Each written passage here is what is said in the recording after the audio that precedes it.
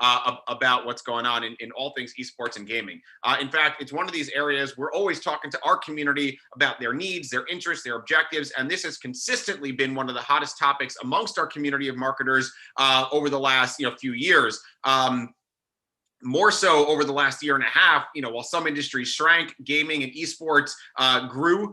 It's maturing rapidly, and there's a host of opportunities for our community to engage with those audiences and the esports and gaming consumers. So we're really excited to dive into this world today. We have a wonderful exceptional lineup of speakers. We have speakers, we're going to kick off in just a second with Electronic Arts. We have speakers from Anheuser-Busch InBev, Ford, MasterCard, Chipotle Mexican Grill, Stream Elements, Activision Blizzard Esports, OMD, AKQA, Snap, Vox Media, and AdMix, amongst others. So this is really going to be phenomenal. I'm very excited to dive into things today. Thank you all for being here. So before we kick off, we have a little video to show for you, and then we're going to hit the program.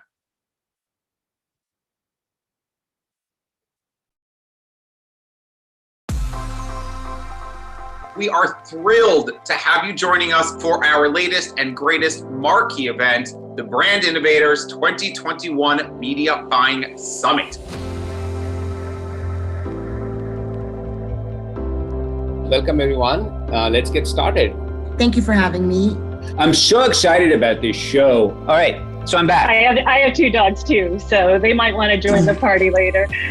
We have a truly fantastic program planned for you with what I would say is an epic group of speakers, senior media buyers, and marketing leadership from some of the world's biggest brands.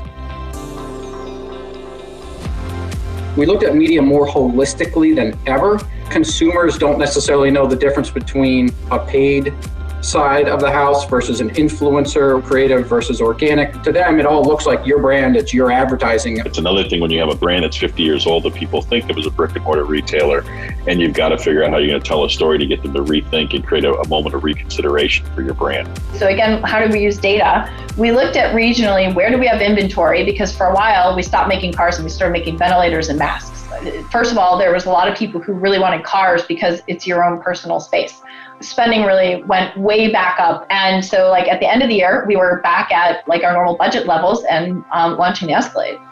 What we decided that we were going to define content commerce as shortening the distance between inspiration and purchase. It does away with that kind of multi-step, lengthier sequence of product searching, researching. And I think what's really interesting about this space is that these kind of micro moments of discovery are happening more and more in your social feed and through short form video that you're interacting with. There's just too much now, too much clutter. And we've gone from 30-second ads to now 15-second ads and 6-second ads. So I feel like that is an opportunity for us to reset the balance here. And I feel like that's a huge opportunity and to create, I think, a much better ad experience. I will always recommend that you want to have the people who work on your business to be as close to dedicated on your business as you possibly can. If you know that they're working for you, then their priorities aren't split. Being on the streets, connecting with our consumers is critical.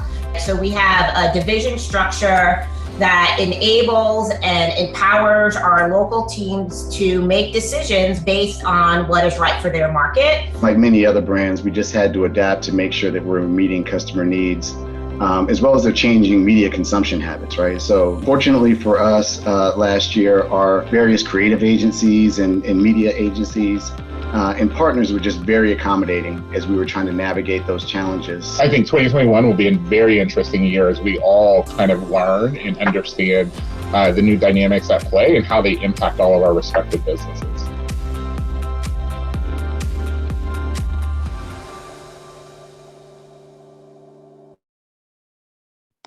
That was just a little bit of a sizzle reel from our big media buying summit back in April. Crazy how speakers then were talking about the what 2021 is going to be like. We're halfway done with 2021, guys. That is absolutely crazy to me. We're midway through June at this point, so that's just mind blowing. But with that, we are really excited to kick off today's program. We have David Tinson, the Chief Marketing Officer of Electronic Arts. We have Luke Callis, the VP of Advertiser Solutions at Snap. So let's welcome David and Luke to our virtual stage. I'll I'll give you the welcome, the round of applause. If you guys weren't familiar or didn't see us last week, we hosted our 10th anniversary summit. One of those days featured an entire group of what we called Behind the Brand panel discussions, one of which was with the Sims team over at EA. So David, we've had your team representing across a number of events recently. I said to them after that one, that was one of the most inspiring sessions. As a player of the Sims when I was a kid, seeing how it's grown over 20 years, that was phenomenal. So we were super excited to be able to highlight them and dive into their world. David, we are thrilled to have you joining us today. Luke, welcome to our virtual stage. So I know, David, this is probably a little bit of a busy time for you with E3 and everything going on right now. I mean, when is it not a busy time? But we're thrilled to have you both with us today. How are you guys doing? Doing well. Awesome. Doing well. Thanks for having me. It's good to be here. Although it is, I was just thinking this morning, it's the first time in almost 2 decades that I'm not in Los Angeles in June, but there's still a lot of great stuff happening. We just revealed our new Battlefield game, and the industry is all kinds of new stuff being announced and all kinds of news coming out this week. So it is. I'm sure it's weird. Hopefully next year, we're that road to the new normal is bright and ahead of us, and we're excited. Hopefully next year you'll be back in LA in June, and we were just saying how the world of gaming and esports has already growing super fast, just exploding even more over the last year. So we're excited to get into it. Luke, thank you for being here. I'm going to turn the virtual stage over to you, Luke, so you can kick things off, and I'll be back in a half hour or so to wrap you guys up. Excellent. Thanks so much, David. I appreciate it. And David, good to see you again. Good to see you. I'm actually in LA myself, and it feels a little bit weird just to be down the freeway from E3 and not to be there too, to be so close and not be able to walk in the virtual doors. But hopefully we can give everybody a little bit of a slice of information and some gaming enjoyment today. And knowing that our time's a little bit limited, I'm just going to get right into it. I was sort of looking at some eMarketer research heading into the panel today, and it says that over 50% of gaming will be happening by all Americans at the end of the year. And I know as we're sort of coming out of COVID, one of the things that proliferated during COVID was gaming, right? And I think there were some new behaviors created. And what I was curious was, do you think the gaming behaviors are going to remain, or was it a moment in time? Yeah, Luke, I think, let's start with, and we're sort of touching on this before, but this is the best, it's the biggest, it's the fastest growing form of entertainment in the world. Gaming is. And so you're right. There was a lot of things for us that accelerated over the last year and a half. And I don't think it was just a moment in time. I think it was just trends that were actually already underway, and they accelerated. So, specifically, we talked about, social interaction, moving from physical to digital, and increasingly players of games finding, that games are actually sort of the central strand of DNA in their lives and how they can connect with people. And the same thing, consumption of sports and entertainment increasingly shifting from linear to interactive. So we see those trends as not new trends. We see them as accelerated trends, and we see growth continuing even as different regions of the world open up in different ways and reopen after COVID.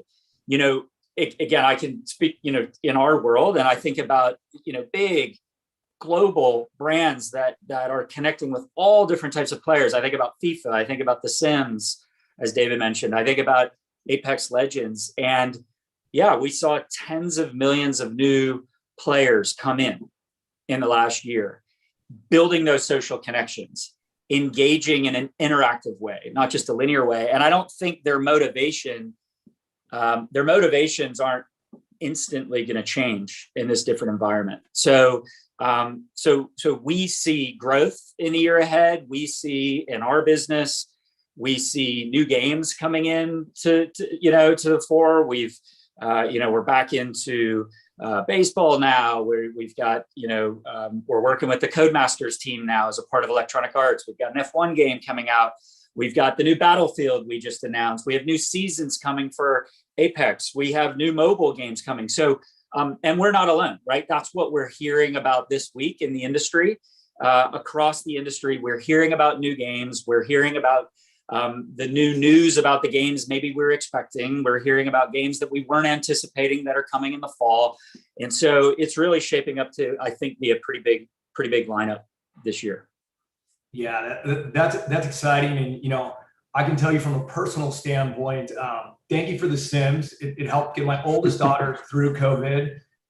You know, the virtual family she built, at times I felt like she was maybe even closer to them during the rigmarole of COVID. So gaming's been a big part of our household. So all of that makes tremendous sense. And when you sort of shift to esports, you talked about some of your titles from Madden to FIFA to Apex. What's been an interesting, you know, finding or nugget of information over COVID when it comes to esports?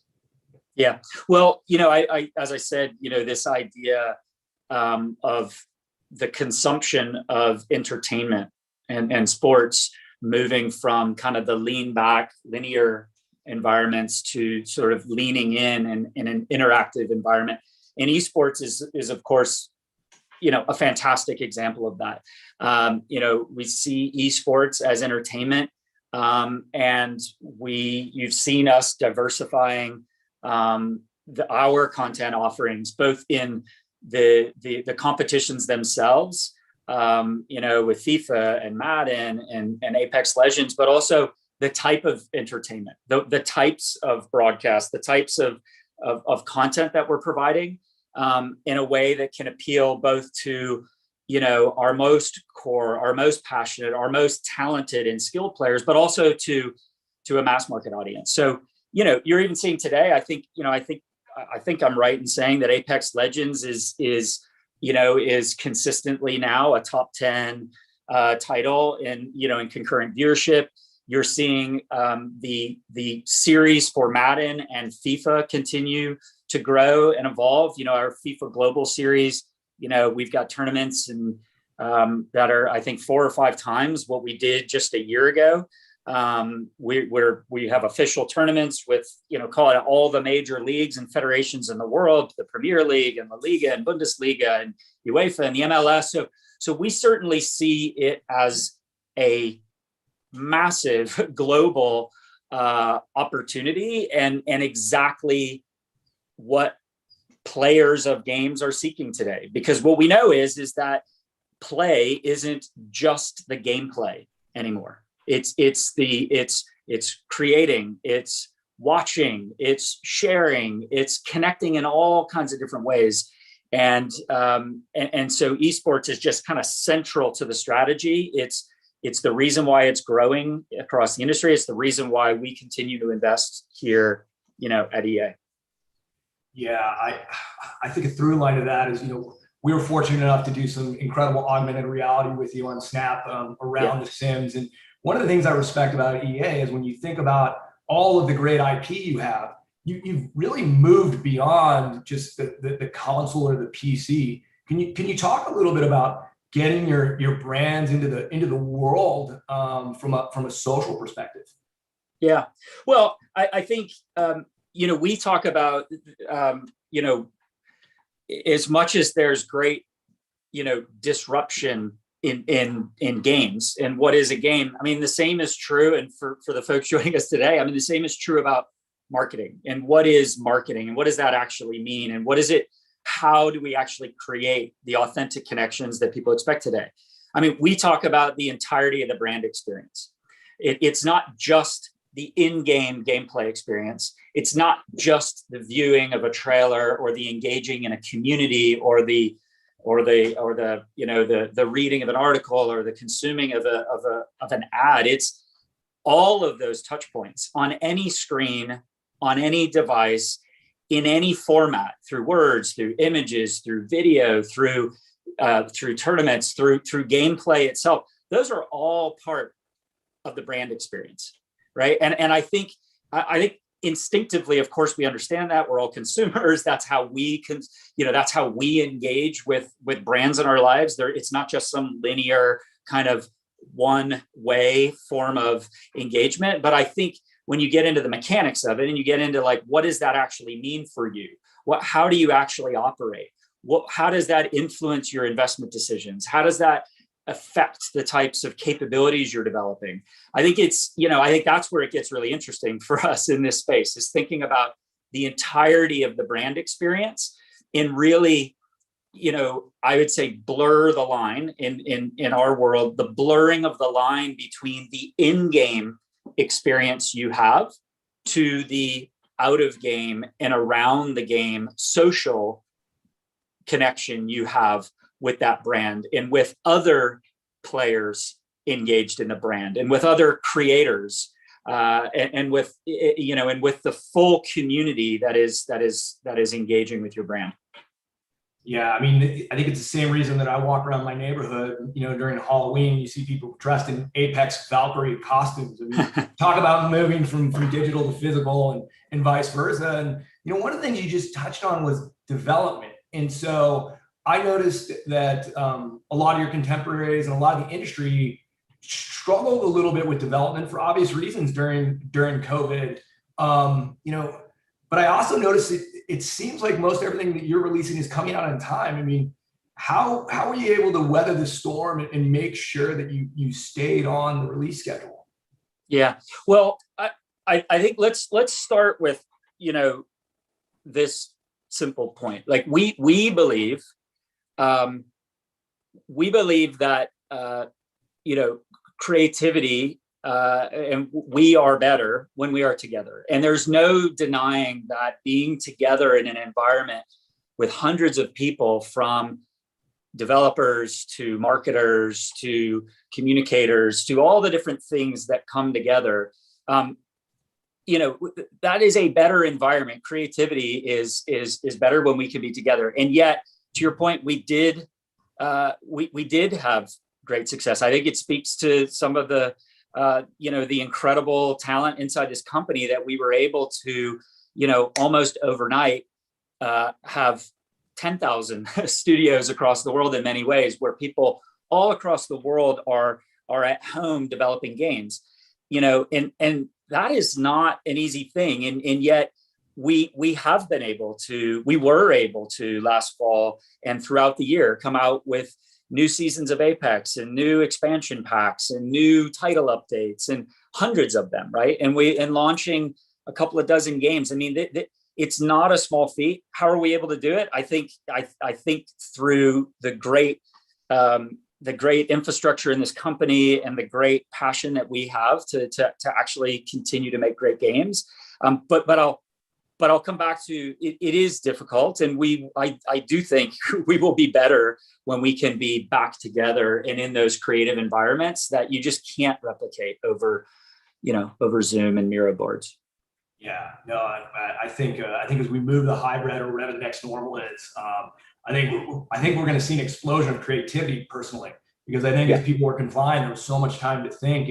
And when I think about today and I think about the future, it's like, your job as chief marketing officer is like, I know you're beholden to the quarterly call and making sure that you hit those deliverables and get those games out.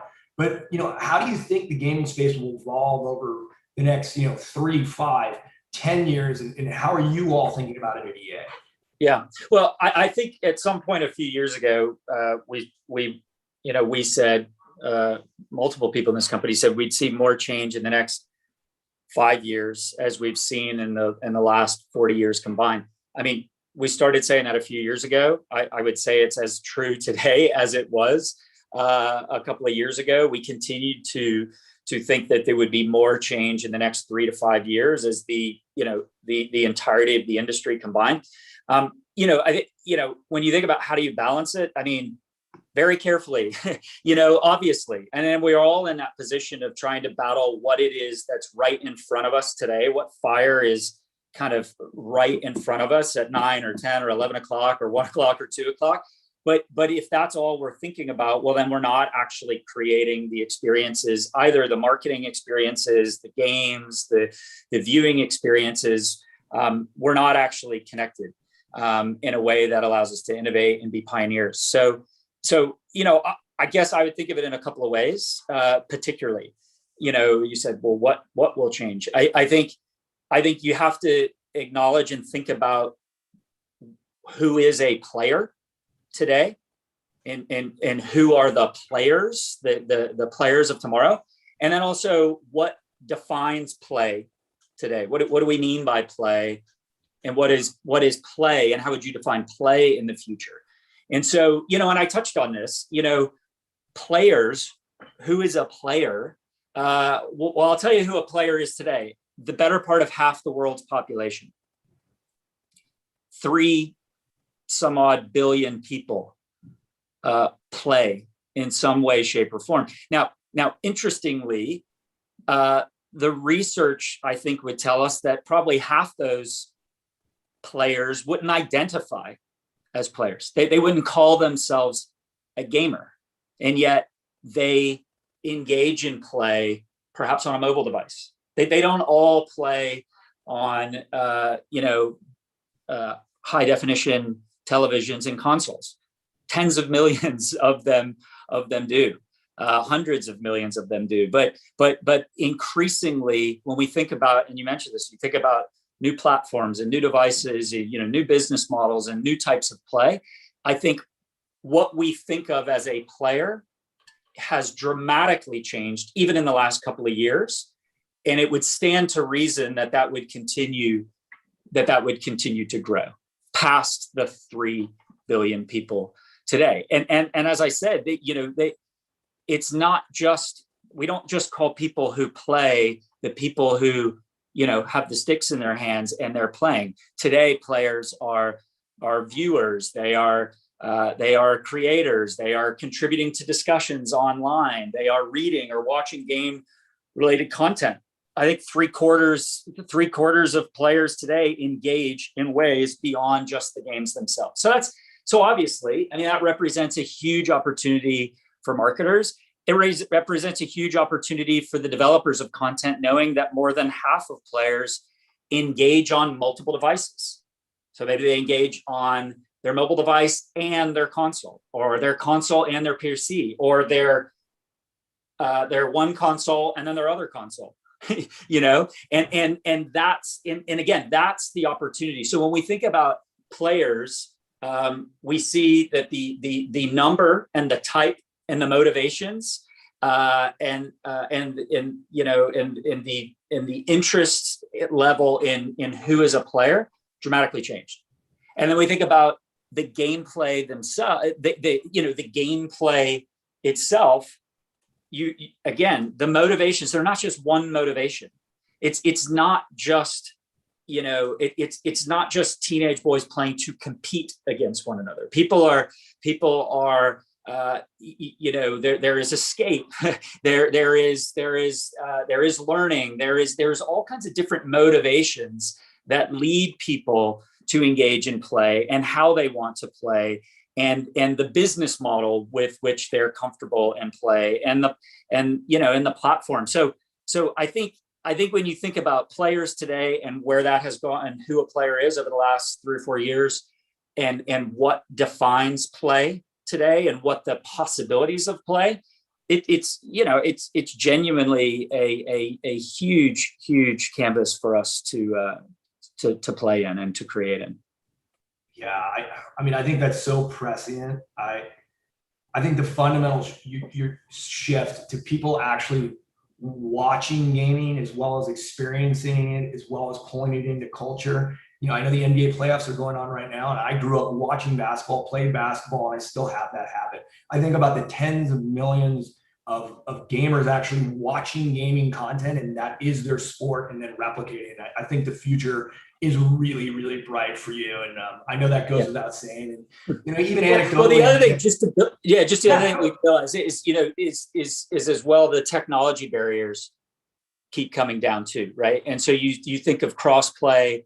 That's allowing more people to come in and connect with a wider audience of players. You think about cloud streaming and the possibility, on the horizon will make it even more accessible. Gaming become more accessible for more people around the world, and so I think you can safely assume that Electronic Arts and plenty of other, game makers, and also the biggest brands in the world. Many of the biggest brands in the world today, if they're not already in games, have publicly committed to exploring and trying to get into create more play and trying to build the platforms and the services that would bring in more people, to play. So I do think, like with any, it's hard to predict exactly, what it'll look like. But when you think about live services and you think about, as we've talked about, you think about social connection, you think about creativity, again, you can imagine that there will be many new forms of interactive entertainment that will connect with an increasingly large population. Well, thinking about the future, and as we look, into where gaming is going, I know there's many people that are watching this today that aspirationally would love to be in your shoes, and so I wanted to ask, before we turn it over to the community for questioning, what's the one piece of advice you would give marketers everywhere as they look to tap into this space? Yeah. Well, first thing, you should see my calendar the rest of today. I don't know if you want to. Just kidding. Yours as well. Totally fair. Well, no, I think the best advice that I could possibly give is to, and hopefully it's come through, because it's kind of how I start most and finish most conversations, is to deeply understand your audience. And that's our job. Our job is to understand, in our world, is to understand players, is to understand the marketplace, is to understand that what the consumer experience, and I think it was referenced numerous times in that opening video, the fragmentation of channels and the explosion of content and the proliferation of new platforms and the disruption of business models and the rise of very vocal and very aggressive and passionate communities. These are all parts of the environment that we operate within. And so to be very curious about that, and to be very passionate in understanding that audience and understanding how to meet that audience, and to understand that, for me at least, people talk about marketing as being, a demand creation function, which is true, but it's impossible to create demand if you're not building trust. So it has to begin with trust. You have to be able to build trust, and you can't build trust if you don't understand your audience and you don't understand their motivations. And so that's, I think, the thing that I would ask, and I do ask of my team and of the people we talk to about coming inside this company: how well do you know your audience? How passionate are you about the audience and the marketplace? And how do you think about navigating that complicated environment and actually simplifying the experience for your audience and building trust? So well said. And I think one of the things we learned in the last year is, now more than ever, right, you have to build trust and you have to stand for something. As a lifelong fan, I really appreciate and respect the work that EA has done. And as I said, I know some of the community wants to ask you some questions. I'm going to turn it back over to the other David to curate, but thank you so much for your time and for the conversation. I really enjoyed it. Thanks, Luke.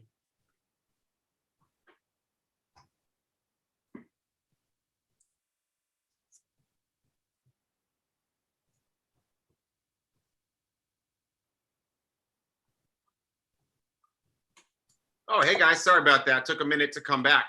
This was fantastic. David, I was going to say, as a Madden guy, I can't even hear EA without hearing the, EA Sports, it's in the game. The 20 years of iterations of that, play in my head, right? And you think about, in the industry, people talk about like sonic branding. And in my mind, there's only a few, the HBO, the static, right? The boom, boom of Netflix. There's only a few that can kind of maintain and get to that status where it plays in your head, right? I think, with EA and EA Sports, it's kind of, taken that, for me. But this was fantastic. I don't see any, questions that have come in from the audience at this point. But, I would say, any thoughts that you'd want to leave our community with where you see this, how you see gaming evolving, anything that you're excited about as a marketer, right? Not necessarily from the gaming industry, but, opportunities for marketers, in other categories to kind of connect with this community that's such a intensely engaged, kind of community.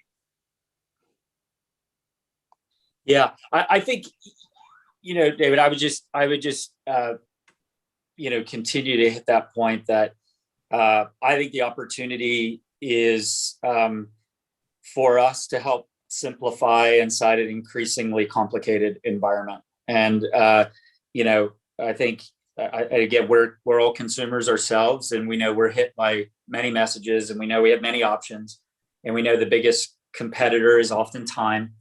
And I think understanding how to navigate and meet players where they are, meet consumers where they are, that's our job. So I did see another question come in. Yeah, I see that popped up right here. So we have Brian McClary who wants it. A big EA fanboy. Any recommendations for what works and what doesn't work with each vertical? All too often, partners only bring automotive brands to the racing opportunities or things like that. Do you see opportunities for cross-pollination or what works for certain brands to kind of get beyond their specific category limits?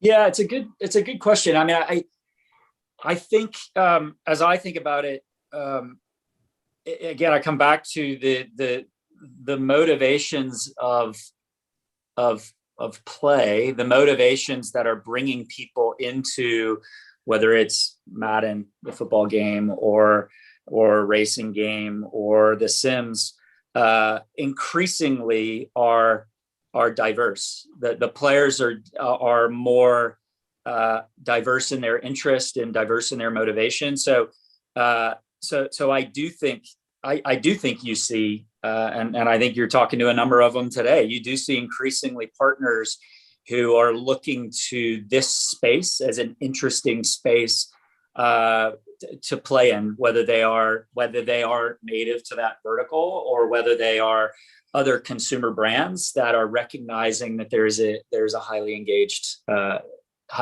audience. I love that. I think it's what makes gaming, it's what makes gaming a very interesting opportunity. Absolutely. Luke, any closing thoughts or questions you wanna wrap with?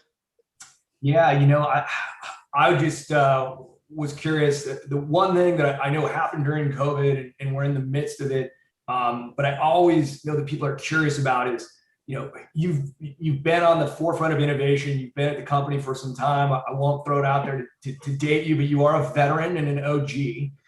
You've been through many console generations. So, how has this most recent one, affected the overall company, or what are some of the learnings that you've had as you've gone through these transitions? Yeah, well, you're right. I have been around here a while, and I have been through a number of console transitions, and I think this one, what we know to be true is it's hard to get your hands on the consoles, right? They are very popular. I get texts multiple times per day, and I think increasingly you see, I think for years it was always about visual fidelity, and it was always about that leap from the PlayStation 2 to the PlayStation 3 or 3 to 4, or the Xbox 360.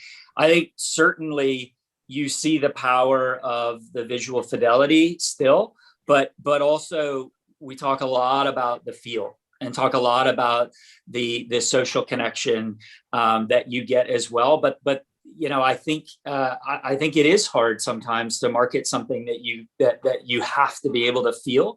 And so that's one of our jobs is, how do you tell that story? How do you convey to people what a feeling is going to be like? And I think that's really where we were focused in the fall when we launched both Madden and FIFA for the new consoles. And it was really all around the feel, the next level feel that you would get. And I think that's what you'll see in the year ahead. And I think for the Battlefield fans out there, of which there's a lot of them, we're very fired up to have been able to reveal the new Battlefield that's coming this fall. And you can imagine that the feel and how that feels to create, only in Battlefield moments. Hopefully some of that came through and some of the early materials that we put out.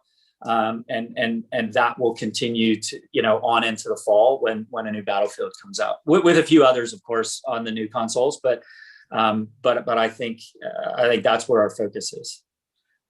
I guess as one of the, I guess, lucky people who managed to get their hands on a PS5 somehow after being shut out many times, I'm very excited to see what you guys are coming out with for the new consoles and taking advantage of all that technology has to offer, feelings included. So with that, again, know it's a crazy time, busy day. So thank you so much, David.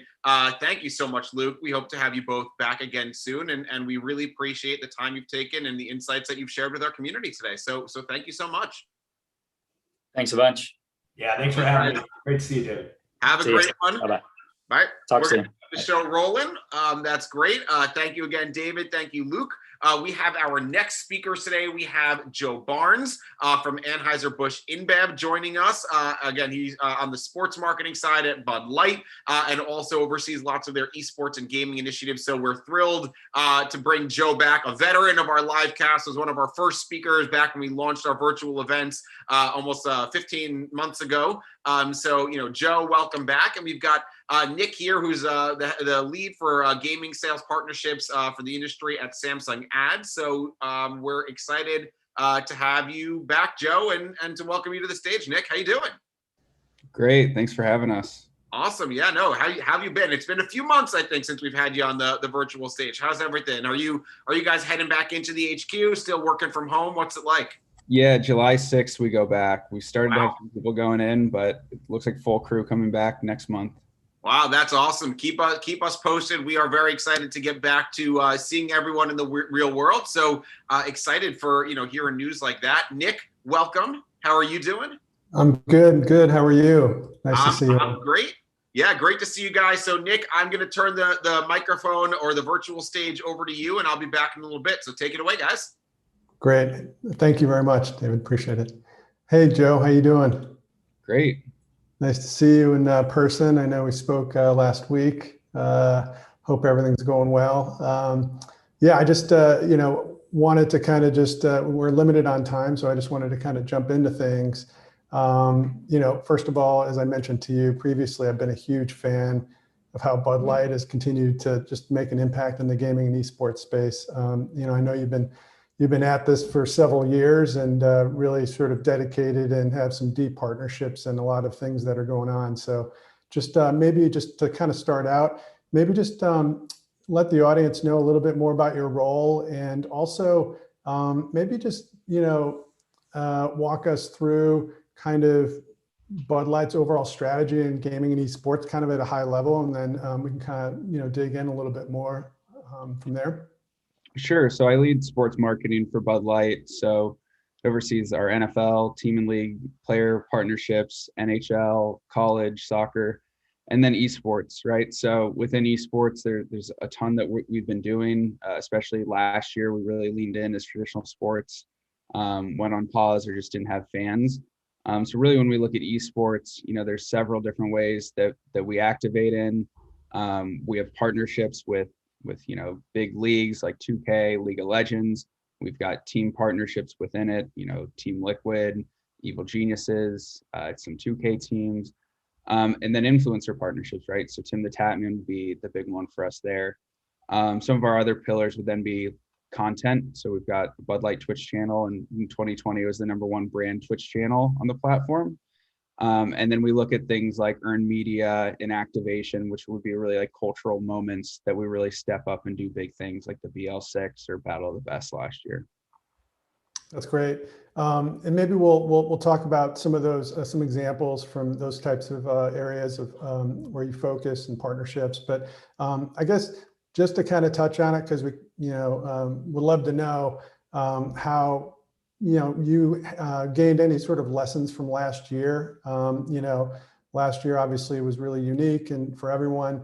And was there anything that you kind of learned about gamers as consumers throughout the pandemic? Kind of, things that you maybe did that you might not have thought about, or maybe you doubled down. I know you mentioned a few things. If you could just talk a little bit about that, that'd be great.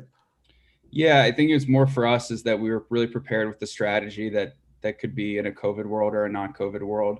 So really for us, it was just doubling down on what was working and really fine tuning. I think last year more so than ever, without live events, we focused a lot on own content. So we really started off COVID immediately, when sports went on pause, we figured out how to work with 16 professional athletes across all the pro leagues to compete in a charity Call of Duty Warzone tournament. 3 million person stream, very effective. Really took the insights on that, how can we get bigger? And that really resulted in Battle of the Best, which we declared the Super Bowl of esports, where we had 16 pro gamers competing across 3 different nights, playing 4 different titles to declare who's the best gamer. And that was the #1 brand stream ever on Twitch. Biggest Halo event ever, biggest Fall Guys event ever. So not only, compared to other brands, even some games that the publishers have put out that we as a brand were out streaming. So it's really impressive. There's a lot of audiences, I think, that were looking for that fun content, because you got to see, Shroud, who isn't going to traditionally play something like Fall Guys, come into that world, but you also got to see him, do what he does in Call of Duty. It's really about finding ways to add value back to the fans, and even the hybrid event where we mixed in music. I think trying to find the insights that gamers truly care about, it's such a large and robust population, finding a way for our brand to really shine through and add value back to the fans is what we've leaned on and are continuing to do. Yeah, I remember in our discussion last week, and just to kind of touch on that point, you described Bud Light as sort of looking at the sort of casual gamer, or sort of the broad spectrum of the gamer. Is that kind of, where you guys are focused? Yeah, absolutely. I mean, obviously we're not going to make your internet faster or give you an advantage with your keyboard. For us, it's about trying to find the moments that make sense for our brand. So although we partner with the biggest esport organization in the world, League of Legends, a lot of what we do with that partnership is finding ownable moments. So, celebrating a Bud Light Ace, which is an in-game moment. That to us is if you're a fan watching, that's a raise a beer and cheers. But we also have the official post-game show, which is, takes place in a bar setting. We also, on the complete opposite end of the spectrum, right? We partner with Tim the Tatman, who's a great brand ambassador, but he's not really competing in esports tournaments, more of a casual gamer. And the reason he's so famous is because he's a content curator, he's an entertainer, and people really love to go and watch him. So I think for Bud Light, it's all about finding what the right way to reach these communities within gaming is, because gaming fans, it's over 100 million legal drinking age consumers. How are we going to speak to all of them? And it can't just be a one size fits all approach. You have to try and speak to the different communities. The same way we look at sports, right? An NFL fan isn't necessarily NHL or NBA. You've got to try and find ways to speak relevantly to that fan base.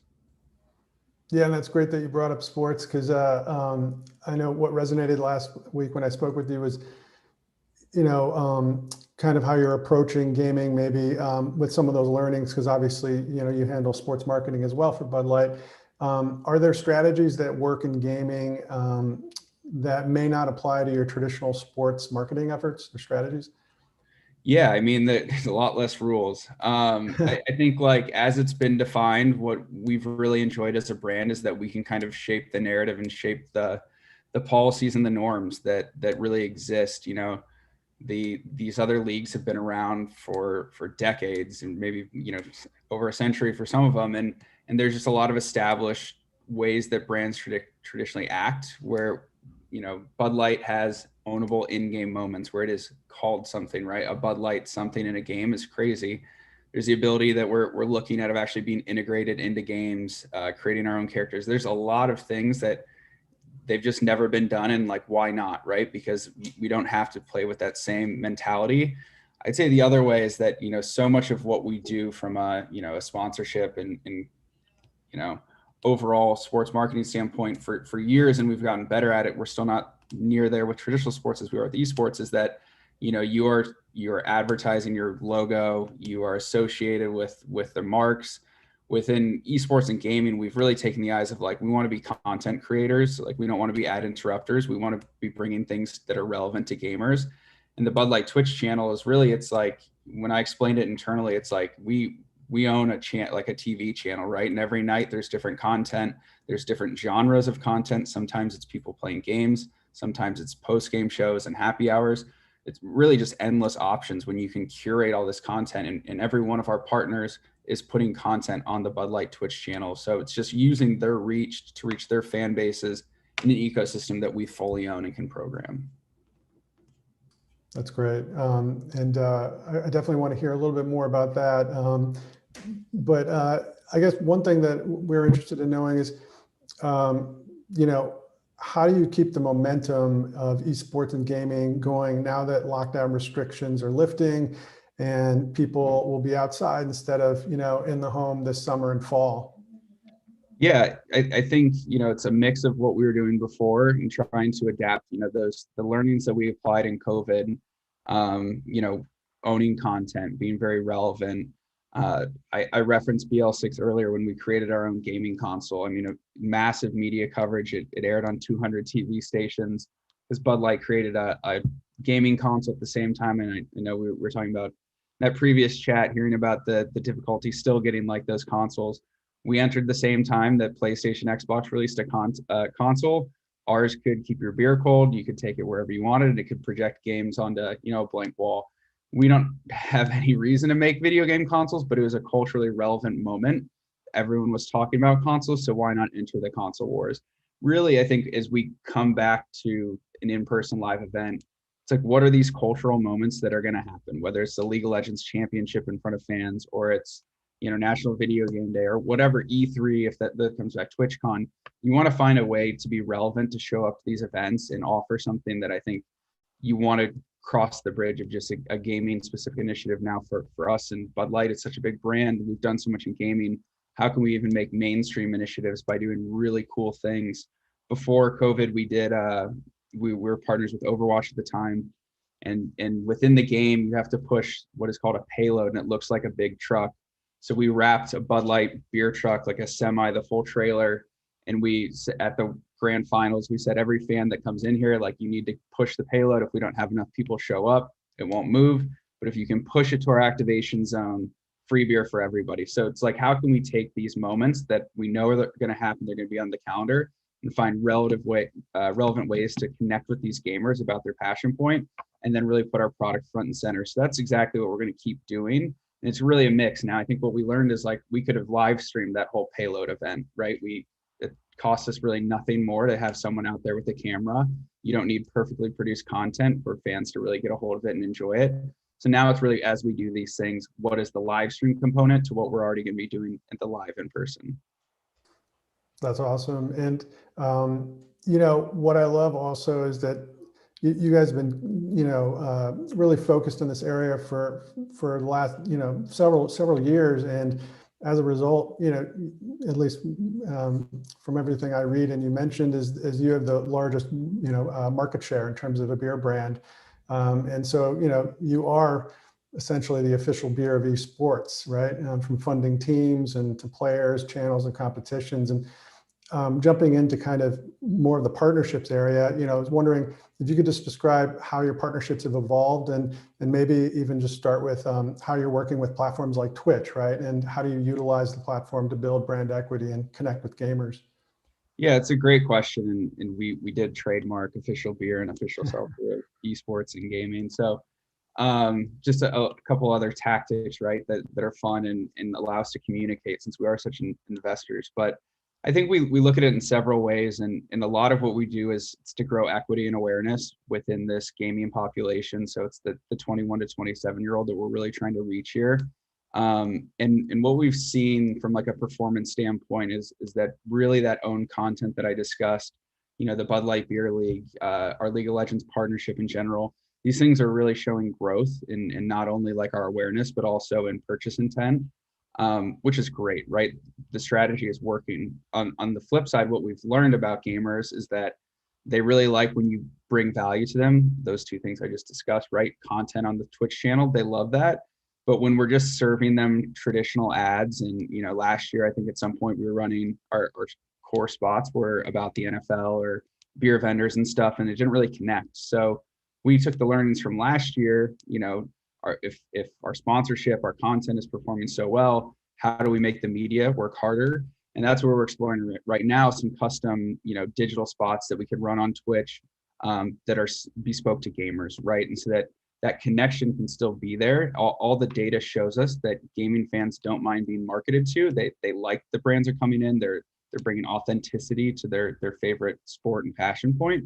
But if we're not showing up in a way that's relevant, then it's going to miss. And that's what we're really trying to do now through a lot of testing and learning to really see what's going to work and then run that media inventory moving forward. And I think that's how we evolve. That's how we make these things work harder for us. And we haven't aired it yet, but hopefully in a future one of these live casts, we can even share the spot and really tell you the whole path that came to bringing it to life. That's interesting. So that's kind of an example of kind of how these partnerships are helping you sort of innovate your media opportunities or sort of your approach there. And would the idea be to kind of test that out and see how it performed and then maybe broaden the scope of that sort of tactic? Or, yeah, I think so. It's not like a super protected trade secret. We're going to start with a League of Legends spot because that is our biggest partnership. It is the biggest esport in the US, I mean, by far. So if we can figure out how we use our inventory within League of Legends, we sponsor 4 League of Legends teams, right? We're so plugged into that ecosystem as is. We want to test that. And if we can make it work with that fan, then you can expand to, okay, well, let's make a gaming, just a generic gaming spot. It doesn't have to be a League of Legends spot. It can be, include Tim the Tatman or include nobody that's famous. There's a lot of ways that you can approach it. There's a lot of insights that, Bud Light is a fun brand, right? And humor, we're the jester personality. Like there's insights like, everyone's got the friend that's going to complain and have an excuse when they lose, right? How can Bud Light make that into something that's more fun and funny and connects our product, right?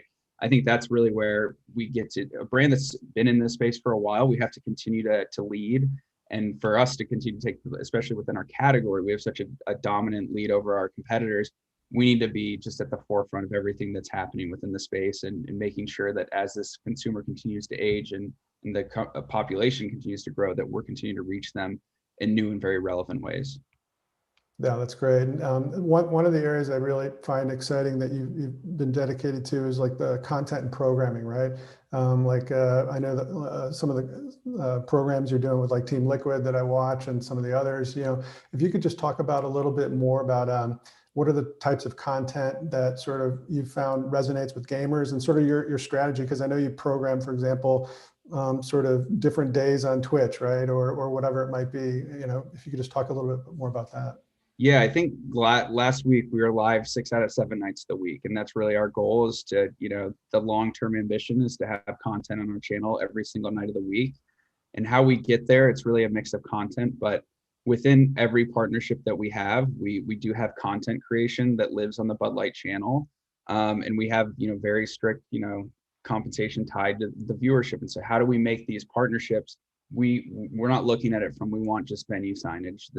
That's an old school way of thinking. We want ways that we're going to connect to your fan base. So what Team Liquid puts out on our channel is going to be different than what an NBA 2K team or what the Immortals are going to put out. There's very different ways in, and it's not always just, very highly produced custom content. Our League of Legends content is really great, and it's the official post-game show, and the league produces it. But you feel like, you're watching, Fox NFL on Sunday, right? Because it just has that vibe. Where the Immortals, we have now for our second year in the row a partnership with Sheila, and she streams, whatever game she's playing, and that could be very relevant games. And she's got her fan base coming on, the Immortals fan base coming on. So it's really this cycle of, we want to connect with your fan bases, and how we're going to do that is having you tell us what content is going to connect. And we'll try and fail and keep evolving. I think we come in with a learning mindset because it's still new to us, but we want the experts to tell us what to do. We don't necessarily want to dictate exactly what needs. I want to tell you how I want my branding to show up, how I want my product to be included. But beyond that, like, you tell me what's going to work best with your fan base. And how do influencers sort of play into that? It sounds like they're sort of a core part of kind of how you get the message out and activate. Yeah, definitely. Within the teams, you start to establish relationships with some of the players, but also there are, in addition to relationships that we have through our team partnerships or league partnerships, we do have a partnership with Tim the Tatman. And I think a good example of how big these influencers are, because oftentimes you just can't understand the Tim the Tatman can do more, more impact for you than potentially Tom Brady in a given day, right? So this past week, We launched the Bud Light Seltzer Retro Summer Series, which is a new summer pack, old school flavors like you'd get out of an ice cream truck or something. And we decided the best way that we wanted to try to launch that is the first person to drink it is going to be Tim the Tap Man. So we're going to send him some product, and we're going to create a challenge where each flavor is going to represent a different loadout in Call of Duty. So he played with Summer Ice, and he's got, a riot shield and a pistol, right? And his fans love it because he's getting beat. And so we kind of created these funny, and like we said, Bud Light is about fun. We're not going to try and be super serious. We want this to be entertaining. We tried to create some fun packs with him so that each time he played, he was at a little bit of a disadvantage, right? And that's the fun of this. And each time he died, right? Why do his fans want to see it? I mean, they love to watch his freakouts, but for every death that he had, we were going to give away 3 co-branded. We did a limited edition merch drop, and we had the hashtag tie-dye if Tim dies. So within 30 minutes of Tim going live on his stream, tie-dye if Tim dies was now trending #1 on Twitter just instantly. And we trended the entire stream that he had. So it's like the power of Tim just saying, and just to unpack this a little bit, he's on Twitch. You can't put hashtags on Twitch. He is telling his fans in chat during stream, every time I die, you can win this hoodie I'm wearing. You have to tweet about it and follow the Bud Light Gaming Twitter handle. And to get to #1 on Twitter, that's very, very difficult to do. But for him to be able to do it so rapidly and take people out of the Twitch platform onto Twitter to then trend #1 is just, I mean, it's pretty crazy and shows the power of these influencers. And then we also saw 50% growth on our gaming handle in that day because, just to get a hoodie. So I think really the power of influencers, it's going to continue to grow. There's probably 5 that have the scale of Tim. And I think, within the next 2 or 3 years, that'll be 10 or 20 that are putting up those same numbers. So it's really about aligning with partners that have, shared values. Tim's very fun. He loves the product. We wouldn't sign someone just because they're the best gamer. We want someone that's going to feel authentic to our brand. That's great. And you mentioned Twitter, and I know you spoke about that when we talked last week. And Twitter has obviously been really heavily invested in gaming and esports over the last few years. And I know that's become sort of you've reconnected and reemerged as sort of an important partnership there. Can you just briefly talk about kind of how you're developing the partnership with that platform and what it means? Yeah. So what we found is that our Bud Light Twitter handle, it's just, there's so much content we put out, and we have so many relationships across not only sports, but also music, entertainment. There's brand comms that we want to do, memes that the team wants to post. And to keep up with the amount of gaming initiatives that we have, it was just muddying the waters with the overall strategy. So we did bring back the Bud Light Gaming handle. I think this year we, starting at like a 0 base, are now at like 25,000 followers. And really, I mean, it's putting out, following the lead from the influencers, right? Like, we're going live. This is what you can do. We're doing giveaways, all related to gaming and gamers. And, you can comment on Tim's post or other influencers in the space. So how do you find ways? I think we actually, if Xbox was on earlier, I think we were kind of trolling them the other day. But, it's really about finding ways to be relevant to that Bud Light tone and personality, because that ultimately, if consumers are following us, they're enjoying the content we're putting out, they're going to have that favorable opinion on our brand, and ultimately that will lead to purchase intent. That's great. And I guess, when it comes to measurement, the audience, I imagine, is kind of interested in, how you approach that more from like a macro level for this discussion. But, what insights have you learned through measuring the impact of your marketing efforts that has helped sort of inform future strategy? If you could just talk about that a little bit.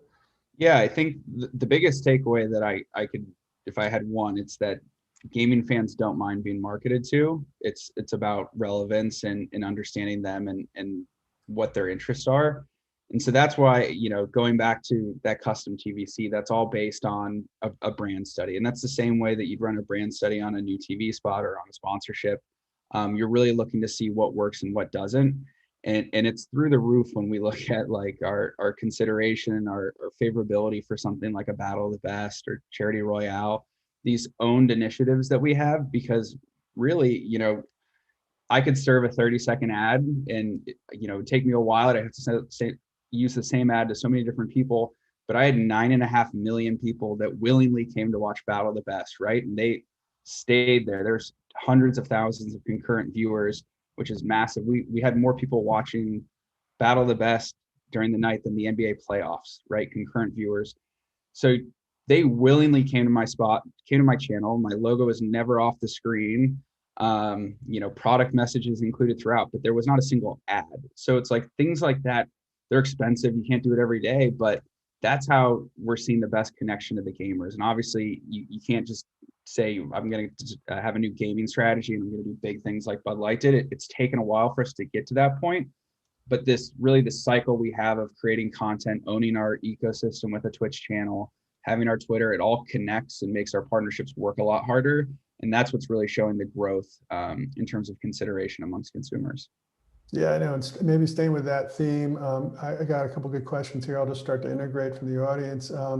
What trends in consumer behavior are of particular importance to you? And what can sort of the marketers and brand marketers on this discussion sort of learn from you? Yeah, so I think the trends that we see with gamers is that it still continues to grow. I wouldn't say that since COVID's over, it's going to slow down much. I think it just accelerated 5 years ahead of its time. So I think the trend that we really want to watch, and I think it may be more particular to a brand like Bud Light, but is once they come out of this Twitch ecosystem of just passively viewing or being in chat, like how are we going to be the brand that they're excited to see at an event? Because there is a very big community and it's almost a virtual community, but it is certainly as a community. But these 100,000 plus people festivals, the Twitch cons of the world, how can we show up and be very relevant to them? Because we know just as everyone else wants to get back to normalcy and go out and have fun, we want to welcome everyone back to these esports events with a beer in their hand and some fun experiences. Yeah, and how do you identify your KPIs for a product that is geared sort of 21 plus consumers? That was another question.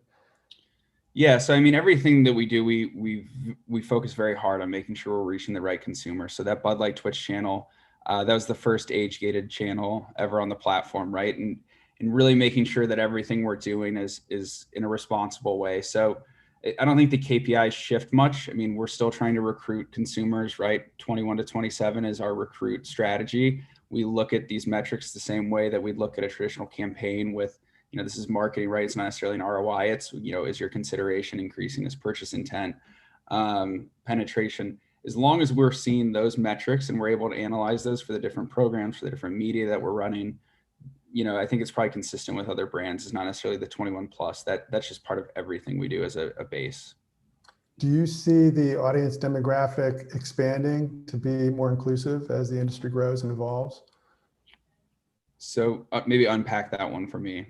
I don't know, it was an audience question, but I think they're just trying to understand, maybe as how have you seen sort of the consumer journey evolve in recent years, right? And are these gamers on different platforms, than just Twitch? And do you see that changing in the future? And is there like a broader audience, 21 plus, that you're going to be going after, or is it going to kind of stay the same, do you think? Yeah, I mean, the population of 21 plus consumers will continue to grow in a big way. I think what we learned from our League of Legends partnership, and a lot of data and research went in before we signed that, is that like their consumer is now in their mid to late 20s. Like their average consumer is now like 26, which is, it's very old for this space, as crazy as that sounds. And I think, even if we talk to some people in our legal team, they all had a PlayStation 2 or a PlayStation, and it's just so normal now that I think it'll continue to be a massive audience above 21, and it already is the majority, but it's just going to be like, how can we continue to be relevant to all ages? Because it won't just be a 21 to 27-year-old consumer that we're reaching, right? 35-year-olds are going to one day be probably a bigger proportion of the consumer audience that is a gaming fan. Let's maybe just, talk about a little bit about the future. We're all excited about the future and sort of seeing where this all goes. Given the blockbuster year last year, for gaming at least, and esports, what does 2021 hold? And also just into the future, kind of, how do you see esports sustaining this growth into the future? And what's kind of your outlook? I think innovation will ultimately determine who's going to grow, who's going to have the most powerful leagues and partnerships moving forward. Some of these things that you look at from like a viewability standpoint, I think can get better. Like who's going to be the first one to crack the yellow line of esports, right? Or PGA, watching golf before they had that arc shown where the ball's going was a lot more difficult. And I think eventually these publishers will figure it out. I think the broadcast growth and the massive probably media rights deals that they're signing will lead them to figure out what competitive advantages they can have against other leagues. And then I think from a brand standpoint, right, what we're looking for as marketers is how can we be integrated into the experience instead of just running a banner ad, right? Like, do I show up? And I know that League of Legends is already doing this, like banner ad, like Rift banners, where you're actually showing up within the game. So I think innovation will just continue to keep these guys at the forefront. They're far above, I think, from a technological standpoint, far above where the other leagues are, and that's their competitive advantage. They just need to continue to lean into that and reinvent the ways that consumers are viewing and interacting with their content. And you mentioned how you kind of do the loadouts and those types of activations. So you would probably be looking at that space of how do I get deeper integration into the actual game and be part of the competition and closer to the fan in that way. Is that, can you talk a little bit more about that? Or yeah, I mean, we have conversation with publishers all the time, and I think one of the biggest challenges that both our legal teams recognize is a 21 plus consumer. And you want to make sure that what you do is kind of gated so that you're not reaching younger fans. But we really, how do you get integrated in game is really a big piece of what is next. And I'm sure a bunch of brands are looking to do that. I mean, Wendy's did an incredible stunt with Fortnite where they just went and they started destroying all the fridges, right? Like that just took on a cultural moment, and they removed the fridges, right? Like how do other brands play in that space and make sure that they're finding ways to integrate within the game versus just like serving ads during a different segment within Twitch?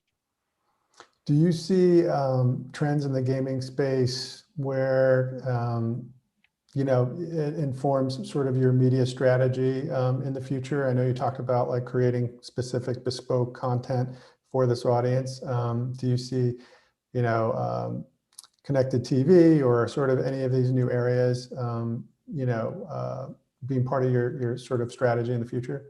Yeah, absolutely. And I think, getting the expertise that our company and our media team has gotten through not only like Twitch and gaming, but through music live streaming this past year, there's a lot of things that made us rethink what we're doing. We actually launched like our own podcast, which is very unique. And that was a corporate initiative. It wasn't a single brand. Working with, influencers, meme creators, there's so many different ways that we've kind of, flipped the traditional media model on its head. So all of that stuff that you listed, yes, that's absolutely a part of what we're planning. And we're trying to make sure that we're doing it the right way moving forward. That's awesome. And, where do you see the future of gaming esports for Bud Light? Let's say, I know people talk about the metaverse and all that kind of stuff, and it's sort of a buzzword now, but, what sort of gets you most excited about the future? I mean, if you look at what Red Bull did with, owning these, peripheral sports that people are paying to go to them, other brands are paying to sponsor them, like that would be that 10-year objective. I think if we really look far out and from what we've established and the expertise that we've gained in the space, there's talks that we're in right now about having other partners come into some of our content. Really, if we're going to put this investment in and we're able to get such highly produced content that consumers want, there's other non-competitive brands that can come along to be a part of this.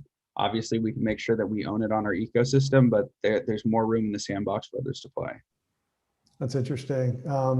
Are there any sort of big brand activations that we should kind of keep an eye out for later this year? We will definitely be present at the League of Legends finals this year. And there's a couple other big things that we have planned, but not far enough in development that ready to share yet. Gotcha. No worries. I'm going to open it up to maybe the Q&A if there's any additional questions.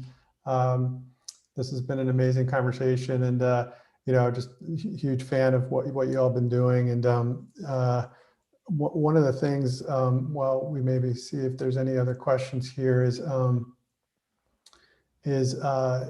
what you're doing with the teams themselves. Have you seen like a difference in how, let's say, League of Legends performs versus 2K League, or any sort of the particular partnerships there, and if there's been a difference in sort of whether you're seeing performance or sort of results that might be different. Sorry, can you repeat that, please? Yeah, sure. So some of the partnerships you have, like with like League of Legends versus like a 2K games, are there? Have you learned any sort of insights from those like sort of distinct, like actual like franchises, right? And sort of the different types of audiences that are part of that. Yeah, I mean, it's all important for us as part of like a portfolio approach, because we want to reach the different communities.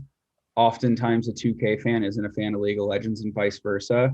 So if we're really going to try and, get the biggest mass scale that we can, right? We're a big brand. We want to reach as many consumers as possible. You have to have different pillars to your strategy. You can't just have one fighting game and expect to reach all communities within gaming. That's why we've got the league team influencer partnerships, because we can really cross over and reach a lot of the different communities within the gaming space. Yeah, no, that's interesting. It's always been, I think, a challenge for brands is that, in sports, which you know better than anyone, it's a little bit different, but in gaming, there's very specific audiences for each sort of big major, franchise, and each audience sort of needs to be, addressed in different ways. And it sounds like that's something that's really important to you. Yeah, absolutely. That's great. Well, I think the questions. If there's any other audience questions, put them Feeling through. good about the Lightning tonight. They're a partner of ours. That was in chat here. Let's do that. So, yeah, how do you feel about the Lightning's chances for Game 2 tonight? I'm rooting for them. I sponsor the Lightning and I don't sponsor the Islanders. So, hopefully the Lightning can do it again. There's one last question, and I don't know if you want to address it. It's how do you address LDA compliance in live content? Yeah, I mean, I think we've talked about that, but the age gate on our Twitch channel is definitely a big thing that is able to gate all that out. Yeah. So on Twitter, you're not doing any live content or anything like that, not yet. We're not doing live content, but you have to be 21 plus to follow the channel. Yeah, that's great. Cool. This has been great. Awesome, guys. Yeah. Joe, I know you were saying you guys sponsor the Lightning and you want them to win, but I don't know, when your team wins or when do people drink more, when your team wins or when your team loses? I feel like there's something to think about there. I don't know. So we have right now shameless plug in case you're a hockey fan. The longer your beards get, the cheaper the beer gets. So we're leaning into playoff beards. So every round, if your team survives, you get $2 more off your beer. The winning team, even if the Islanders win, we don't sponsor them. The winning city will get free beer regardless. So a free 12-pack of Bud Light. I love it. I love it. Right. I gotta start on that. I mean, I love the superstitions attached to it. No, this was great, guys. Thank you so much. I mean, again, Joe, we always, welcome having you here and love your insights. Nick, amazing job leading this discussion. So thank you both. This was great. And again, this is such a hot area for our community. And you guys on the AB InBev side were, pretty early on. So the fact that you can kind of take what you've been doing and share it with the rest of our community who's still, figuring out this space, I think is super valuable. So thank you guys again, and we'll have you back again soon. Of course. Thanks. Thanks, All Joe. right. David, take care. Sure. All right, we're going to keep things rolling. We have another amazing speaker. We have this time, I believe it's Sarah Brewer from Ford joining us today. So let's welcome Sarah. And I believe we have her moderator, Drew Berkowitz at Stream Elements. So Sarah runs on the brand content and alliances team, is a manager there and of strategy and insights, working within their bigger sports marketing and sponsorships organization, specifically leading a lot of the esports work and the gaming activation. So we're excited to hear from her. And Drew is the Senior Vice President of Brand Partnerships at Stream Elements, who's going to be moderating and leading today's discussion. So welcome, Drew. How are you doing? Great. How are you? I'm awesome. I'm brought to you today by my cocktail of various cold medicines. So we got not an official sponsor of Brand Innovators, but certainly keeping me going today. I think Sarah, it looks like, is joining. I don't know. We'll figure out the AV side of things, and we'll get her on board soon. Are you guys? How are you doing today? At Stream Elements, what's going on? We're doing great. Yeah, I'm excited to be here, obviously, and talk to Sarah about what Ford is doing in the space. Stream Elements, as a quick introduction to what we're doing, as she logs in. We've been in the space for about 5 years, working with content creators, really with our focus and mission on helping anybody be a legendary creator. We have 1.2 million creators right now using our tools and services, both across the live and VOD space, across platforms. And as we sit across the creator economy, we're helping creators from a macro to a micro level connect and have meaningful conversations with audiences. Yeah, and of course, as part of that, obviously, we're helping creators monetize their streams, which is a big part of their business. So working with companies, on across categories, CPG companies, gaming companies, and obviously, hopefully, auto companies. Awesome. We are working to connect brands in a meaningful way with the Gen Z and millennial audience. So that's what we're up to. I love it. Sounds like you're the perfect fit to lead this conversation. Sarah, welcome to our virtual stage. We are thrilled to have you here today. Thank you very much for having me. I got everything turned on now, I think. I think you're there, Sarah. Yeah, you're on. Good. Good to see you again. Perfect. Good to see you too, Drew. So I just made a little introduction to Stream Elements, but I think most people want to hear from you and what you're doing. So I'd love to open it up to give a little background info on yourself. Sure. So Sarah Brewer, I am working for the group within Ford Brand Content and Alliances. And I think it's the fun department, if you will. We get to work with lots of the partnerships. So we have at NFL, Derby, some of our other ones, some of our also maybe more cause related and community service type stuff too. And obviously one of the important areas in kind of entertainment, sports, et cetera, is gaming and esports. So that's my area of responsibility, one of my areas of responsibility. We also work with ambassador marketing. So it's kind of influencer, but with products, vehicles in our case, and working within gaming and across all of our things to kind of measure the impact of some of the intangible, right? We're kind of in that space where it's a little bit less direct or clear, but right. Measuring that impact and getting that. Nice. And what was your background before getting into the gaming and esports world? Drew and I were getting to know each other, and a few years ago, I took my career on a big left turn. My background is mechanical engineering a while back, and I did that for a while in automotive and decided I'd like to do something a little bit different. I was kind of interested in marketing, but not 100% sure that's what I wanted to do. I went back and did an MBA, and pretty much every class in marketing that I took, I loved it, etc. I did an internship in marketing, and post MBA, I joined Ford through a marketing program. And I've been at Ford for a little over 2 years. And I've been in this role for 3 or 4 months.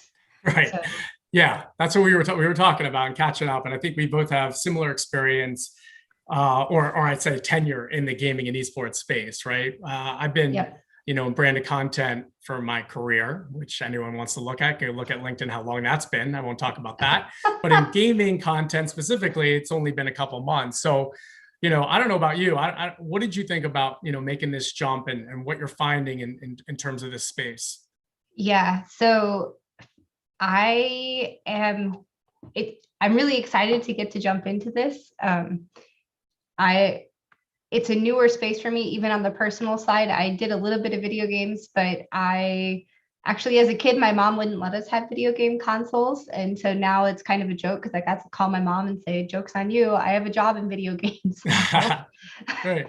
But it's kind of just another area of marketing, right? You're still measuring brand awareness, your funnel metrics, scale, who your audience is, et cetera. So people might think, oh, I need to know gaming intimately, et cetera. And certainly as I get in it, I'm learning it. But I think if you were to change companies or industries or your area of marketing, I mean, if I went at Ford from marketing a Bronco to a Mustang, that would be a different cohort and different types of audiences and things that you're doing to reach them. So Totally. It's another area of marketing, right? Yeah, absolutely. And an exciting one. It's growing like crazy. Yeah. And I think my generation, I'm an older millennial, is very into gaming. And I think the generations coming up behind us are even more into it, to the point that it's replacing other types of entertainment that they would engage with. Oh, for sure. That's what we were talking about. I mean, I've got 2 teenage boys who I've begged for years to come watch television with me and movies.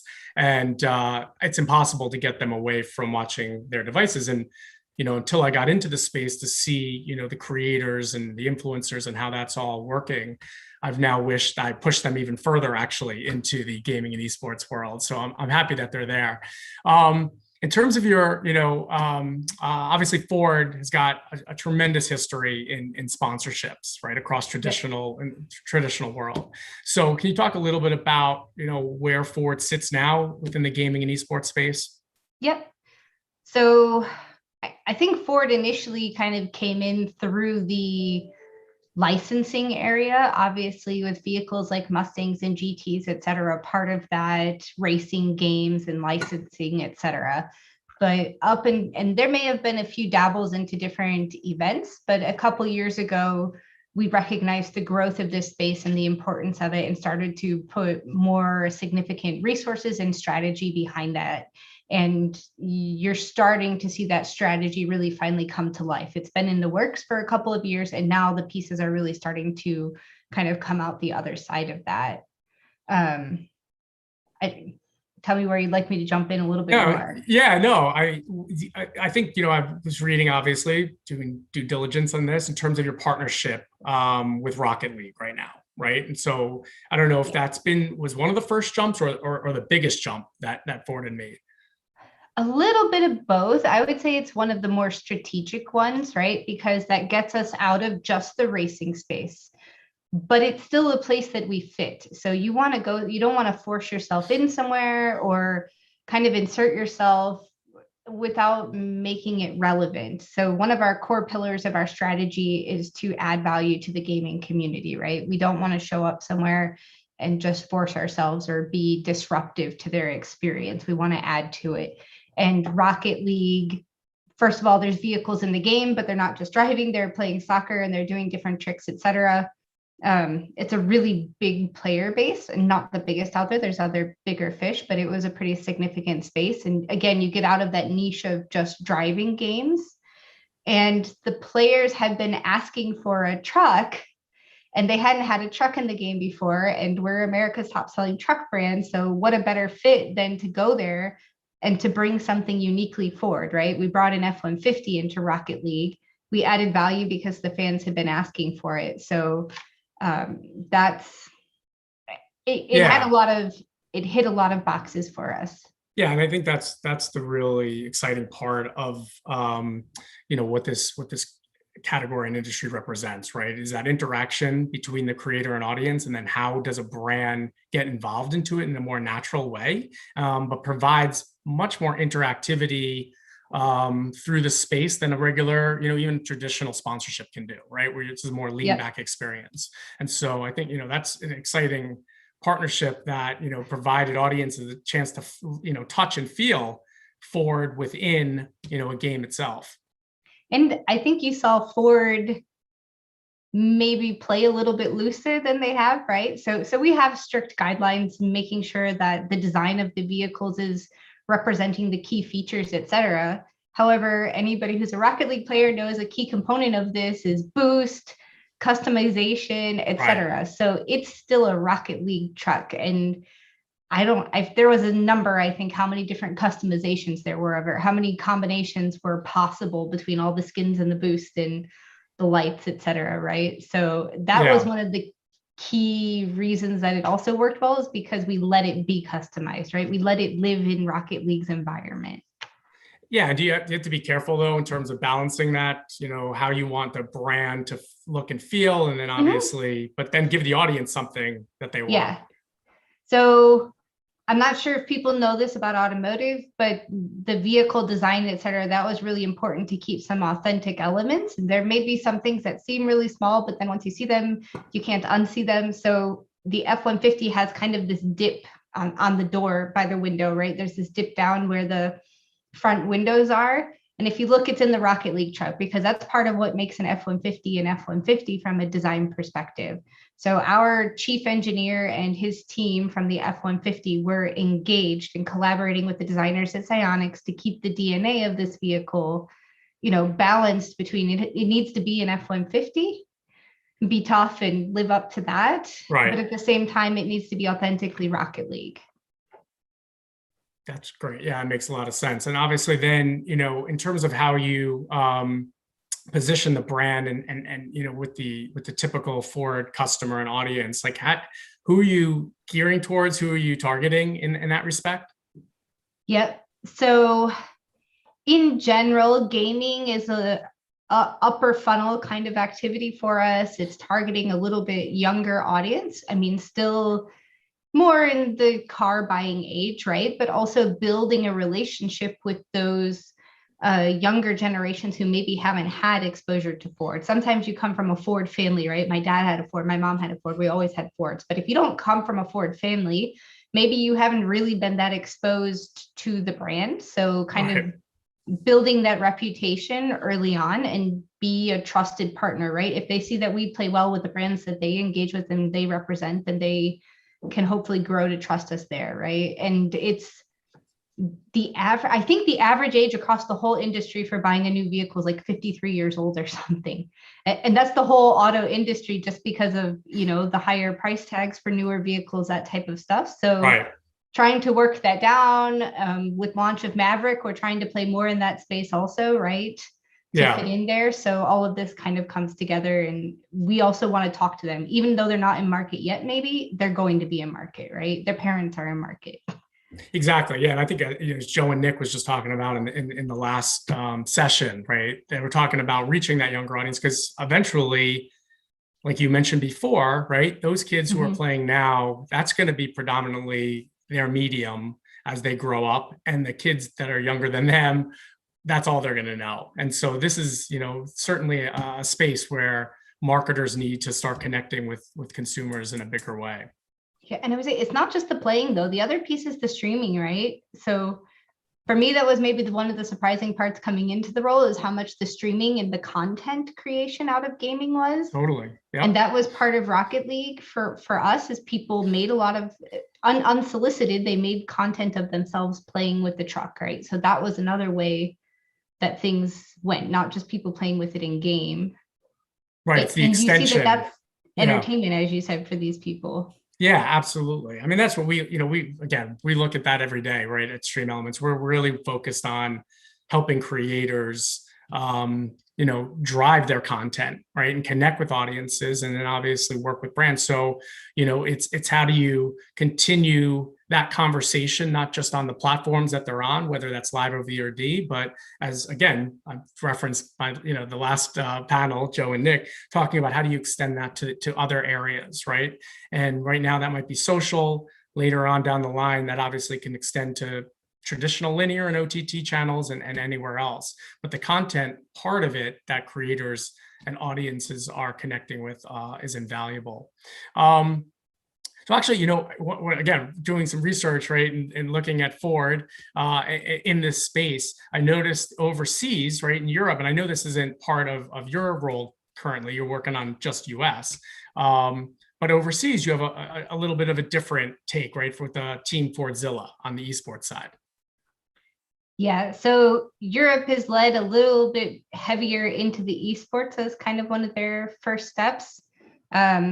We are interested in esports, but so far we're still we got to walk, crawl, walk, run, right? Yes. Yeah. So was I going to say? So they've kind of building out this infrastructure with that. And the way we're kind of organized is we have a global team that centralizes the strategy, but it's up to each region, US, Europe, South America, et cetera, to figure out what's the best play in their market, right? They might figure out that, hey, given, you know, what we have to play with and the channels that are popular here, we think the best way to go into it is esports for us, right? Right. And on the US side, esports is definitely an area that we have on our radar. We did do work with with Rocket League, part of the integration was esports. It was sponsoring a couple of tournaments. And then as far as working with teams, it's something we're evaluating right now. It's a matter of finding the right partner who we can add value to both of us, who's a genuine. For us, it's also important to have like a genuine Ford enthusiasm, right? We don't want to just go in and do that. And then how can we integrate and add value? And maybe that's a little bit harder to do with the content, but I think lifestyle and esports, we kind of have a rule like no logo slapping, right? Or not just logo slapping. We always want to do more than just put our logo somewhere. Yeah. I mean, I think, again, we've touched on it a little bit. I mean, this audience, the Gen Z millennial audience, I mean, it truly has to be authentic to their, how they're viewing it and how they're consuming content, right? And so I think you're right, that logo slapping probably is not the experience they're trying to get away from. And so in this environment, right, you have to do something a little bit more immersive and a little bit more engaging. What the Ford nameplates that you're working with in this space, right? Obviously, you mentioned the F-150. What are some of the others that are coming up and working other creators and esports teams that you might be looking at or partnerships? Sure. So there's not a whole, there's more to come. Stay tuned. Yeah. Okay. But in general, I would say, you know, the iconic nameplates that we have, the iconic brands like Broncos, Mustangs, that an F-150 is kind of our key. We call them icons, but they are the more aspirational, inspirational vehicles, right? Those are the ones that people are kind of really excited about and want to get to. So those are the ones that tend to bring more value to our partners also, right? You wouldn't get the same draw for putting an Explorer into the game. It wouldn't have the same marketing ad. So I would say our icons tends to be the focus. I mean, there's also more marketing focus on our side, right? So more focus in those areas, but certainly, I mean, we license a lot of different stuff for a lot of different games. We try to fit with the genre, right? There's even been talks of, you know, is there a game where a Transit Connect fits a van or something? Different ways to do that. So it's certainly not closed. We're open. We approach each opportunity and find out. And then there's also, it's not always the current vehicle. That tends to be the best from our perspective for marketing, right? But sometimes this might be a little bit more licensing, but retro Mustang is also really popular, right? Nice. Yeah, absolutely. Right. I mean, the nostalgia brands, right, that resonate really well. Or and different they can bring back. models. Yep, for sure. In terms of your marketing, right, and how you activate, when you're looking at, you know, planning for, you know, gaming and esports, how are you working with other departments across Ford Motor to figure out what the strategy is going forward? Yeah, so first and most important is kind of laddering up to the overall Ford strategy. So within gaming, we do kind of do a little bit of Ford Halo brand and also the nameplate that we tend to play in, right? And it would also depend. Like if we were to do a team, I would say when we do game integrations, that's a little bit more focused on a nameplate or multiple nameplates. But if we're doing esports sponsorships or to do like an esports lifestyle team, that type of stuff, that would come more Halo brand and Ford overall and cross nameplate, right? So it's kind of rolling up. How does that meet our overall marketing goals of audiences we're trying to reach? Where do we have gaps in our whole marketing portfolio of who we're reaching? And then I would say once we kind of decided where to play, also working with each nameplate at Ford has their own kind of brand and marketing team.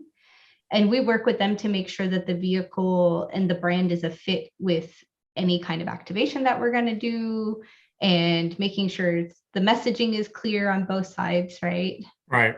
We coordinate with our PR teams. We've got legal teams reviewing stuff.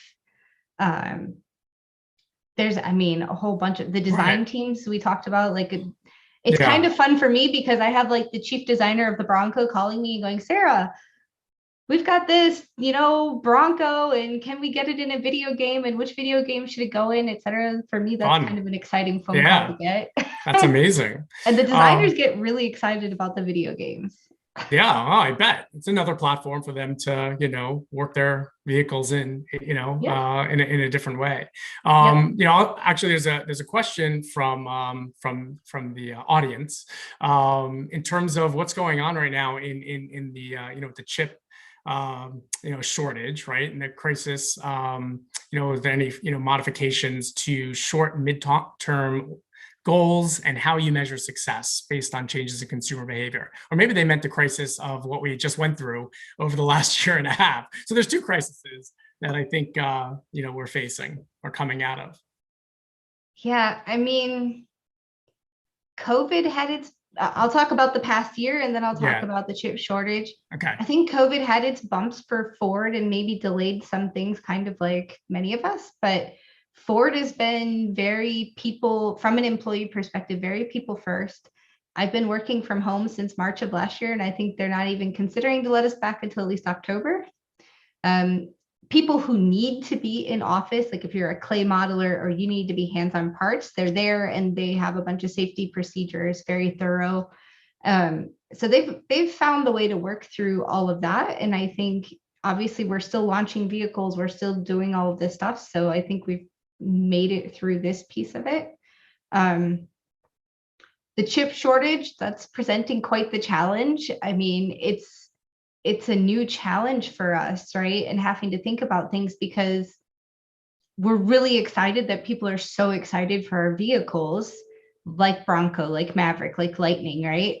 And now we're having trouble getting them out there. So it's a new challenge to manage the weight. Right. I would say it's put a little strain on some of the marketing budgets, right? So, but maybe that's also good, because then you are even more careful and choosy about what you do, right? It forces you to be efficient and to prioritize. But still, we're still moving forward in gaming. We're still activating, right? We know that that's longer term, and we don't want to drop the short term. Right. Yeah, no, that's great. I'll ask another question that came in from the audience. What product or brand have you worked on that you feel was the most innovative at that time, and why? I'm not sure what time, but let's just go in terms of the activations that you've worked on. Which is product or brand have you worked on that you feel is most innovative?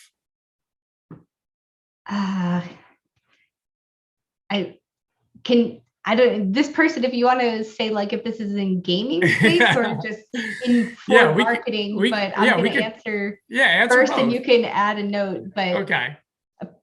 Personally, I think the Maverick, I'm really excited, and I've known about Maverick for a while and haven't been able to talk about it, but I think that it's really addressing some unmet needs for customers. I think it's really creative in different ways. If you're not familiar with it, there's the trunk is called flex bed, and theoretically it's basically built so you can just drop plywood in there and kind of build out different racks or anything else in the bed. It has attachment points so you can 3D print your own accessories for inside the vehicle.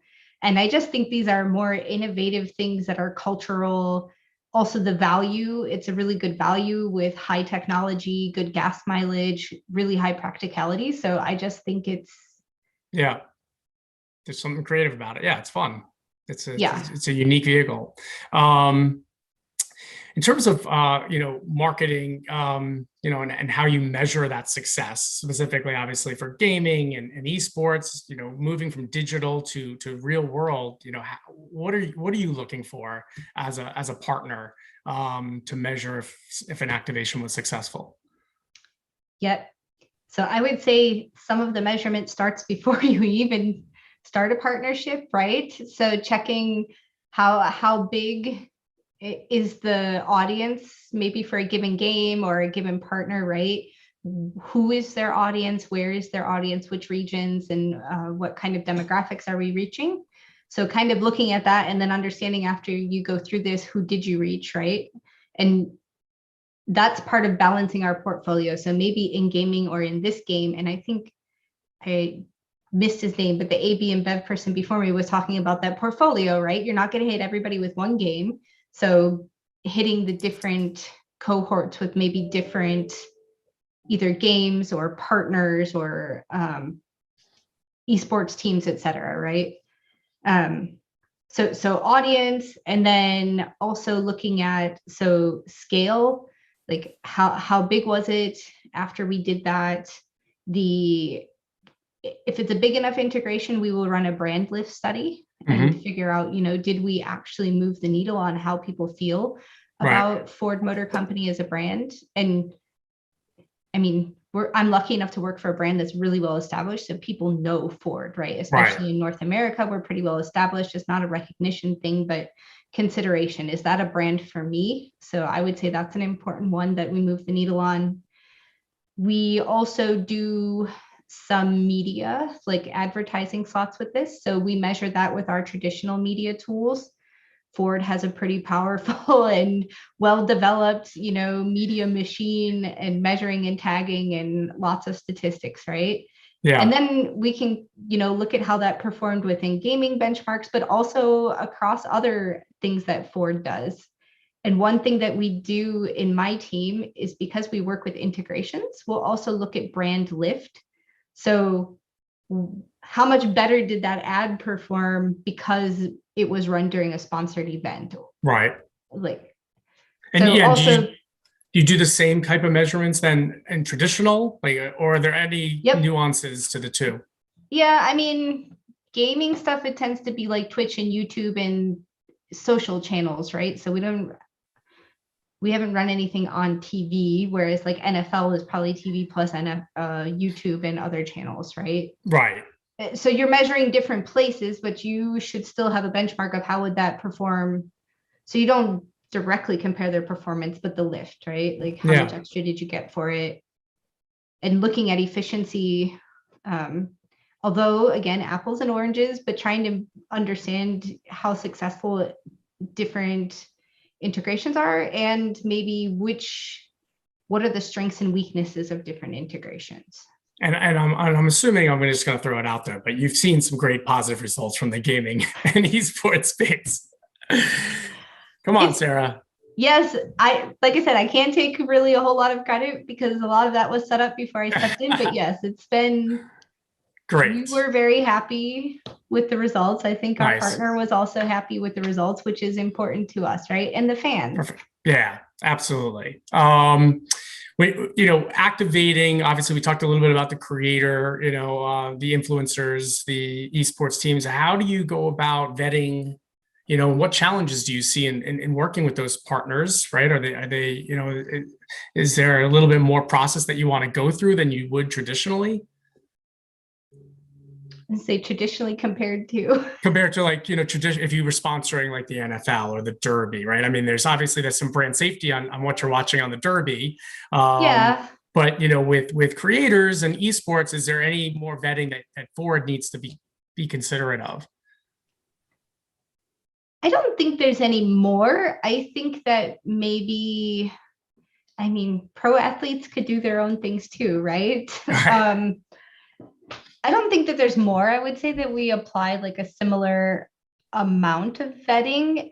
The thing that's maybe a little bit different is it tends to be groups of creators, right? So then how do you think about it as like individual? One area that I work with is influencers and ambassadors, and then we might work with one influencer, right? Each influencer, and you look at that influencer alone.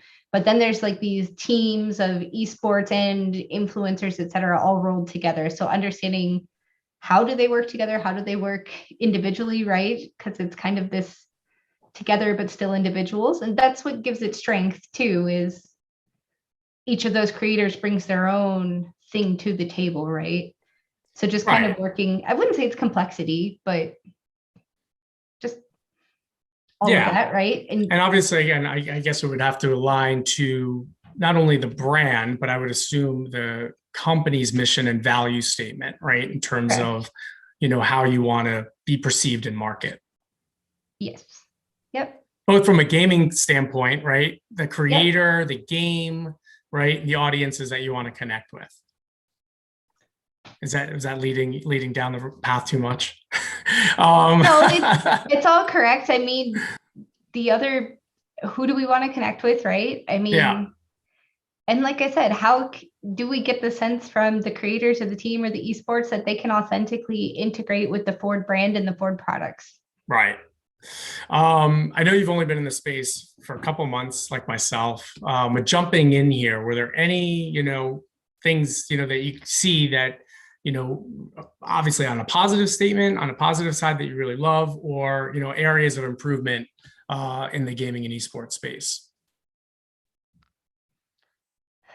And say I really enjoy kind of the layers of it, right? So with these game launches and different things happening, there's kind of a big buildup and understanding how to layer all the pieces together. Launch plans and key art and just all the pieces, right? It's not just like at the end there's a video game, which I'm sure that's kind of like car manufacturing, right? People probably don't understand how complex that is either until you touch it. But just been really fun to see how it comes to life, how partnerships come to life. Challenges is, I would say, learning the space. Some things, and maybe this is a little bit like on my personal thing, but understanding diversity in the space tends to skew a little bit male. Yeah. Strongly. There are some games that skew female, but especially one of the categories that comes to mind is like casual mobile gaming, right? But that's not really a great space for a brand to play in. Right. There's not a good way for us to integrate in an authentic and fun kind of way like you can in a Rocket League or I don't know, any other game out there. Yeah, diversity is certainly a big issue for the industry. And something that we're addressing, pretty heavily. In fact, I think my colleague Christina is talking about it at about 2:30 or 2:35 today. But we're taking a really big stance because, again, going back to our mission of obviously empowering all creators, anybody, to be able to do this type of content. We've created a fund that obviously puts money towards it. But I think looking at some of the statistics, it's pretty eye-opening in terms of where the industry needs to move. And again, I think, building that awareness, and making sure that everyone has a voice, is truly important to continue to grow. I guess in terms of, other areas for Ford, right? Looking ahead, what are other areas in the space that you can think of? I think you touched on it just now a little bit in terms of mobile gaming. But obviously you've got PC, you got console, you got mobile, and where does Ford go from here, right? What's the future look like? Right. So it seems by the time I've jumped into gaming, PC and consoles almost merged into a single category, right? Most of the games that you can play on PC, you can play on console and vice versa. So it's almost kind of like PC, console, and then mobile gaming. And so far, we haven't dabbled too much in mobile gaming. So that's definitely, I would say, kind of an area that has a hole. We have dabbled a little bit on the esports, but probably a little bit more there. And then always working to develop kind of the next up on the partnerships. The really nice part, or since Rocket League was pretty successful so far, and I think also because our partner's happy, it's not like it was just happy for us, that's helped to open some doors and open some conversations. So we're excited also about that, right? We're happy that our strategy to add value seems to be getting the response that we were hoping for in that area. And then also looking a little bit, still keeping regional flavors, right? But how could we also build any global beats or take some of those partnerships and maybe build a little bit globally too? Yeah, no, absolutely. two more questions from the audience. Do you have any advice for brands, marketers who are looking to make their first foray into esports? Sure. I would say think about how you want to go about it, what your goals might be. So going with the publisher kind of route, you get to go really deep into one game. And so you might gain more credibility with that audience. However, if you go kind of the esports influencer channel, you might reach a broader audience without committing to a single publisher. Then there's kind of what fits authentically with your brand. How can you play? Obviously, I think I said it probably a whole bunch of times, but add value and not just logo slapping. Also, we think you get more out of that approach rather than you might put more dollars in for the logo slap if you just do that and that's it. And also consider what resources you have to partner, right? Different partners might require more or less relationship with the brand. So if you don't have as many resources to maybe work with somebody, think about that too and consider that in your relationships. Some of them are more, I would say Ford tends to be a high touch partner, but it doesn't necessarily have to be that way. In different working with it, people have said, it could be more high touch or it could be a little bit more hands off, depending what they're comfortable with and what resources they want to apply to it. Gotcha. Okay, we have one more. Is the investment in esports at Ford additive to the traditional professional sports sponsorships, or is it the same budget shifting from one to the other? I would say it's additive. I think this is a little bit, those were established probably before I came, but I think it's additive, right? Nobody said, hey, we canceled this other partnership and that's why we were able to get into gaming. We didn't reshuffle the budget like that. It was more on the order of, this is an area where we want to play. We think it's important for us to be in this space and we're going to organize the resources, both financial and people, to support that. Nice, right, okay, fantastic. I love that approach. Excuse me. I love that approach and that mentality. I love the career change. I mean, like, so inspiring, right? Like, like we talk about, during the pandemic, I've seen a lot of people talk about like, hey, over the last year, it's really made me think and about like what I'm doing and what I want to do. And I think, just knowing that, I mean, you can pick up, you said you were an engineer and there's kind of, right? Just now I'm going to go work at Ford and lead gaming and esports. I love it. And it's an exciting new category with so much opportunity as it continues to mature and develop. Getting in at the ground floor, I mean, it is fantastic. So we're excited to see, what continues to, come out of Ford. Before we wrap, I had one other question. I don't know if you guys brought this up, but earlier in the day, we had one of our community members asked a question of David Tinson from EA, the CMO, who spoke earlier about opportunities outside of your specific category and vertical, right? So like automotive brands, they use that as an example. And the question might want to be more associated with like racing or car games. Do you see that? Or do you feel like there's opportunities like beyond, again, associating with cars, let's say with Ford?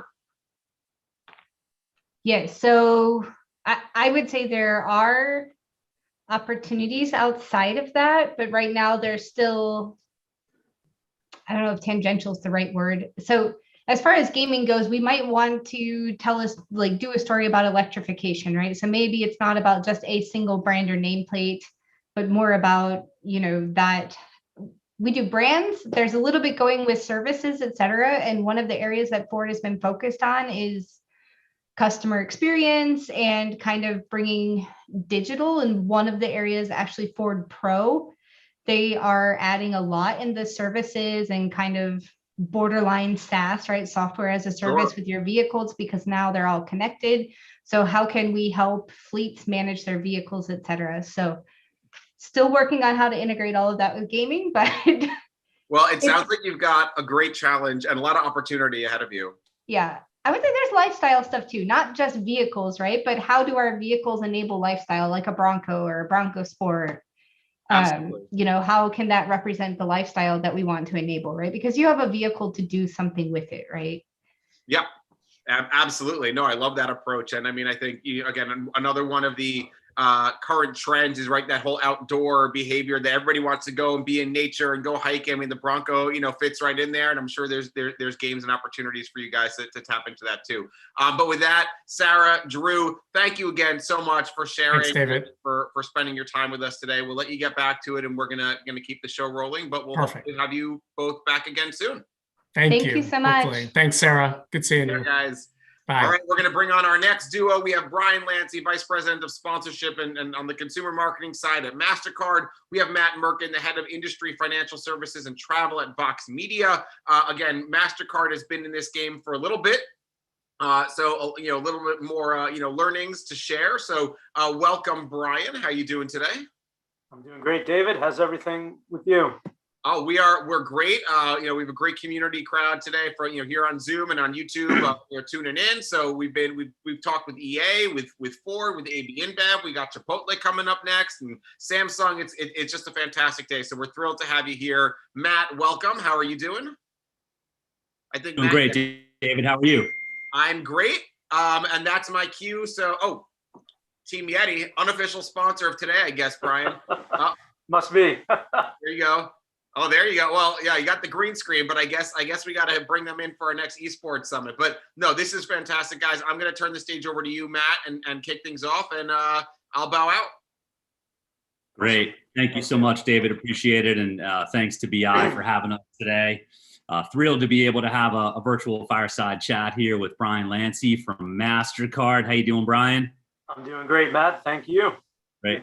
Great. Yeah, Brian has lots of wisdom to share from his time at MasterCard, especially in his current role overseeing MasterCard's global consumer marketing and entertainment sponsorships across really a number of passion points: film, music, fashion, and of course, esports and gaming, which is where we'll focus our discussion today.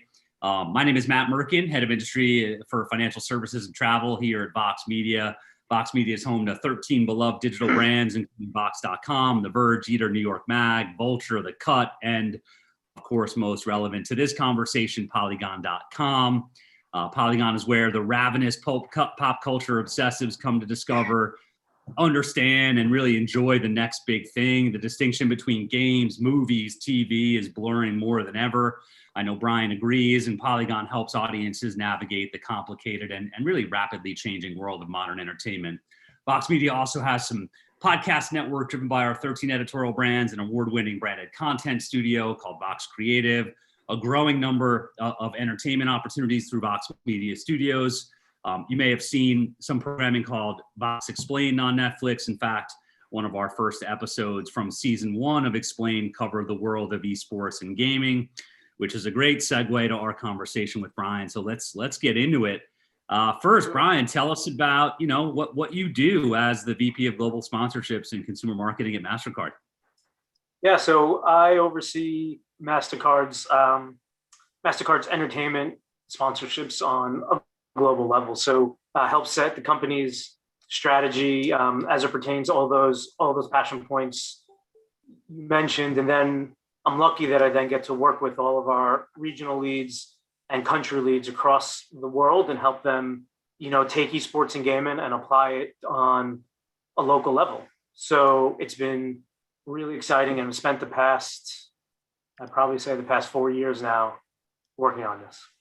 Yeah, that's actually something I wanted to hit on quick top here. I know you a number of years honing your craft and sponsorship marketing at really more consumer packaged goods brands like Mars and Cadbury, Dr. Pepper. Brian, what would you say are some of the maybe differences and similarities between financial services and CPG? Yeah, I think the biggest difference is there really isn't any. We all three categories. I worked in confection, I worked in financial services now, and then soda and beverage, and all of them are highly competitive. Strong market leader, a lot of challenger brands that push for share, and it's I've been fortunate to work at three huge companies that are very focused on the brands, and I think as a consumer marketer, it's great to be involved in that, because working across challenger brands, really across all three categories, to see how each company's approach to it is a little bit different, but I think there's so much that is the same. So, working across customers, distribution, consumer engagement, there's so much of that covers it. So whether it's buying a Snickers bar to a Snapple to using your MasterCard, keeping product top of mind, top of wallet, finding those engagement points is been critical across all three companies. Interesting. It sounds like obviously the core focus on consumer there being a red thread throughout your career. Well, I'm super excited to dive into the future of gaming and esports. As I mentioned to you, I'm a big gamer.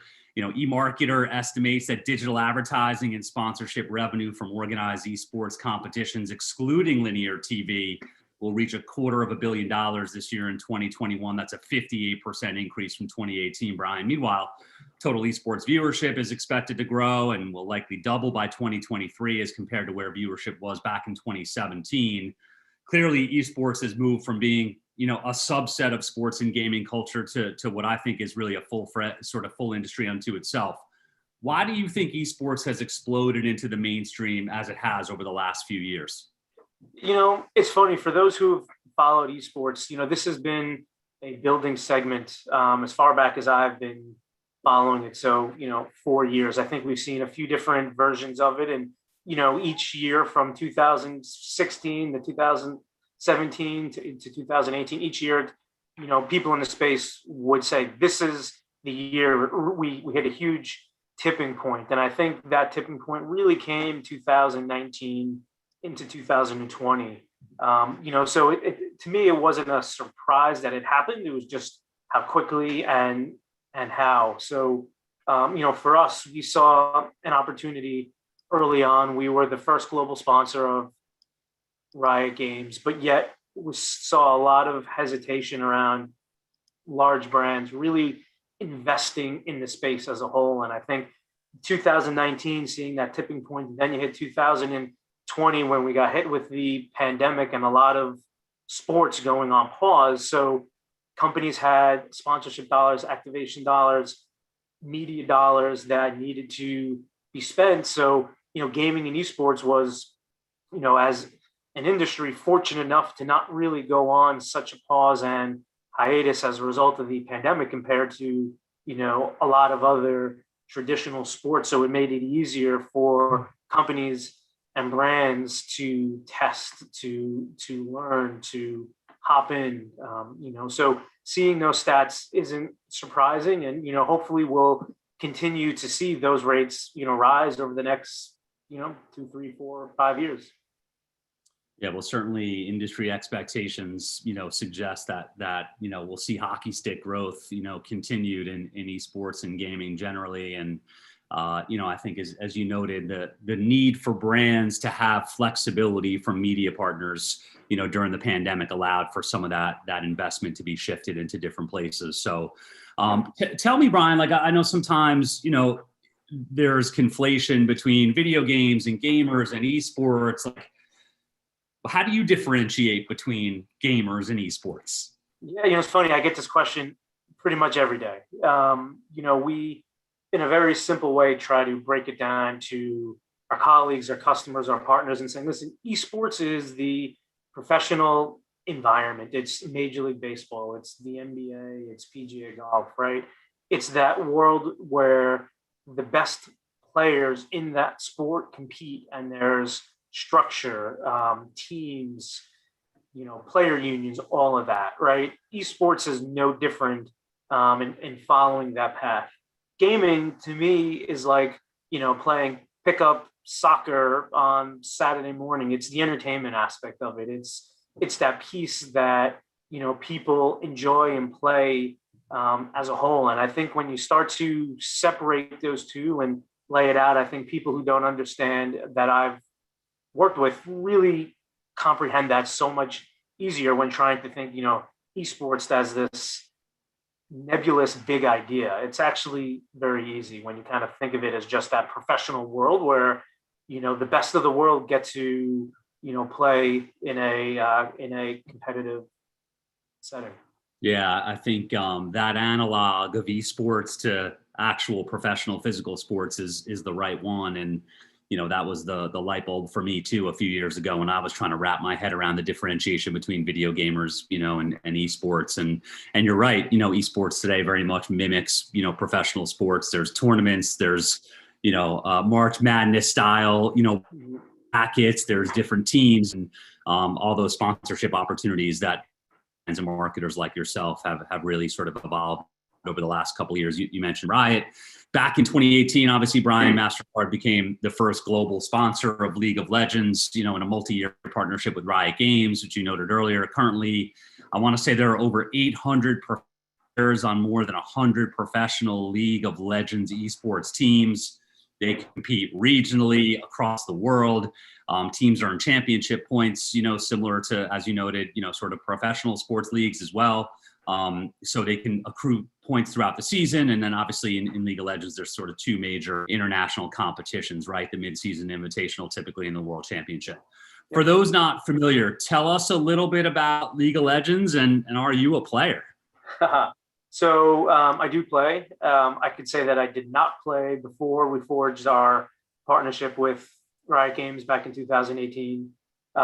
So for those who don't know, League of Legends, it's a MOBA game, multi-online battle arena, which essentially pits two teams, 5 versus 5, in a style of play that I like to say is almost like capture the flag. You have a red team and a blue team. You have to try to take over the other team's base, and doing so, there are a variety of in-game obstacles, challenges that each team wants to try to achieve on their way to winning that game. As it relates to did I play, why do I play? When we made the decision as a company to invest in gaming and esports and specifically Riot Games at the time, I was quick to learn through a couple of colleagues who were in the community that League of Legends and all games, all esports have a community dynamic, no different than music or European football or the NBA and basketball, whatever it is. And if I wanted our company to be successful, to both drive our brand, to drive our business, I found it critical that not just myself, but everyone on our team, including my manager at the time, to at least try it, to understand what happens, what's the flows of the game, and then from there, get into the community. And I think our team has done just an exceptional job at understanding the dynamics of League of Legends from the inside out. And it's helped our group become better marketers for our brand. It's helped us become better consultants for our customers in order to help them better leverage our partnerships to help drive their business, to help drive our business. So it became important. And over time, I felt that our team as a whole have gleaned a lot of different unique insights since we were so connected to the community as a whole to help us create progressive and unique engagement opportunities over the past 3 years or so. Yeah, I love that. I know you've talked in the past, Brian, about the importance of a marketer being a practitioner, right? So I'm not surprised to hear that you play. It's exciting to hear that, you've got your team playing as well. I would imagine when you put yourself in the shoes of, an esports player, that experience for you makes it a little bit more tangible from a consumer perspective, right? Maybe tell us a little bit about that, right? Like what sort of insights did you glean? Was it different ways that you might be able to incorporate the MasterCard brand through the game experience? Was it the user experience itself that was really interesting to you and insightful as you thought about how MasterCard can really be authentic with consumers? Tell us a little bit about that. Yeah, I think I'll take a brand example and then a business example. So when we launched our partnership, we had vision of, creating MasterCard card products with our banking partners. And, from the outside looking in, it sounds easy. And of course, why would you not do that. But once we got into the partnership and seeing the outpouring of support by the community and Reddit threads specifically asking how soon are they going to see a MasterCard credit card in country X that allowed people to drive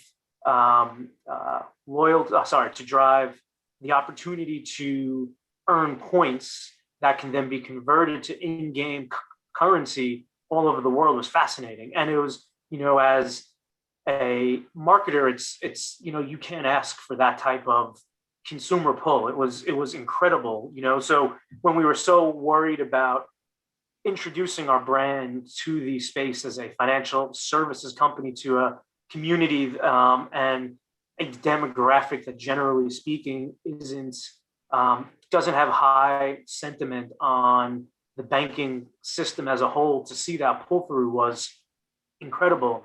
And it helped us on our sell-in to customers, because to be able to show that consumers truly want this made those conversations a lot easier.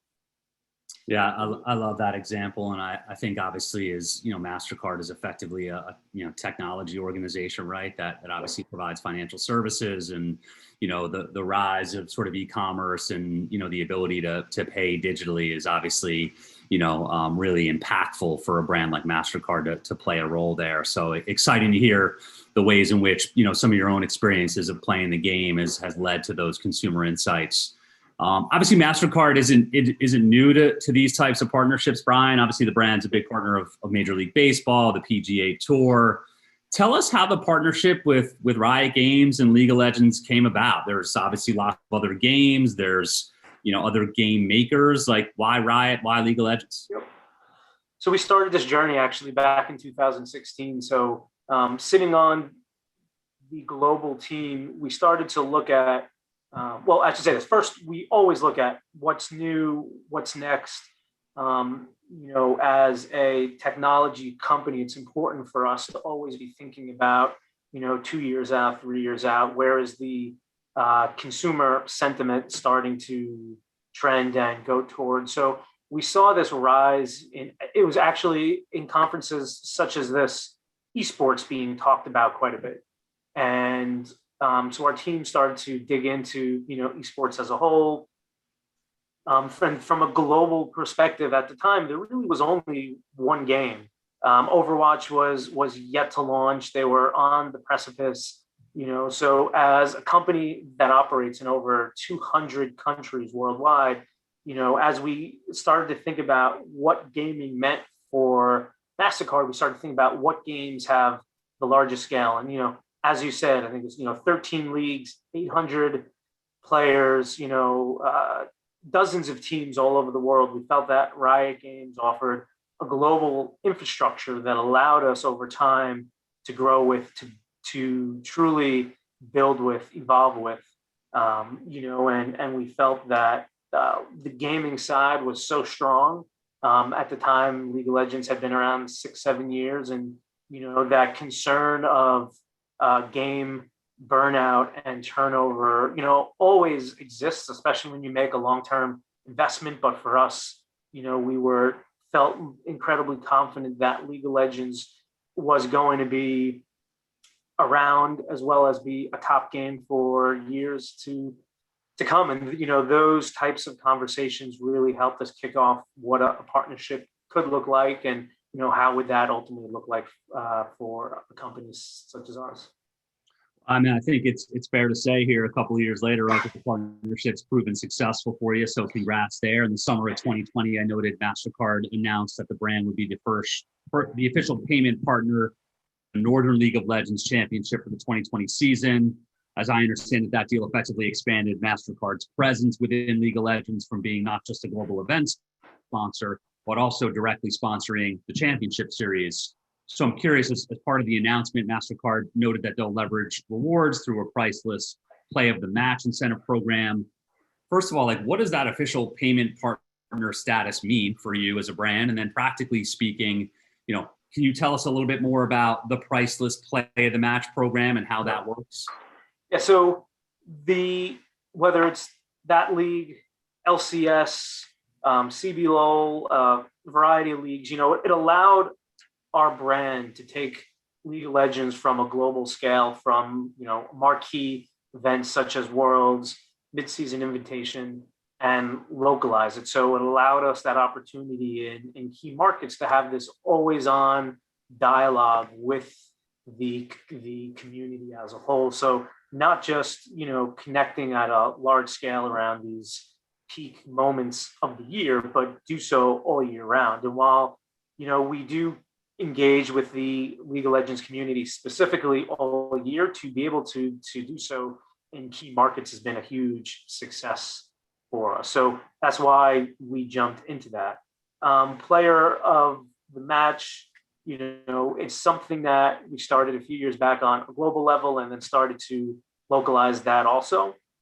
And we've seen, in esports and gaming as a whole, no different than traditional sports. Fans have this connection with players as a whole, and I think gaming and esports specifically takes a unique trend on that, because a lot of these pros, when they're not playing in their match, are on Twitch streaming, YouTube, right? They're engaging with fans in different ways. So we said, hey, how can we take this engagement and do something unique? So we created Player of the Match in North America. It cuts across the Nordics as well, where it gives fans specifically the opportunity to vote for who they think the best player of the match during the weekend's activities are. They go on to social media, they use a hashtag. For us, it was important because it connects that, it drives tune in across the weekend's events as a whole. We use assets across our broadcast partnerships to help promote, drive that. And then, which is kind of fun, which we didn't really think much of it in the beginning, but each week we pick about 15, 20 fans, and we send them a figurine of the player that they voted for. And over the past 18 months, it's just become this viral sensation that people love, having this tangible, touchable product that kind of reminds them of that. So it's driven huge social engagement across the whole year, the whole season. Amazing. Yeah, it's great to see how Priceless can play a role there, as obviously one of the sort of core brand platforms at MasterCard.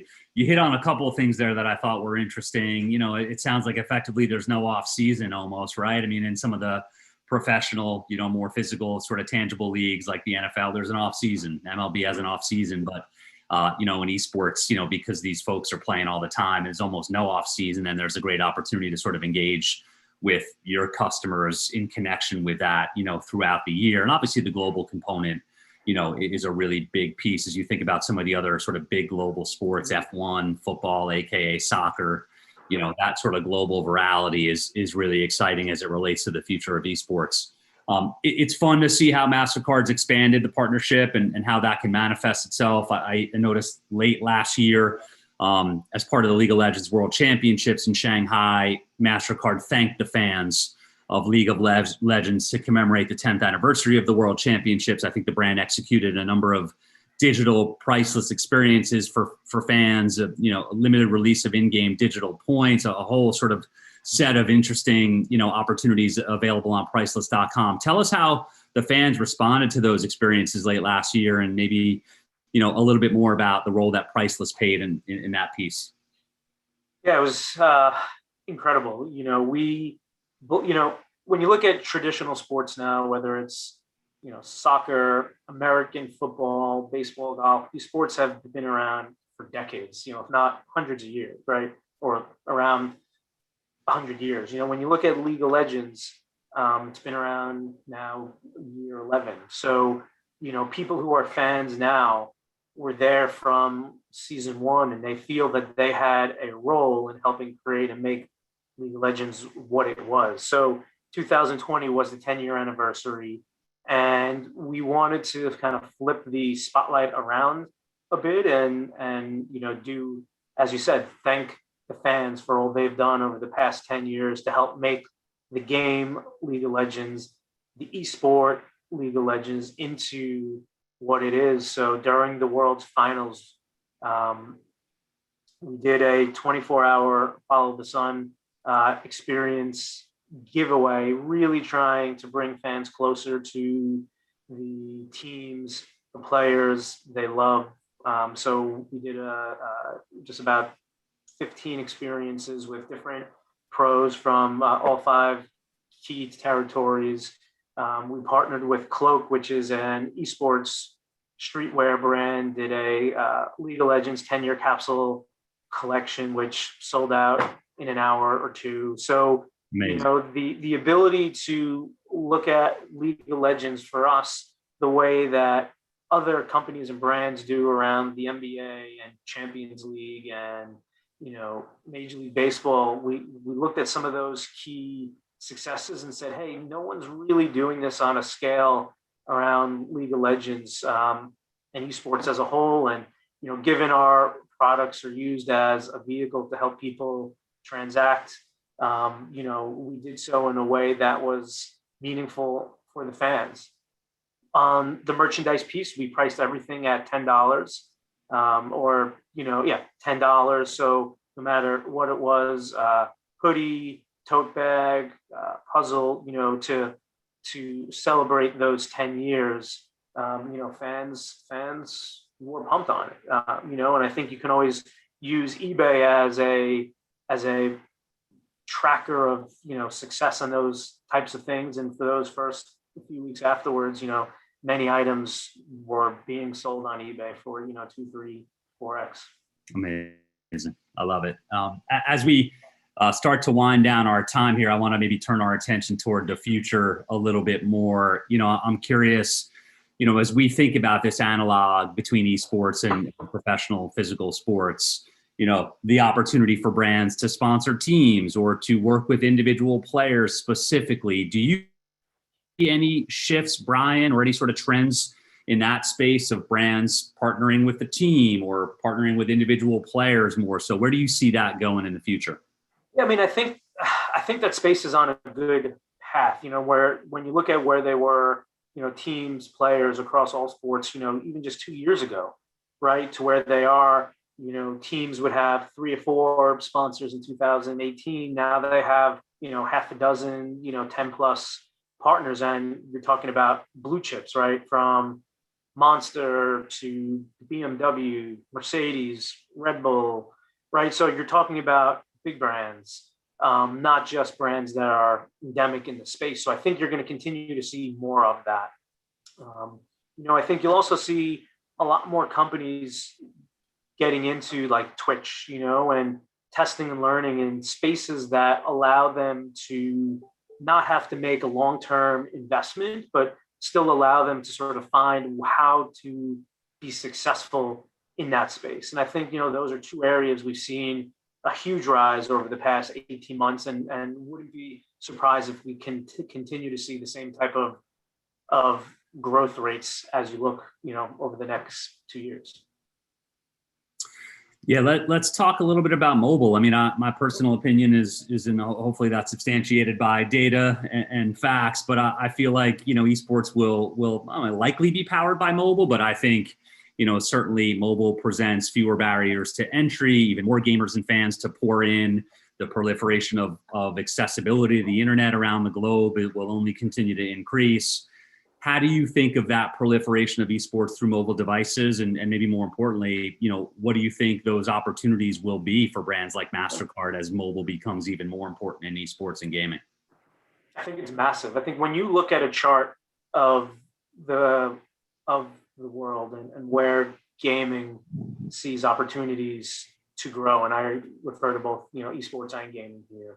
You know, you look at Africa, you look at Latin America, you look at, you know, parts of Asia, infrastructure such as gaming consoles, PCs might be tough to get access to. Ford, Wi-Fi might be a challenge. So the idea of mobile gaming being conduit to help the gaming community grow as a whole on a global level is incredible. And I think it was a brand innovators session we had some time back where I had someone come on talk from Africa. It was incredible to hear, those esport leaders looking at how, things like mobile will help drive growth across the continent as a whole. So, mobile gaming and esports, I think, is a huge opportunity. And I think the challenge on the publishers is how do you get the users to take it serious in the same way they will consoles and PCs. So, and I don't have any research to back this up, just from my own experience, mobile feels a lot easier to just parachute in, spend some time, and then kind of go back to other things. So how do brands create that, or how do publishers create that stickiness with it so that, you see that same type of, continued use? Yeah, I saw a stat this morning that there's been a 460% growth in mobile media consumption on phones and handheld devices in the last 10 years. It's a massive increase in time spent. And I think to your point about the challenge ahead for publishers is thinking through that mobile infrastructure in maybe deeper ways. A number of industries, Brian, last year, obviously, as part of the pandemic, such as online retailers, were propelled forward, right? I mean, I think the video game industry probably also saw growth generally in 2020. According to data collected by the NPD Group, video game spending rose 22% last year from 19, hitting almost $45 billion. Most folks agree that trends like online shopping that accelerated last year during the pandemic will continue. Fair to say that you expect the same will hold true for esports and gaming coming out of the pandemic? Yes.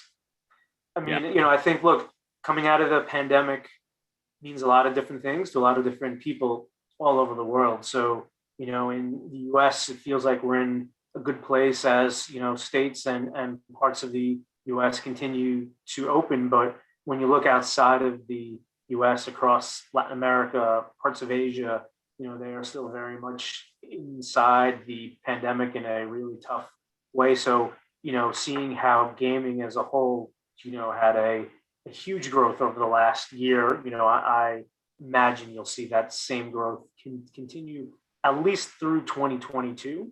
And I think by then, hopefully the world as a whole will be a little bit more like it was back in 2019.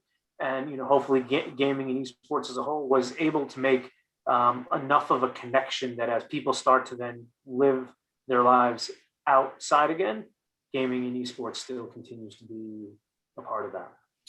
Any other big sort of trends or call outs, in esports or gaming that you see that's right around the corner? Is it e-commerce or something else? Yeah, I think we've talked a lot about the big trends, and, I feel pretty confident that you're going to continue to see big companies invest now, whether it's through game publishers, esports, media platforms. I think every company will need to figure out what's the right path for them. And as actually, couldn't agree more with Sarah in the last session talking about, I think someone asked her, what's her point of view on, how can companies get into that, space? And I always tell everyone, like, the most important thing is be who you are, but just figure figure out what is it you want to achieve. And, Sarah hit it on the head. I don't think it's about trends and trying to get into the next big thing, whether, it's more about how can companies build a long-term platform that esports and gaming becomes a core piece of what they do. Yeah, I love to hear, some of your thoughts there on where you think the future's headed. And, I think that your points about, brand authenticity and really, being sort of incremental, additive to the consumer experience or really sort of stand out, sort of comments throughout our discussion. Hey, David, how are you? I don't want to interrupt. I know we got a couple more minutes. I didn't know if you had a closing question or two before we roll into the next session. Don't let me cut you off. Yeah, my last question is really how you think about, partners like Vox Media, on the sort of digital publishing side and sort of how they fit into the ecosystem, Brian. Obviously, some of the big league sponsorships, whether it's NFL or NHL or League of Legends, right? Obviously, there's a commitment that a brand makes to that league, that sort of, team. I'm curious how you think about, digital publishers in this space, social and otherwise, playing a role to help brands like MasterCard amplify their engagement? Look, I don't want to give away all my secrets, but I'll say this.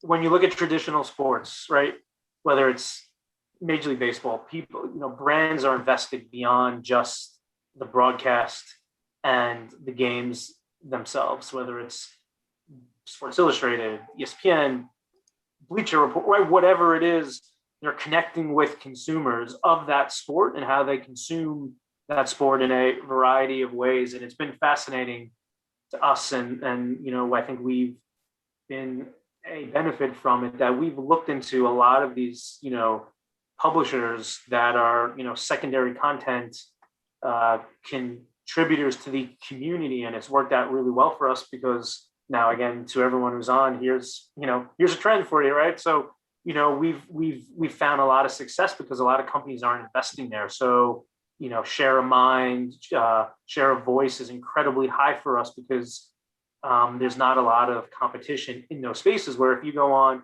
ESPN, right, every day there's a ton of brands on there. But if you go to UG.GG or Mobile Fire, right, or whatever it is, Vox, right, those types of publishers offer incredible content and connecting with the community outside of their core engagement behavior. So it allows your brand to stand out, and we found a lot of success for it. Now, that might not be the right path for everyone, but for us who just made a decision to go deep around the League of Legends community as a whole, it allows us to stay relevant, topical, and engaged with the community in a variety of different spots. So, Giving away some secrets, and interesting to for hear those who actually stayed for the full 30 minutes. That's right, and finding that white space, right, Brian, is obviously really, really interesting and insightful as well. So thanks for that. There was, I don't know, David, if we have 1 minute or so, there was a question about research. I just wanted to kind of touch upon that. Yeah, go for it. We got 2 more minutes. So, yeah, fantastic.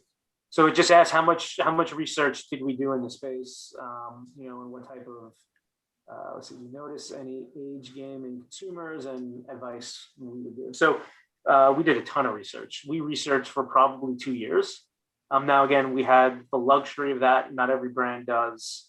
But I think the point is we spent a ton of time learning the space, learning all the different paths of entry for big companies, whether it's, publishers, esports teams, media platforms.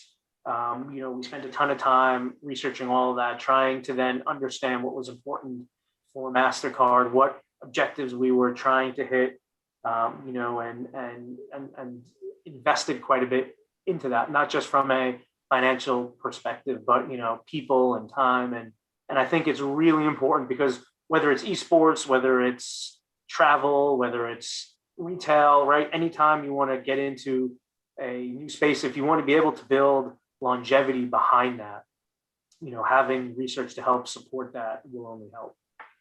Absolutely. Love it. I didn't see any other questions. So any particular resources you direct people to if they're looking to make their first foray? Our agency partner, Octagon, has done an exceptional job for us, or Octagon, Rogers and Cowan.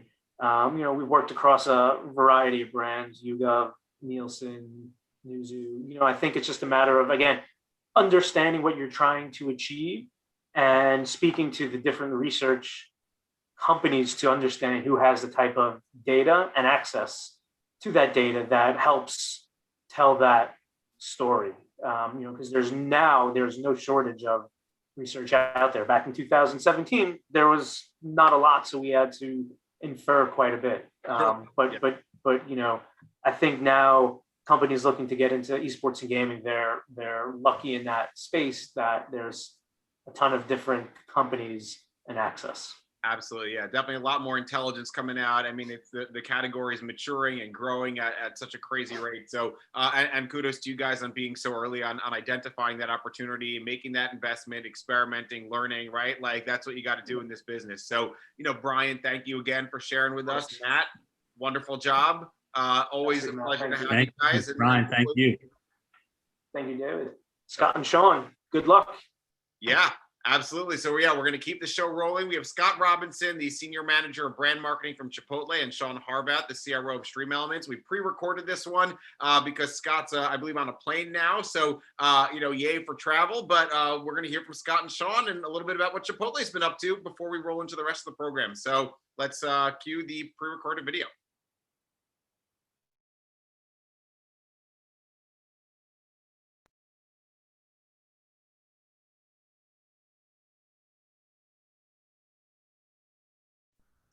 Hey, Scott, how you doing today?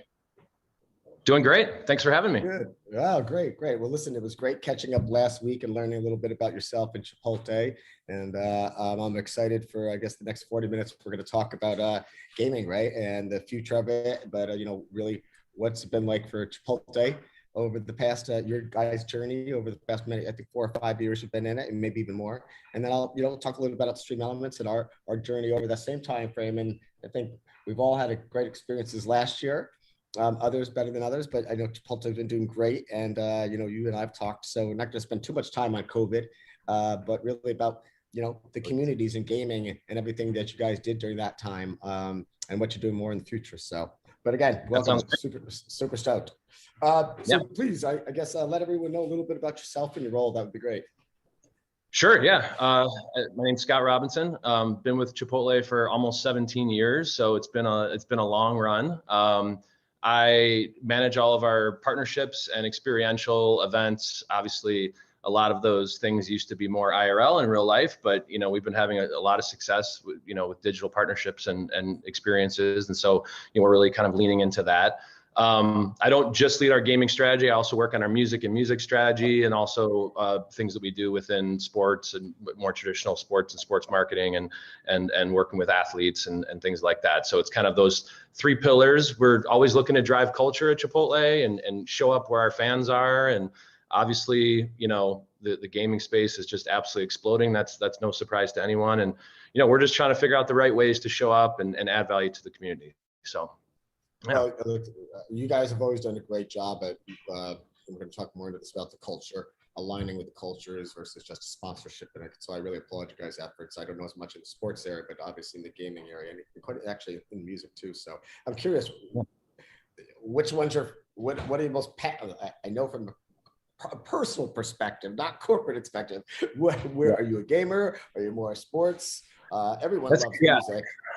I would say, yeah, everyone likes music, right? So, I definitely grew up watching a lot of sports. I think when it comes to gaming, I'm big into a lot of the sports games, NBA 2K and FIFA and Madden. And I am definitely learning a lot more about the space through my 13 and 10-year-old kids. So they're my research. But yeah, I would say, and it's just an exciting space because there's so much to learn, and I think all of us can admit that we're learning every day, and it's a constantly evolving, changing space that you really have to keep your finger on the pulse. Yeah, you do. It's funny. Likewise for myself, a prior job I had with some relationship with gaming, but coming on board here, I use my kid, 13-year-old, right, as kind of like this litmus test of what's going on in the culture, what's happening in the communities, right? It's interesting for Stream Elements over the past really 2 years since I've been here, but that Stream Elements being like the production stack that really fuels these streamers in their communities, right? So the company had started with really this purpose of a cloud-based tech stack that was more of a SaaS platform, because streamers that they needed the tools, they needed that production creative stack to engage, communicate. Right, so your kids are probably using some of our tools, or the creators, or some of the creators you guys have worked with are probably some of them using our tools. And what was amazing over our journey the past 2 years was that brands started to recognize, wow, there's gaming and live, that there is a community here. They always knew it, but they weren't paying attention to it as much because of, I think it was pushed by COVID more. Right. Obviously, some brands were more in this space than others. Not understanding it's no different than sports, or it's no different than music, right? That it's not, someone only 12 years old or our kids 13 and 10 in their bedroom or their basement. So that journey was interesting for us only because we started working with brands across the board in the gaming and the more of packaged goods space. And all across the way, you saw brands really starting to say, wow, you're right, it's no different than live sports. And there's a community sometimes of 200,000 people, and there's graphics happening, and this is even better than live TV. I can, engage too, right? And it was a really interesting journey. And I think in all cases, those brands started coming to us and saying, hey, we're either about to run here, or we're already been walking. Excuse me, we're about to crawl. Excuse me, we're about to crawl here. Or we've been walking and now we're about to run. And we've always listened really patiently to make sure, because with gaming, you can't rush anyone, and I think a lot of brands have gone into that, whether it's been in esports, sometimes with big sponsorships of teams, or just starting to dive into the community. And I love, for you, let us talk a little bit, not so much about Stream Elements now, but about Chipotle's journey into the space, right? Because I definitely know you guys kind of crawled and you waited for the response, right? And then you walked, and I think it's up to you to say if you're running or not now. It's not up to me. But let's spend like the next 10 more minutes and stop talking about that journey for you guys. And if you'd share it, I guess a little bit from, I think, 2016 when it all started through now. That sounds great. Yeah, I guess I'd like to say we're probably jogging right now. I'm not sure we're running. We're definitely past the crawl phase. Yeah, I mean, I think from the beginning, we wanted to make sure that, this was not something that we were going to just make a big splash in overnight. We knew this was a journey over years. And so, anything we thought about, we have sort of the long term in mind. Yeah, it did go back to, we really kind of dipped our toes in, and I think it was more 2017 with the Optic Gaming team and Hector and Scump. They were all living in Chicago, and I was starting to watch a lot of YouTube videos, and all of a sudden I'm watching these guys and they're eating Chipotle all the time in these videos. And I'm why are we not supporting like this community? That it's a little, at the time, maybe like untraditional, but and so we reached out and ended up, putting a nice little partnership together with them, tried a few things that year. We had our logo on their patch, and they went and won the Call of Duty World Championships that year. So that worked out pretty well. And they were great to work with. And then, in 2019, we also, our new CMO, Chris Brandt, came through, and he was very, very passionate about, really ramping up our efforts within gaming and esport. We had kind of come across Myth from the TSM Fortnite house. And those guys, and same thing. I mean, they were loving Chipotle. It's like, let's check them out. This was when Fortnite was particularly exploding. And just learned so much from that partnership, from content to, some of the contests that we did. And that really evolved then, I think, really into where we are now, especially with some of our partnerships with the 100 Thieves team. Really, it's kind of where, Nate Shot was a huge Chipotle fan. It was so easy. This was like not a forced partnership at all. And obviously he's got some amazing, people within that organization, and they do incredible content. And they've been good partners. I think that was sort of when we made the decision to sort of lean a little bit more into gaming than the hardcore esports. I think just based on some of those successes that we've had, I think it kind of comes from, we've gotten a great sense of them being very collaborative. I think creators are often, they're live more often on Twitch, they're streaming more often. They know what their audiences really want from a content perspective, and when you want to launch a menu item or you want to do something, they know what their audiences are really going to like. And so we've had some great success with that, and Courage, and now we're working with Tim the Tapman and Booga and some others. But that authenticity is key for us in anything we do across music, sports, gaming. You got to be a Chipotle super fan, and then we want to supercharge that and have some fun with those folks. So it's interesting because I think a lot of times people forget the community, right? I mean, I know it's so crazy because they think, oh, they're just influencers. So again, they think they naturally remember, okay, even though they almost forget it's live and what that really means, right? They just think, okay, it's influencer content, it's an edited video, what have you, right? So and a community this year, I think was more important than ever. And it wasn't to discuss, and it wasn't always bad. And it wasn't, and a lot of times people forget that when you're a streamer, and I think you use the word like gamer-tainer streamers, right? We can talk a little bit about that, right? But I know you touched on it a little bit before. it's about knowing their audience, right? And during this past year, whatever the topic was, COVID, politics, Black Lives Movement, they're gaming, but they're also talking with their audiences and giving perspective, right? So clients, I think, forget that, and brands forget that. And to be a part of it is really important because you're at the center of it. So talk a little bit about like the gaming, tapping into that authenticity, because you and I talked about it a lot, and I think it's really important to stress to the people outside. Yeah, I mean, I think I didn't come up with that term, but I love it because, you know, they are gaming, and you know, Tim the Tapman plays a lot of Call of Duty, but you know, he's done lots of different things throughout, and you know, you just get, it's more of a general, it's oftentimes more of a general audience than just something very specific, right? And you know, you're able to kind of, you know, bring a lot of different things to those communities. And you know, we've had some successes with like some different launches. I think it's important. We just launched our quesadilla and had a really big gaming strategy around that. And you know, that was a digital only menu item. This is a very digital first community. Also quesadilla sales, typically a younger customer.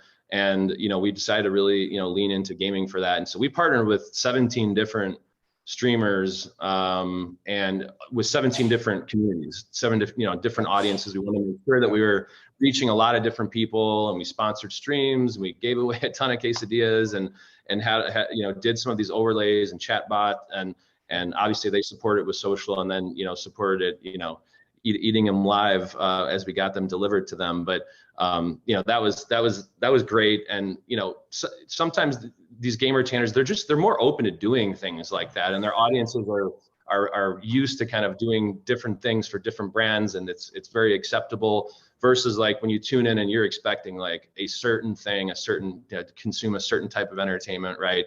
You know, it's worked for us.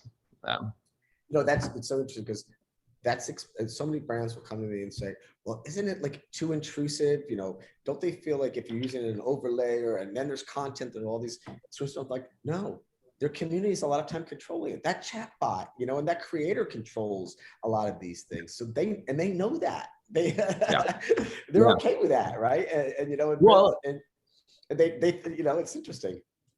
Yeah, I mean, I think it's also, that's where that authenticity comes from, because you know, some things do maybe feel a little bit forced occasionally, but that's why, you know, when we go through the filters and talk to people and make sure that fans at Chipotle, and a lot of them had, you know, Nate Shop, for an example, had talked about Chipotle organically for many years, and so his audience already knew he was a Chipotle fan. So when you start working with them, it's contextually relevant to that audience.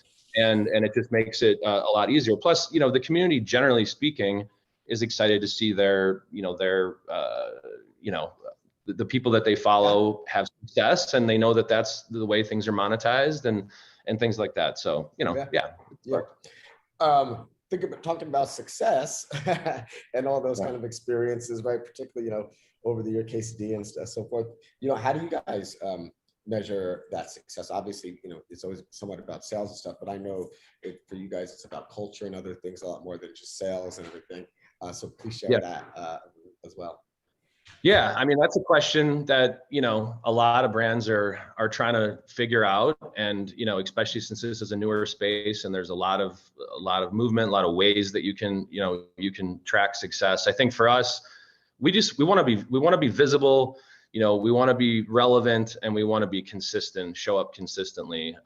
You know, internally we say more like we have programs that drive sales, that drive difference, you know, based on our real food, or drive culture. And the things that I work on with gaming and music and sports is more about driving culture, you know, showing up where our fans are and having fun with them. But, you know, I mean, to this point, a lot of it is what you would expect. I mean, you know, there are ways, you know, to track impressions and to track, you know, average concurrent viewers, and, you know, how many new followers you got. We did start our own Twitch page right at the beginning of the pandemic, not meant to be right there, but that was when we were launching our Chipotle Challenger series digitally. It was an IRL event at the Dream Hacks before that. But you know, so we've got some benchmarks that we use. They're changing little by little every event that we do. I do think, like, when it comes to like media or like Twitch media, we've had a lot of success there we've used, we've worked with and partnered a lot of the, Nate Schott and Tim and Brooke from 100 Thieves to come up with, ads for launches, whether it was carne asada or digital ordering, or again, the quesadilla. So when you're seeing a Nate Schott ad, in that ecosystem, in the Twitch ecosystem, it's, again, contextually relevant, but, the click-through rates and the views are quite a bit above like normal benchmarks. So that's definitely a place that we considered a success. Yeah.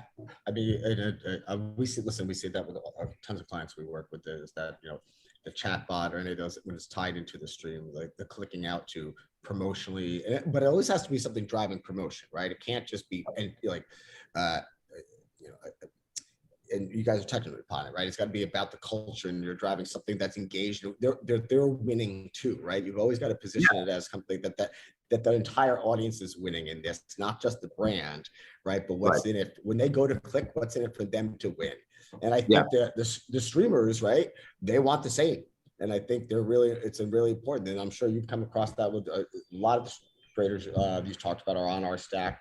That's the first measure for them, whether you're going to them or your agency or I am. Well, I think one of the first things always creator says is, all right, I got to really think about how this is going to impact my community, or like, what's the value? Even if I love this brand, what the values they're going to drive for my community in this. So again, you guys have done a great job. I mean, I can kind of go back to the quesadilla example real quick. I mean, we definitely were able to give away food through a text to win, mechanism. And, that made the creators extremely happy that they were able to, whenever we think about something, we want to add value to the community. We don't just want to show up and, just stand out. We want to show up and like give something back. And so they all got super pumped up to give away 1,000 quesadillas this hour, 1,000 quesadillas that hour. We just actually did a really fun stream, worked with a team called One True Kings out of Austin, OTK. Okay. Very different, talk about community, like a different community. They do a lot of just chatting, kind of general stuff, obviously a World of Warcraft community. And we did this guac or no guac like game show, and we actually hosted it on our Twitch page. And it was extraordinary. We gave away 25,000 free chips and guac, and at different times. And the average time people were watching that show was beyond any benchmark we've ever seen. So, you want to keep folks engaged, like you said, give back a little bit and add that value. So we know that OTK group very well. Nice. They're most of them on our stack, and they were doing a whole bunch of Nutter Butter stuff, also going crazy this weekend a bit there. So they're really engaged. Their communities, I mean, I can see like with the quesadilla that going over. It's simple, right? It's just a simple, but they also know the value and what's happening in that hour. Right? Versus like, entering to win this promotion where you might find out like 5 hours later, right? You're giving that instantaneous, you're taking hold of the environment and driving, using it in the time that they're attuned to. Instant gratification too, right? Yeah, no. I mean, it's smart because a lot of brands wouldn't think that way in this space, right? They're like, okay, let's strive to give it something to give away, right? And that's still great, drives value, but instant gratification, the authenticity of being in the live space, right? And you're creating a fun moment because the gameplay that they're doing is fun, which is important there. I'm curious, like, do you think that a lot of the Chipotle customer base is young, right? And the Gen Z, this whole generation's obviously embedded there, but you guys also have on sports. And I think sometimes there's a misconception that the sports are the older guys, the dads, and the gaming is the younger, right? What's the lens you put on all that? I mean, we touched about it a little earlier, but I think it's just kind of important to how you align with that gaming. Is it just through that Gen Z, or do you look at the whole funnel of the Call of Duty that's probably 45 years old, still playing it and watching the NFL? Yeah, I mean, I think it kind of goes across a lot of different age groups. I mean, I think the younger generation are the first to sort of be cord cutters and not consume media in a traditional way. And so I think, a lot of brands, including us, are trying to figure out, how can we show up where they're buying things, where they're consuming media, where they're being entertained. Because I used to throw on Chicago White Sox game and watch like 9 innings of it. I don't have time for that anymore, but like, I don't I don't watch games like all the way through anymore, but just what you've got online right now at your fingertips. And so we're just, we're trying to show up where they are. So I think, in general, we are focusing on a younger demographic, a younger Gen Z demographic. But I think the things that we're doing, are appealing to any age group. Yeah. Yeah. So well, listen, you'll even notice on some of the creators' communities skew older, right? Tim the Tap Man, right? Some others like that you mentioned skew much younger than others, right? In the Fortnite genre or the World of Warcraft. So it's on any of those, it's really about they start aging with the game some degree, right? And and on Call of Duty, everyone's been playing it for a long time. So it's not going anywhere. No, it's not. It's just going to get bigger and bigger, and it starts to get younger audiences as the others grow. And I mean, that's the value of an IP in game, right? And in gaming and so forth, in a much different way than it might be for film. And if you were to line to like big film entertainment pools versus you guys staying really embedded those individual cultures of those three categories.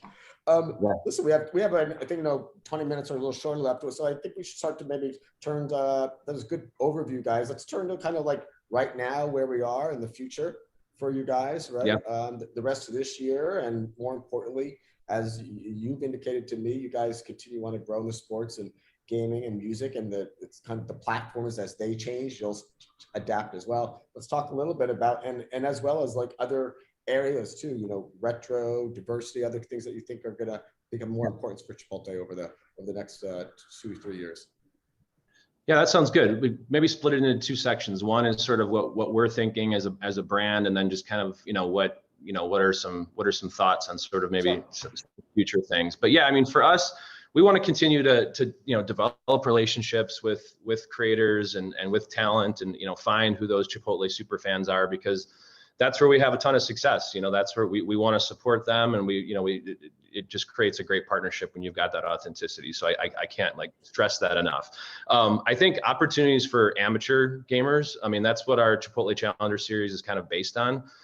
It's meant to give the average gamer a chance to qualify and go play against, their heroes in Fortnite or Call of Duty. And we're actually looking at some other titles, which is exciting. And so that's, beyond the Chipotle Challenger series, how can we, add value and give amateur gamers a chance to compete? Because a lot of times they're watching something, but they can't really be a part of it.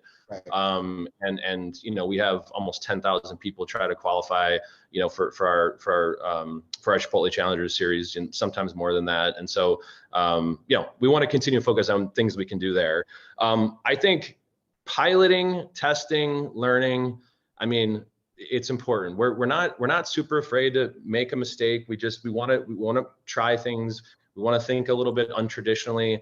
I'll never forget, when we were working with Myth, we had them in our restaurant to working for the day, and it was a piece of content they were doing. And at first we're like, man, are they gonna like this? And then it came out, it was 12 minutes long, and we're like, 12 minutes? No one's gonna watch 12 minutes, right? And sure enough, it was one of their best pieces of content of the year, and it worked out really well. So just kind of getting yourself a little bit out of that non-traditional mindset. But I mean, as a brand, I think it's super important to be nimble. Opportunities present themselves all the time. You just need to be ready for them. A lot of them are extremely hard to plan for. And so that's been something we got a lot better at this year than last year, is, being ready for a big cultural moment, or if we have an opportunity through a publisher, or through a creator, let's do this, and that's kind of how the OTK thing came down. And then we just announced a big partnership with Twitch Gaming as a foundational partner. We're really, really excited about that. We're going to be doing some segments in there, and working with creators and the talent, and kind of doing more, again, sort of gamertainment, if we want to keep using that word. Which is a place that we've really kind of leaned into. So, I think it's a place to interact with young consumers. We know that. We want to show up where they are and find these different avenues to reach them. So, I mean, that's kind of the way we're thinking. And generally speaking, I mean, anyone who says they can think of what the next Fortnite or Among Us or something is crazy. That's not going to happen. I think, we do have some fun things to announce. I wish I could do it on this segment right now, but you'll see next month or two, you'll see some stuff. But I mean, as I think about what the future, whether that's, next year or just beyond, I think there's kind of a couple core things. I mean, I think diversity and inclusion is something that's extremely core to our organization. Yep. Any program across it, we always have an eye towards that and the representation, diverse representation. And that obviously trickles down to what I do within gaming. We're super excited to support Brooke and Nico with 100 Thieves. And when we've done our Chipotle Challenger Series and had invited guests and invited players, we always have an eye towards making sure we've got a diverse audience across a lot of different communities. So, I think it's something that needs help. I think we as a brand are very interested in hearing and exploring what are the things coming down the pipeline that are really supporting these causes, because that's what we want to be there. Yeah, we I'll tell you, as a member of the LGBTQ community, when I came on board a year and a half ago, we were in a great position as a company because we were growing over the past year, and we could embed hiring of all diversities into our culture, right? And particularly in gaming, women, ethnicities, right? In the gaming space, you don't see many creators. The larger ones, okay? There are plenty of creators there, to be clear. Of the larger in that, women are starting to get a little more, and particularly in some esports teams, but even still, they're considered like lucky if they win versus skilled, right? Right. Terms like that I see continuously in the press and stuff, right? So last year we kicked off, earlier in the year, before the movement happened, a creator diversity fund where we put in $100,000, accepted applicants. I think we had almost 8,000, chose 20 different creators around the globe. I think around 50% more here, 60% here in the U.S. Transgender, African American, Hispanic, every ethnicity, female community. It was powerful. And as we stayed committed to it, we hired someone internally that works with these creators continuously through the year to build their feeds. And I can tell you, even us as a company have learned throughout this past year, and there is no answer here. But unless you're constantly talking about it and starting to bring up those creators and help them to get a bigger voice, and we all have to do a better job of that. And listen, in all categories, I'm not just saying gaming, but in gaming, again, there's a community. They're talking there. It's not like supporting a sports player in a different way on watching a TV in a gaming community. It's really there. So I'm happy to hear that Chipotle and your thinking is it's in that same line for the future. Yeah. I mean, we've got, like you said, we've got a ways to go, but we definitely want to make it happen and find those opportunities to support that platform and so I mean, I think that's something that again, like you said, it's not just gaming, but the gaming and esports community definitely will benefit from pushing those initiatives forward. They're one of the last communities that still has it put it to the center. You know what I mean? Like we've all seen this movements happen over the past 5 years, from entertainment to sports. I mean, just to regular business, Wall Street even, and and while the gaming industry's had some tough comments over the past few years in some areas, it hasn't been as probably big as a topic as it should be. But it's all started on some lighter things for the future. What do you think about gaming? Like, what do you think? Like, obviously, you guys want to be the forefront of it. So, when you know a creators or new games coming out, it's always hard to tell what's the next big thing. But you guys must look at trends. You have teams of research. What are you looking at internally? From your strategy team and yourself of games there.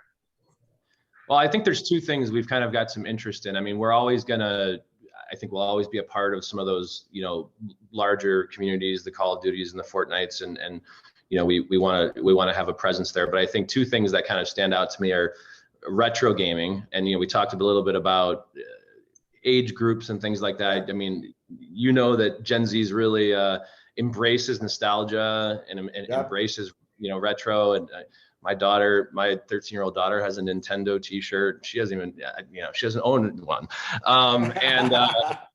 So I think that, and also just the fact that the speed racing, you're seeing that as just a really popular channel in streaming. I mean, I still remember the old Contra game. Remember up, up, down, down, left, right, BA, yeah. To get unlimited lives. And so I think there's just some fun there. And I think it's not, when you say retro, you immediately think of a certain age group. I think younger folks are really like into like, what was Super Mario Brothers like, or this or that? 100%. Yeah. I mean, yeah. it's So just, I think you're gonna see some stuff there. You know, what we're gonna do, you know, still talking about, but I think you'll see retro gaming making a little bit. It already has, you know, made a little bit. I also think mobile gaming, I mean, you know, we're looking at a couple things right now. I mean, I think, you know, just the ability to kind of overcome with 5G, just that issue of connectivity and just not a very great gameplay at the end of the day, which is why it really hasn't totally taken off. And I think, you know, with 5G and that, I think you're going to see more of it. The gameplay's better, and I think we love it as we talk about inclusion and you know, casual gamers. You know, I think it's going to make it gaming much more inclusive and approachable, accessible, affordable. And so, you know, I'd like to see, and we're definitely, you know, keeping our eye on sort of where mobile gaming is going for sure, and cloud gaming. Yeah. I mean, we've been looking at it too, because a lot of the gamers that you work with, right? They're not doing a lot of mobile game time play, right? They'll talk about it, and a lot of times actually they'll do sponsorships around mobile games, and you know if they're actually doing it, that's when they really do love the mobile game. Like they will not align to a bad game at all. You know, so overall, I think it's going to continue to grow, and I completely agree on the retro games. Just we actually see spikes in viewership a lot of time when you have that, right?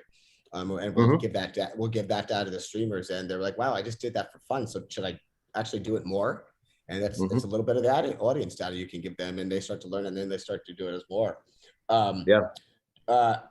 Any thoughts? I think we only have like a few minutes left. Yeah, I think we got a couple minutes. I mean, I definitely, the metaverse thing is super interesting to me. You know, you feels like, you know, Fortnite and Minecraft and Roblox have kind of built the foundations for what it potentially could look like. But, you know, instead of jumping online and going certain places to buy things, you know, in a couple years or even next year, are people going to go into these metaverses and shop? And is it going to be a new, you know, social media sort of platform, in so many words? You know, I think it's pretty complex, and it seems like it's pretty expensive to create a metaverse, especially for a brand. But you know, there's something there, and I think you're going to see kind of the evolution of that, and what that looks like is still yet to be seen. But I know we're super interested in. I am as well. Yeah. It's good. It was like all of these areas of gaming, whether it's mobile, meta, predictive, retro, right? And mind you, there's a lot of old IPs that will start to have a mobile version too, right? And a different, and like you said, with 5G better, you're going to start to see a lot more of those traditional games, you know, connect to mobile just as an offshoot of that IP and stuff. So if you're already aligned in that space, right, that's easy to start to merge and test these either, right? So I think it's nice to wrap it up, right? You guys are jogging, which I think is actually I'm going to start using that term now, jogging versus running. That's it. It sounds like you're always progressing versus being, you know, a little too arrogant to know running, right? So, we might never get to running. We might never get to running. I'm fine with a comfortable jog right now. So I agree. No, I agree. Listen, and it's reflective in the conversations, right? That you guys are always listening. You're being authentic to listening to communities, approaching and growing upon each year's results, and listening to those creators and everything. So I really applaud your efforts. And I think we're wrapped up. Any other last words for you? No, I really appreciate you having me on. It was great to meet you, and you know, definitely let's keep in touch, and we'll go from. Thanks for having me, Scott. Good. Well, good. Again, you have a great week and enjoy. I appreciate your time.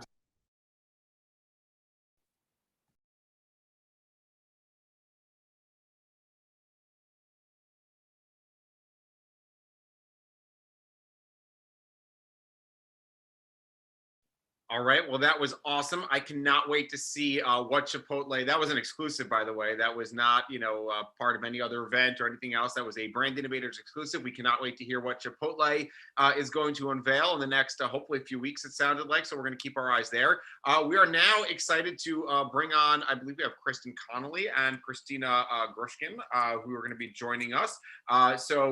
We have. Christina first from Stream Elements, the Vice President of Brand Partnerships. So I see Christina coming in now. How you doing? Hey, David. I'm doing great. How are you? I'm great. Welcome. Thank you so much for being here today. Of course. Thank you for having me. All right. The stage is yours. I'll be back in a little bit. Awesome. Thank you so much. Sure. Well, hello, everyone. Thank you for sharing the time with me today.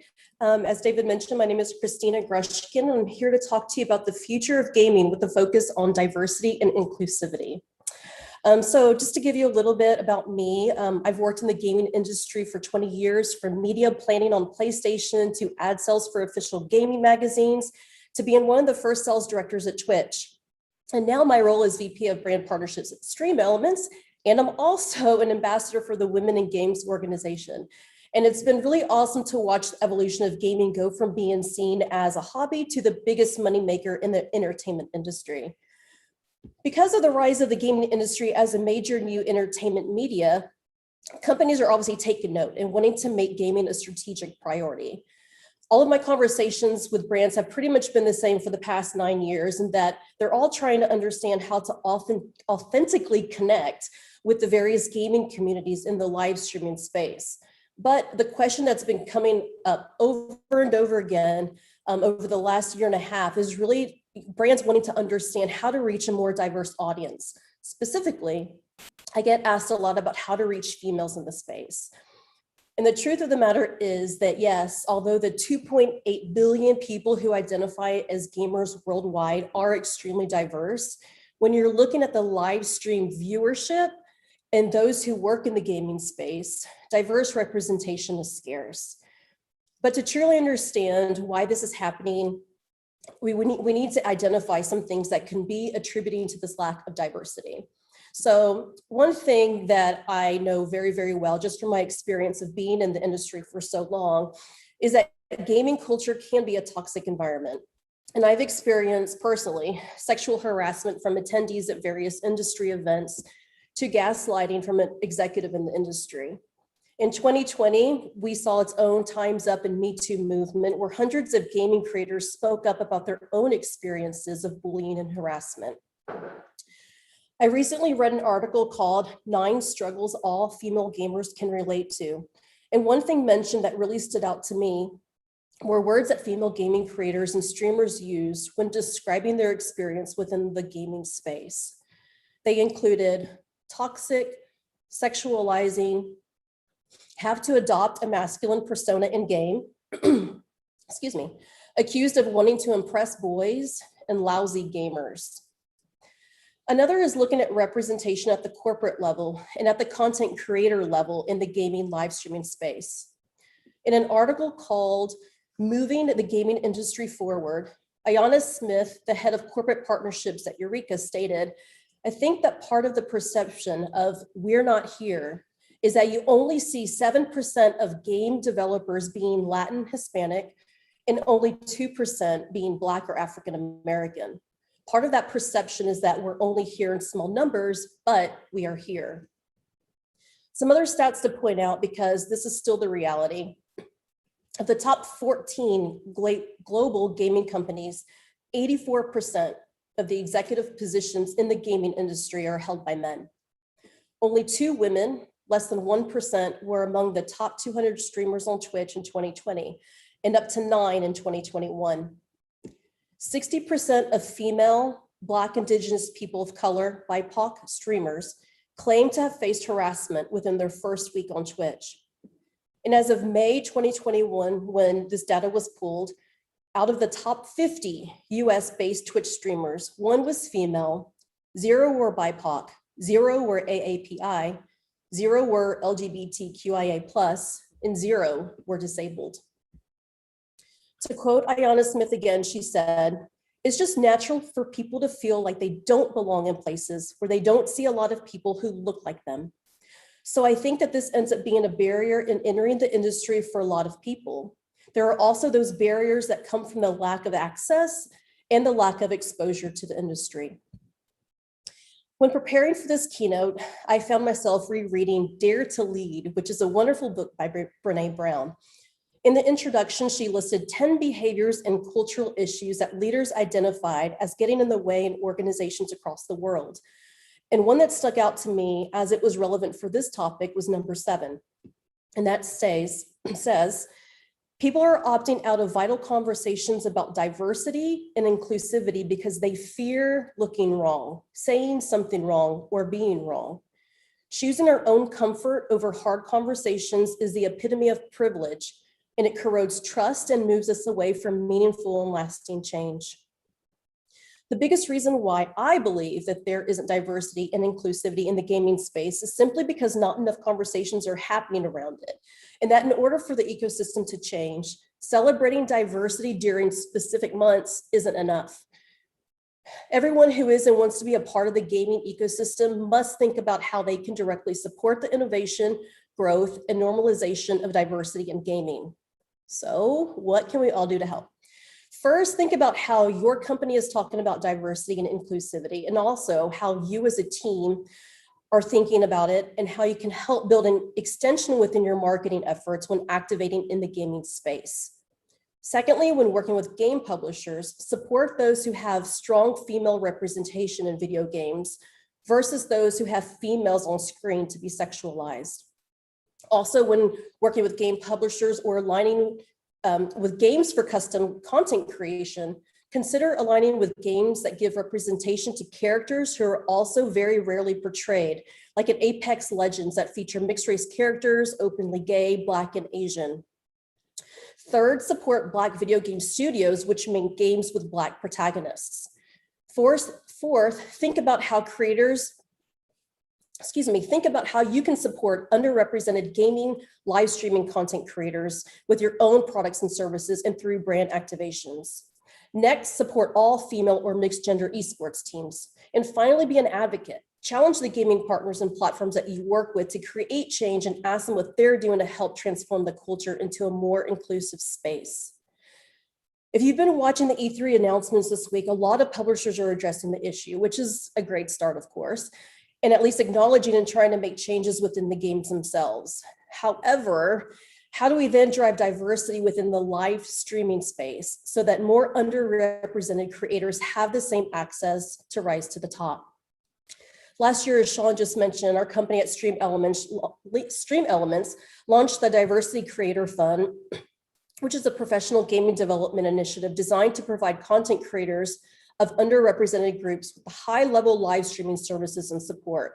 We uncovered a lot of extremely valuable feedback, like the fact that diverse creators say they aren't armed with strong enough tools from the platforms to help keep their channel safe.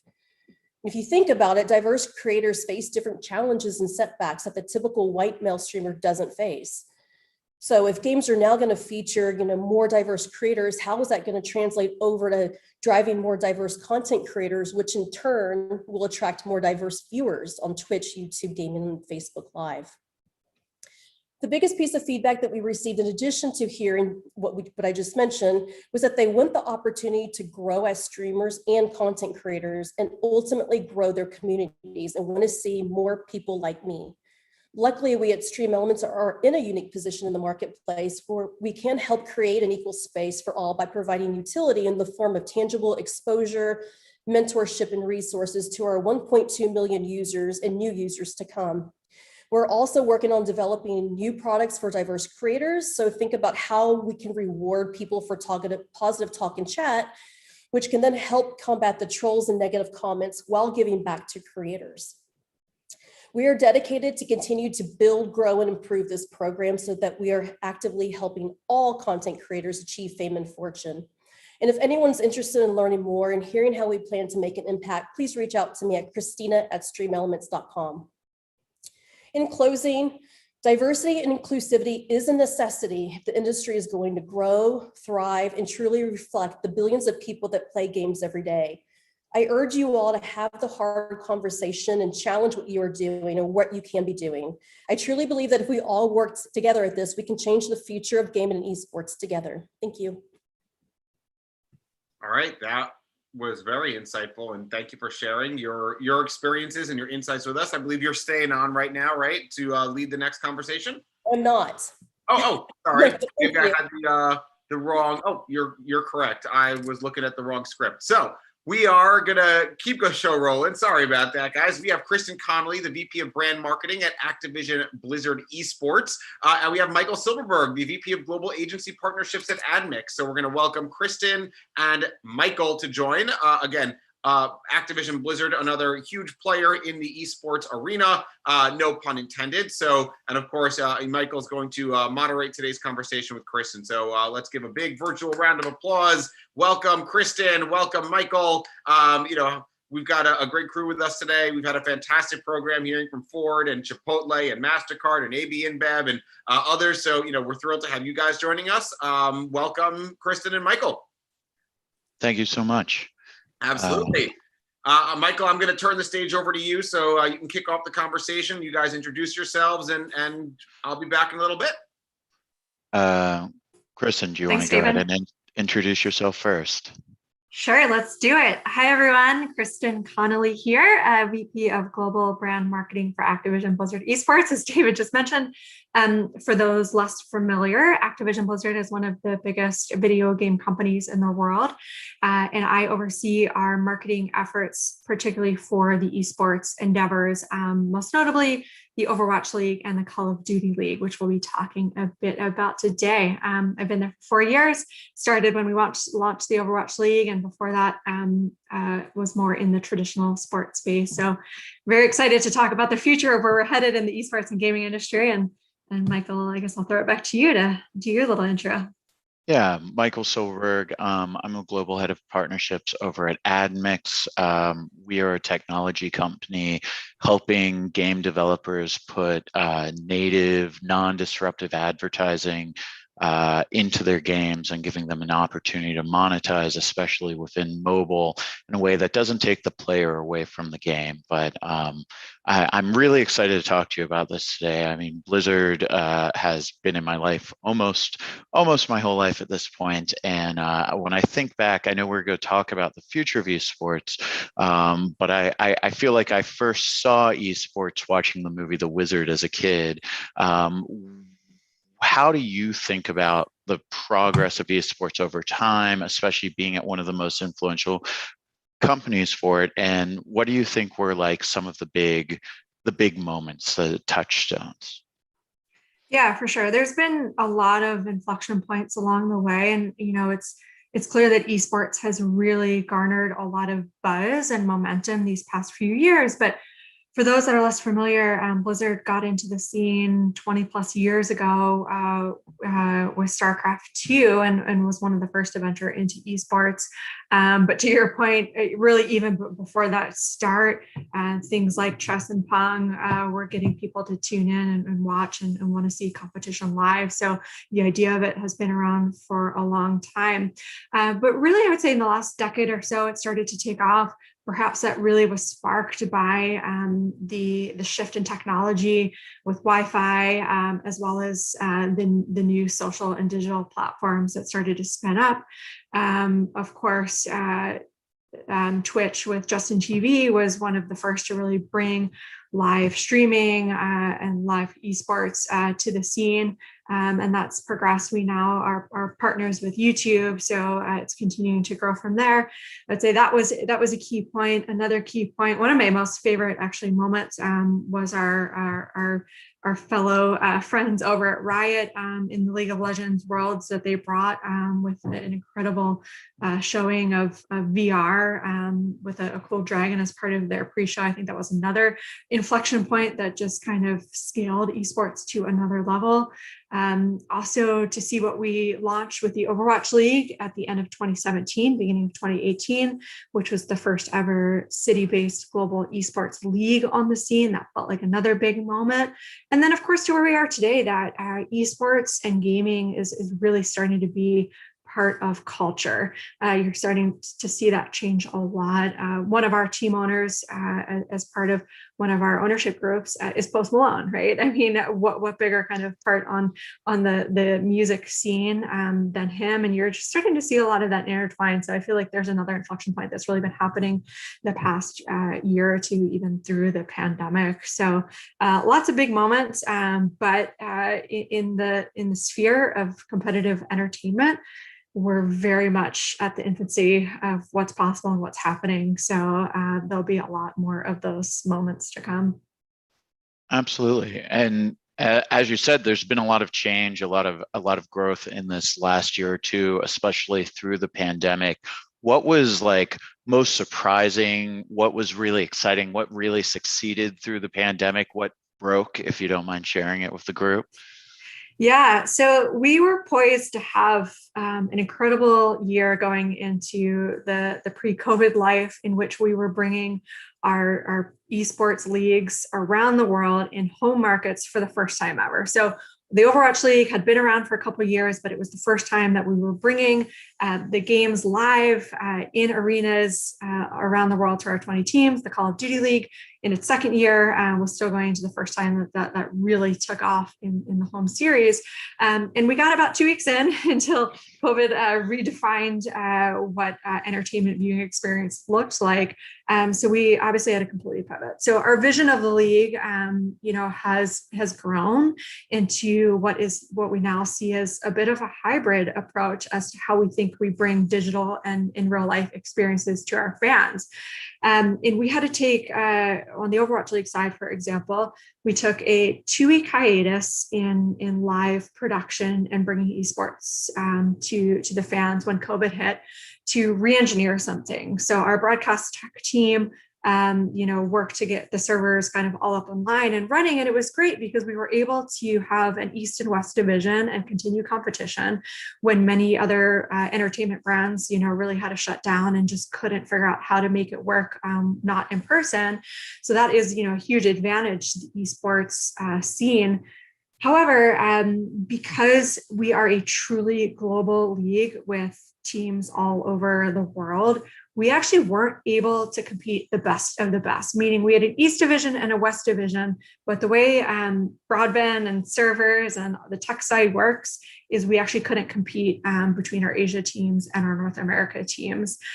So going into this year on the Overwatch League side, as that example still standing, we found an innovation of partnering with the University of Hawaii to put a server in Hawaii, server in Tokyo, and fly our players to Hawaii, which met COVID protocols. Obviously, we were really strict on that, but have our North America team in a location in which could reach the teams in the Asia market and crown a single victor in our stage tournaments, which may sound of, oh, that's great, you're able to compete globally. But I think what people don't realize is that very few entertainment brands fully are global.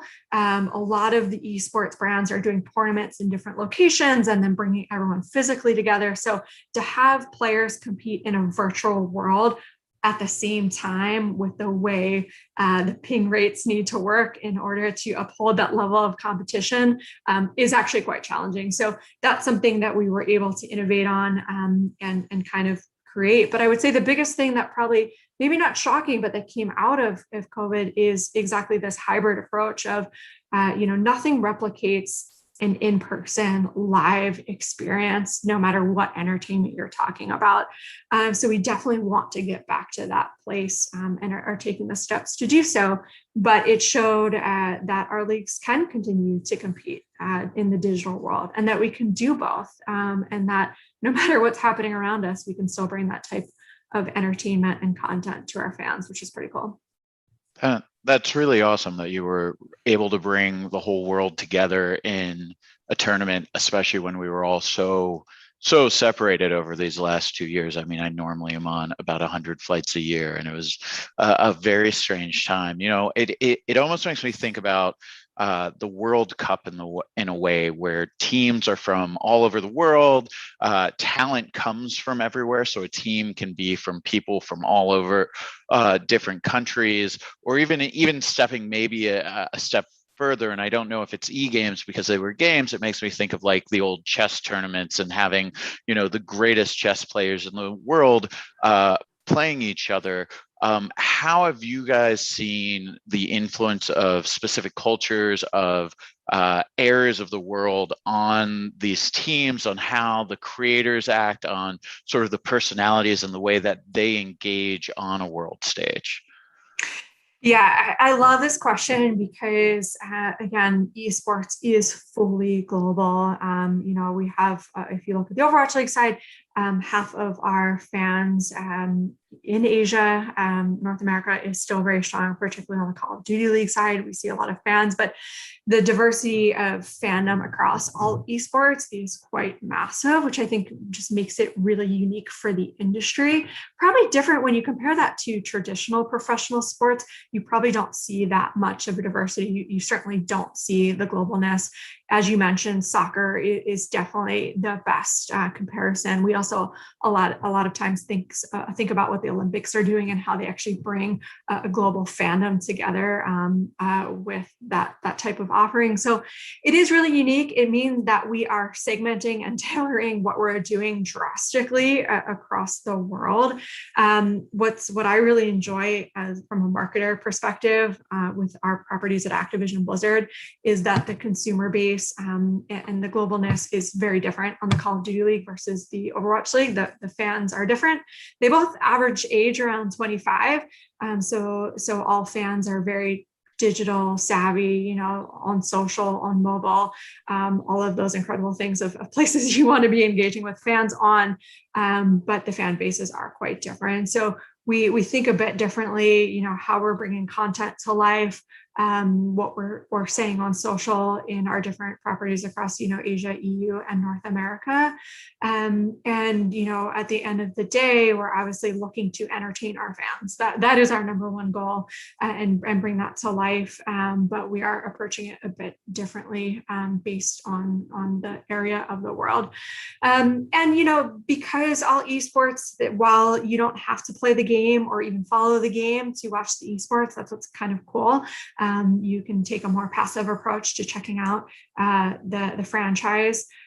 There's all different types of people watching. And so that's what's also nice about esports. It's a bit more accessible, and we're able to reach fans of a bit more diversity around the world because of that, particularly because you just have to pull up your mobile, you know, go live on YouTube and check out what's happening. The barrier to kind of enter is a little bit lower. So, yeah. So like in traditional sports, I think some of the fun on esports is really learning about these creators, learning about these players, the history and how they got there, seeing rivalries, seeing similarities between yourself and them, the stories, the personalities. Do you have favorite players, favorite teams, or like a favorite story narrative? Yeah. So just for those that may be a little less familiar with how our leagues operate, do want to mention, I did say that we are global city-based esports leagues, the Call of Duty League based on the game Call of Duty, the Overwatch League based on Overwatch, and the Call of Duty League has 12 teams that are part of the league. The Overwatch League has 20 teams. So we're thinking in terms of about 32 teams around the world, spanning North America, US and Canada, as well as EU and Asia, particularly China and South Korea. So all the teams are very different. From a marketing perspective, my favorite thing was being able to collaborate with the teams as they invented their team branding and team names and kind of all that fun stuff that rarely ever happens of a league starting up, that you can do everything at once, you know, kind of from scratch. Of course, though, from the stance that I take, I just want to see good competition. I just want to see rivalries. I want to see personalities come out of the players. I love all of those storylines. I love the underdog storyline of somebody kind of coming from behind, the reverse sweeps that happen live in competition. We actually just saw that on the Overwatch League side this past weekend, where Shanghai kind of came back and defeated the Dallas team, which is also really cool to just know that we have teams, so they're fully global, playing each other. So I love to see it all. I think when in terms of kind of the storyline part that you mentioned, that is just so critical for us, and the type of content that we are trying to bring to our fans. It's not just a live event. Of course, the live event is the marquee. The live competition is what people are tuning in for. They want to see, the best players in the world playing their favorite game go against each other, and watching, the best dozen players at what they love to do, what 100 million players play on the Call of Duty League side, if you will. But they want to see the storylines, and that is how, the draw of all live competition. So something we're really trying to lean more into are those behind the scenes, getting to know the players, understanding what it takes to become pro, understanding that some of these rivalries actually really do run deep, particularly on the Call of Duty side. It's been competitive for a bit. There is really strong endemic stories with the ownership groups and the teams and the players that have been in the league or been competing on Call of Duty for a long time. So we're looking to lean into that a lot more. And I love all of it. There's probably not one that I would particularly single out, but at the end of the day, I would say my favorite thing is the underdog story, as somebody coming, from behind or not expected to do what they do. And I would say that's probably how I feel across all sports properties, but particularly in our league and in esports is my favorite part. That's awesome. That's awesome. Everyone loves an underdog. One of the things that's interesting is how different these games are and how different these leagues are. And being in gaming, a lot of times when I'm talking to brands, they'll just be this flinch of like, oh, first person shooters, I don't want to, where Overwatch is such a different title and such a different sort of feel and belief system. Could you talk a little bit about how brands are engaging with it, how it really feels as a league? Yeah, absolutely. So the Overwatch League is really tied to the core values of the game Overwatch. And the game Overwatch is just this really special, bright, optimistic, hopeful game in which all these diverse heroes are coming together really for a bigger purpose in the world. It's a very inclusive environment. As I mentioned, all the heroes are very diverse. They represent different backgrounds, all walks of life, people, things, etc. And when we were launching the Overwatch League, we really wanted to lean into the lore of the game. It's what makes it so unique on the scene. And we felt that's what could really differentiate us from an esports perspective too, is just being really authentic to the community.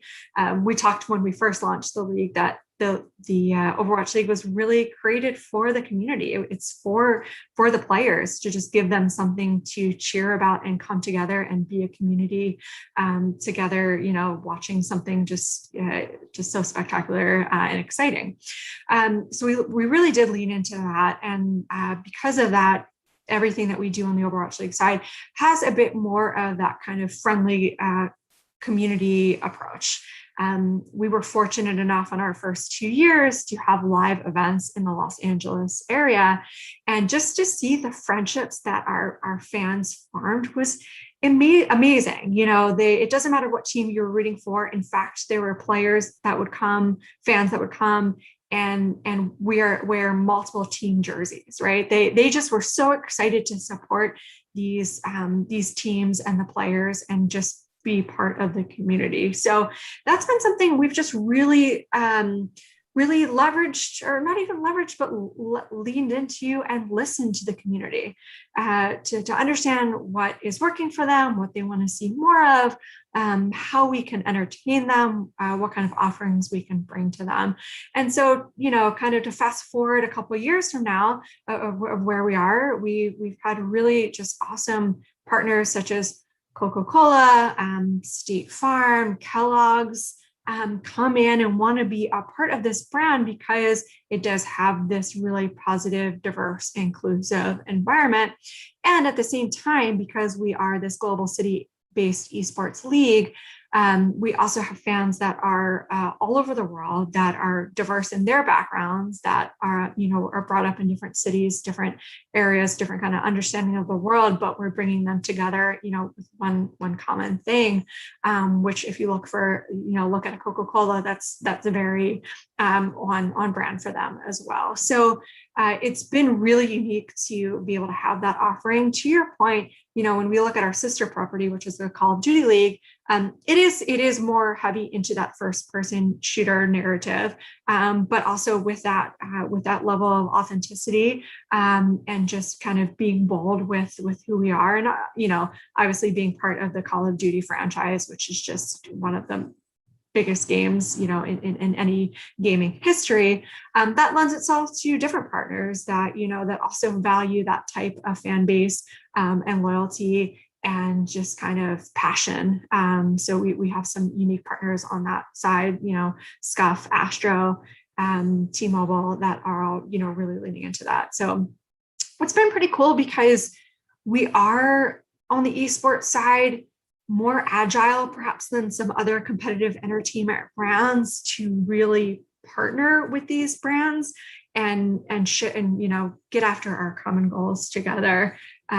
So it just makes it a bit easier, I would say, on the Overwatch side, that we have that built-in community that so many of these brands, really do want to reach. And not only are they positive and inclusive, as I mentioned, they're also living on digital and social and streaming 24/7 and mobile. They're having all those conversations and they're welcoming of the brands coming in. I would say that was honestly the biggest surprising thing for me is just learning through research and just also seeing it from our fans, is that our fans embrace partners and sponsors. It brings a level of validity to the sport, the esport that they love, and they welcome, partners coming in, which is, I would say, very unique. And maybe that's because I was working with a New York sports team prior, and never experienced something like that before. So it's pretty cool to see that. Well, when you have brands coming into a community like this and a property that people really identify with, that they feel seen in, that is such a big part of their lives, how do you talk to brands, or how do you recommend brands make sure that they do this in an authentic voice? And can you give some examples of some of like your most fun or your favorite activations that you've done? Yeah, for sure. So you hit it. Authenticity is key. Hopefully for some of those tuning in, you've heard people across the esports space talk about how critical being authentic, and just being true to your brand, because esports fans, as embracing as they are, they're also the first to say, hey, you're not being real, right? And that's because of the demographic. Again, our average age is 25. They know when people are being real and speaking with them and understanding kind of how the world is working and all of those things. But to your point, I think the partners have had the most success are those that are willing to just kind of be agile and test and learn with us and try new programs and pivot when things aren't working. So even just thinking about what happened this past year in COVID, we had a lot of partners that were looking to be a part of the in-life experiences at the arenas, at these home series matches and tournaments around the world. And they had to pivot and figure something else out. So when we looked at, for example, our Call of Duty League Champs Weekend this about a year ago, because we're gearing up for the next one already, which is crazy how time is flying. But one of our partners, Chipotle, it was important to them to put burritos in hands. How do you do that how do you get that message across when you're not in person? And they were able to work with us to give away codes live in chat while people were watching the stream. And you just had to, spam and get your code. And what a great way to give away, and then go to the store and redeem it. Our fans just loved that because it was like, hey, we're where you are, and we know what you want, and we're going to help kind of give it to you if you will. The other really cool thing that we experienced a few years ago, about 2 years ago now, on the Overwatch League side, is we brought a fan experience of all of our partners to life before the fans headed into the Wells Fargo Center for grand finals. It's something that you see very common at sports events, NASCAR, soccer. They're all bringing those live the kind of fanfares and activations outside these stadiums and arenas before the events. And we worked with our partners to bring that to life as well. So we partners like Toyota, who wrapped their cars in, the Overwatch League skins, which was super cool to see the heroes, on the front of a car.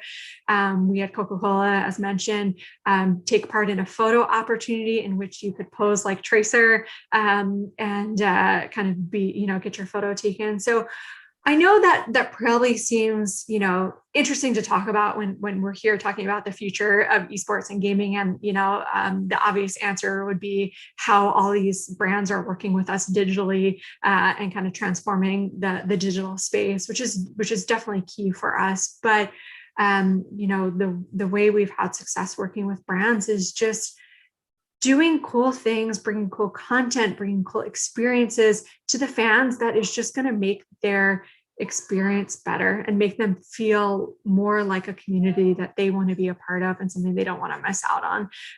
Again, not dissimilar to any type of passionate fan base. It's just doing it, authentically where they are. So those are just a couple of quick examples. There's so many more that I'm sure we'll even probably touch on as we talk more about the future of tech and where that's headed. Yeah. And, those sound like really awesome custom activations. I think with sports and esports, you see sort of team sponsorship, you see major activation, but you have real stadiums and virtual stadiums. How are you all thinking about share of voice, share of attention, or the attention economy within those space for more traditional advertising? Yeah, absolutely. So the good news is that, our consumer, our fan, is spending hours watching, hours playing. I mentioned it's not that everyone needs to play to watch, but a lot of them are spending time in game as well as watching us on stream and or doing both at once, right? And something else at the same time. So there's a lot of kind of ways to show up and be a part of that journey that can be kind of collaborative. On the streaming side, that's a pretty easy integration. There's advertising opportunities all throughout, our broadcast and our stream. As you mentioned, this year, when we took everything virtually, we had a full virtual set. While the casters were all in different areas, the different hosts in different areas in the country, the virtual stage brought those same branding experiences as you would if you were live. Of course, we have ad breaks, just like any other live entertainment brings to you. But definitely the future of where things are going is the more integrated, the better. So showing up in game, the billboards in game, the stadium in game, on the Call of Duty side, that is, I think, really just starting to ramp up for all esports properties, us included, of how we're just kind of being more part of that. And then also to just kind of what we hit on, like those are the easy, more advertising centric approaches, but also showing the brand showing up in more discrete ways, more integrated ways of collaborating with the content that we're doing, or an interactive overlay that's part of the broadcast. So for example, there's ways to cheer online, brands and partners showing up as part of that. So I definitely see that moving a lot more integrated. Of course, the traditional advertising spaces will continue to be an important part of the entire experience. But I think they're going to be kind of woven even more throughout. Which curious actually is your perspective on that too, since very much your wheelhouse. If that it kind of feels how you see it headed as well. Yeah, we absolutely do. I mean, we think when we talk about billboards in play, there's a lot of language going on with this right now, where we talk about virtual out of home advertising or digital out of world, right? Having a street corner or a stadium with footfall of 12, 50, 100 million people on this corner at this billboard, but it just doesn't actually exist. And it drives a lot of focus, because when someone's playing these games or when someone's watching these games, they're generally really focused on that channel. They're paying attention. It's one of the only things I think esports is amazing, in that it is probably the only sports consumption that you actually get better watching. And again, maybe we go back to chess as the original esports, but like, it does not matter how often I watch the Packers, I'm not going to learn any tricks for myself out of that. But definitely watching the properties I like the most, having played a lot of Hearthstone myself, which is another property of y'all, it is a great way to get better at these games. So it takes the focus, and as opposed to many other parts of the attention economy, people are actually in play rather they are consuming or playing. But that's looking to the future, and that is the title of the summit that we're at. We've said the word virtual dozens of times. Do you have any predictions for how virtual reality, augmented reality is going to change esports, rather it is the game or assistant HUD, or where do you view this sort of tech? Yeah, I mean, I think to your point of, I wish I could predict what's going to happen right now, because I would start doubling down on that from the marketing efforts for sure. But I see it as it becoming more immersive. You're already starting to see a little bit of what VR and AR can add to the experience. I think what is also going to be interesting to see is how second screens become all one experience. So how do you play and watch? Playing is a much more active experience. Watching is a bit more passive. You can multitask, when you're watching and seeing what's happening in the background. To the point that you just made too, we know our fans and all esports fans tune in for educational and entertainment purposes. The educational part is really interesting because, to your point, you can watch and you can get those tips. Something that we're really interested in too from the esports perspective is how do you use tech and AR to overlay more of the statistics, understand really what's happening, especially for those loyal viewers and really avid players, of understanding the exact stats of the pro players. Because a reminder, you look at the Call of Duty side, there's 100 million people that play Call of Duty around the world. We have 12 teams, of, let's call it an average 10 players. So you're talking about 120 people of 100 million players around the world that have rose to this elite status of professional ability. You know that the people watching want to understand, want to level up their gaming, want to know how they're doing it differently. So I see a lot of that. What's interesting now too is, the majority of esports have one singular broadcast experience in which you tune in and you're watching what's given to you. But we've done some testing on the Overwatch side with our World Cup of different views and, checking out things differently and understanding different perspectives and different POVs, watching different cameras of different players, different angles, really customizing the experience to how you want to watch it. I definitely see AR, playing into that for sure. The VR world, I mean, gosh, I don't even know where that's all going to head, of just the type of entertainment it can bring. But I only see it, again, being just more immersive of what can be offered. And I would say that's what's so exciting about this space. And the only way to succeed in it is to have that level of agility and to kind of pivot where you can. And so it'll be cool to see what new tech offerings come on board and what esports properties kind of pivot to capitalize on them the first, and where that leads us to. Absolutely. So I see we've been joined. I feel like we could talk about this all day, but have we gone on a little bit? I think you got 5 more minutes if you have, or a few more minutes. If there's any closing questions you have, I just wanted to, give you that heads up. Yeah, well, just looking at the future of tech, I do want to ask about the other side of it, because I'm super excited about VR and the idea of being able to watch my favorite player from a first person immersive view sounds amazing. Like, that's really exciting. But a lot of technological innovation has been like the speed, the ease, the handheldness of gaming. Over half of all gaming dollars go through mobile today. I think it was, or the last numbers I looked at were 85, 90 billion out of 180 billion for last year. How are you viewing the mobile experience, and how do you think that that's influencing sort of, gaming in everyone's hands? Yeah, 100%. Mobile gaming is definitely revolutionizing the gaming space and going to bring it to so many more users across the world. So it's something that really excites us.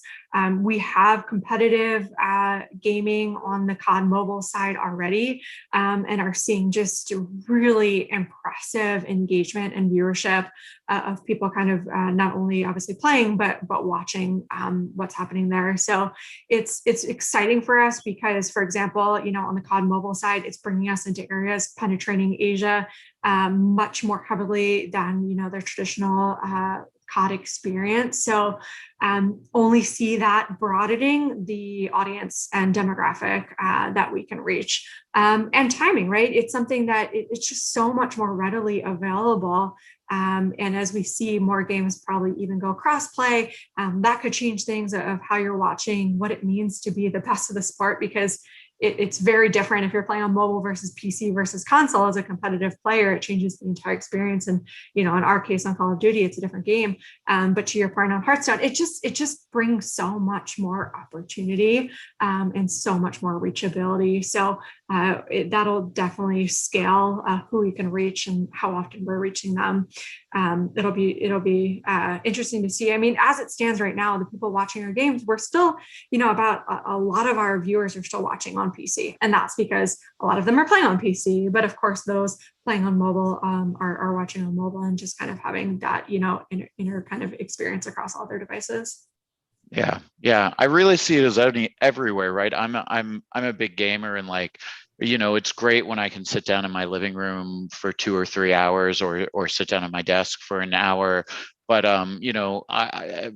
most of my gaming has been while waiting for an Uber, or while waiting in line for the pharmacy, or these things lately, especially now that the world is open. I'm taking every moment I can to be outside of this house. But games are really everywhere at every level. So that's really awesome. Oh, sorry. Oh, okay. I was going to say this is wonderful, hearing you guys talk. And, I was an 80s kid, and, I had the original Nintendo, and I remember, fighting with my parents to get, can I have more time? And, I would get the same response, you can't make a living playing video games, right? This isn't going to be a career. And if only I knew, right? Like, if only I had, well, no, Mom, this is going to be an international, this is going to be my job, right? If only I knew then what we know now. But no, this is phenomenal, guys. And we do have our next session getting started. So I want to thank you. To your point, Michael, I think gaming is pervasive. It's life at this point, whether you're on your phone and then you transition to the console or to the PC, right? It's become platform agnostic. The gamers are everywhere. The audience is everywhere. And I think it's, just about, growing to with every new generation that hits it, you're getting more and more people involved. So it's exciting, for you, Kristen, watching it grow. So we're rooting for you. We're going to keep watching. And I know you mentioned Chipotle. We had Scott here earlier from Chipotle talking about a lot of those activations. So excited to see that partnership evolve. And really, thank you both for being here. Yeah, thank you so much. Thank you, David. All right. We're going to keep the show rolling. We have 2 more phenomenal sessions. Now we're going to go to Adam Abruzzi, Andrea Frederick, Martin Westberg, all from AKQA. And then we have Sean Harvath, the Chief Revenue Officer at Extreme Elements, who you heard talking with the Chipotle crew earlier. So again, Kristen and Michael, thank you so much for your time today. And we will see you hopefully at another live cast soon. Great. Thank you. All right. So let's give a virtual welcome and round of applause for Adam, Andrea, Martin, and Sean. Let's bring them up to our virtual stage, and we're going to hear from the AKQA team. All right, we got Martin coming in. Like I said, guys, I mean, if only I knew when I was a kid, when my parents would tell me that I couldn't play video games for a living in the 80s. If only I knew then what I know now, I could have made a life out of it. Oh, and we got Drew here. All right. I am not Sean. No, you're not Sean. I apologize. That's all right. I'm not only Martin. All right. Well, Drew, welcome. We've got the entire team here from AKQA, so welcome aboard. Thank you. Well, thank you. I didn't realize you'd all be coming together from one place at the office. Usually it's a whole bunch of squares. I'm not used to it. I don't know. Maybe they're not together. Is that virtual or is that real happening? That's got to be the best Zoom filter I've ever seen. We are fortunate enough to all be vaccinated, and so we decided to see each other for the first time in 15 months. 16 Wow. Wow. Is that right? This is the group right here, 15 months? Yeah. I love it. That's music to our ears as someone who usually works in the in-person real world events business. I love seeing it. So Drew, I'm going to flip it over to you and I'll be back in a little bit. Awesome. Thanks, David. Hey guys. Well, as I mentioned earlier, I am not Sean. Sean unfortunately got pulled into a meeting, so I'm stepping in, but we were able to meet last night, so it's good seeing you again. I guess I'll just open, and I think the audience has heard a lot about Stream Elements over today, which was great. I'll just start with a little bit, again, introduction of anyone's, coming in, joining us new, talking about where we sit across, the gaming and esports world. As we talked about, Stream Elements has really built a set of tools and services that focus on creators across the industry and really trying to help them elevate their content creation and obviously their connection with audiences, right, across live and VOD platforms. And the majority of those creators that we're helping, I think we have over 1.2 million now, are in the gaming space, right? They're playing games, they're talking about games, they're part of sport, esports teams, and we help both individuals and teams in terms of that conversation. And then, of course, we work with brands, right, across both, from a macro to micro level to try and, right, be part of that dynamic between creator and audience. And of course, we want it to be authentic, we want it to be real. And we've done a lot of, brand partnerships within the gaming space itself, right, with companies like Xseed and Polarium and Scopely. And we do that both on, again, from a PC level and an engagement level, but also, as the last session was talking about, a lot in mobile and trying to drive, downloads and optimization through integrations that we have with first and third party, data attribution platforms. And so we're working, across, from a high impact sponsorship level to both a performance base, and working, as I mentioned, with macro creators as well as the mid and micro creators across the platform. And so we've done some great activations that hopefully I'll pepper in throughout. But if you heard my conversation earlier, as we might have talked about yesterday, I'm fairly new to the gaming and esports space, right? So I really welcome your carrying this conversation through in terms of bringing out, in your backgrounds, your information, and what you do in the space. So I'll start with that in terms of, if you guys just want to talk about yourself a little bit and what you're doing. Yeah, well, we are not new to the gaming space. AKQA on vertical for probably over 10 years now, as we've coming up on 15. Yeah, coming up on 15. So we do have worked with studios across the industry. Right now, we are most heavily engaged, at least the team that is sitting here tonight with, or today, with PlayStation and Bethesda Softworks. So my name is Andrea Frederick. I'm the account director here at AKQA. And for the past 3.5 years, I have overseen the day-to-day client services with our PlayStation work. And that is across the exclusive titles that the PlayStation Studios, Worldwide Studios release. So we helped concept and launch the campaigns for titles like Marvel's Spider-Man, also Miles Morales, The Last of Us Part 2, Ghost of Tsushima, Death Stranding, and some additional ones there. So I work across our disciplines and work with our clients to meet expectations. Nice. Yeah, and I'm Martin, Associate Creative Director, heavily engaged on our Bethesda titles as a creative lead and visual lead for development of both branding, campaign work, and support assets across basically any type of medium. So again, doing 360 campaign work, as well as trailers, marketing, branding, design. Absolutely. And I'm Adam. I'm program director, so I'm responsible for overseeing all of our producers and our production activities for all of our gaming clients. I've been here at AKQA for 9 years, so definitely have kind of grown with the industry through this. And in those 9 years, it's primarily been on our gaming work. So yeah, we've kind of seen it all. We've been there along for the ride and the evolution of what gaming has become and is going to be. And it's very exciting that we have the opportunity to work on these great, IPs with these great partners to make some cool content for everyone. Yeah, no, absolutely. Well, again, since you started 9 years ago and various stages of the gaming industry, my career in the gaming world started when my parents got us in television, if you can believe that. So anyone who's out there knows in television will remember those days. But I don't want to go back that far. But if you could take us back, again, over the last couple of years, right? Because there's certainly been a shift, right? Pre-pandemic, during the pandemic, and obviously post. If you want to go back, 2018, 2019, and 20, and what were the initiatives that you were working on then, and maybe how that shifted as the world changed?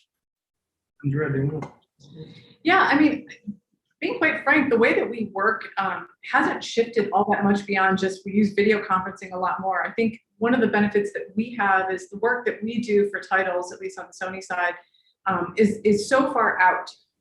We're working on titles that are not released and titles that are very far in the pipeline that allows us to react to those changes. But sometimes, quite frankly, they haven't affected us because some things just didn't change for the year. And then in some cases, it did change.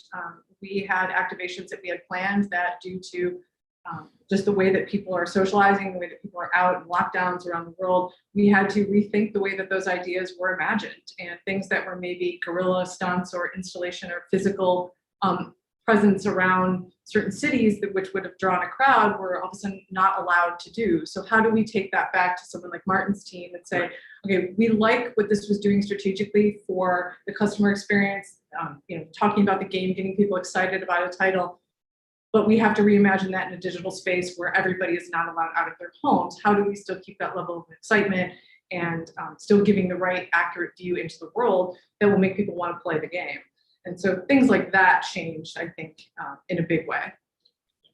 And I think we'll come back to when we talk a little bit more about the future about communities, but certainly that's made us kind of have to speed up our thinking around, we look to the outside world to find new communities to kind of broaden the spectrum of who to talk to. But these 2 last years, 1.5, has certainly made us hurry up and kind of to be reactive to where new communities are springing up online in the remote world, and obviously includes streaming platforms and then like the broader spectrum. So it's been an interesting time, but to a certain degree, again, like we've been lucky to be in the gaming industry because, again, there's the point is that you can do it from anywhere. Yeah. I would say I think that's one thing that we saw was the communities really explode and just the activity explode around it. We saw that with just some of the performance and some of the sales in terms of things that we didn't expect to go as well as they did probably went better because people had more time and people couldn't go out and all of those things that are not unexpected at all. I think it just kind of followed convention, what we thought would happen. Right. But the question is then how do we use what we learned for future, what we know about the way people behave and the way people interact with the games and what they expect out of an experience is really changed probably as well. Was your marketing mix I guess, more heavily then in, activations outside, digital platforms, before that shift? No, I think I'm trying to think actually to the campaigns that launched last year, and last year seems like 10 years ago now, to be quite honest. Those mixes did not change. Those were almost always digital in nature. I think because of the globalization of at least PlayStation and wanting to have the same customer experience no matter what market you were in, digital was always the most efficient way and the most effective way to create a consistent experience across many markets. So that didn't change. I think that some of it, I mean, you look at like just E3 right now, like E3 back in 2012, 2013, you were able to have your showcase, kind of present your material, your game to the world and get that live reaction right there face to face. And you were talking with, the media and kind of going through like what the game was about. And a lot of that now is a little bit different in the sense of like, we're still having that aspect, but it is from a remote sense. So how do you kind of continue that conversation since you're not in person, you're not at an event? And they also kind of tailored what our creative was going to be. Like the focus is how do we sustain this from a digital space and from a remote location. As Andrea said, that never changed from where we were starting to head. But then when the pandemic hit, it kind of just accelerated that. And that was the way that we had to kind of rethink a little bit of how we wanted to position ourselves. And I imagine, again, you mentioned conversation, right? In terms of feeling what the audience is, reacting in terms of campaigns and launches and titles that are coming up. I would have to imagine, again, going back a little bit further, as the rise of social media has come along, right? And we see it on our own platform with our chatbots. That interaction is incredible now, and building those communities, as you were talking about before.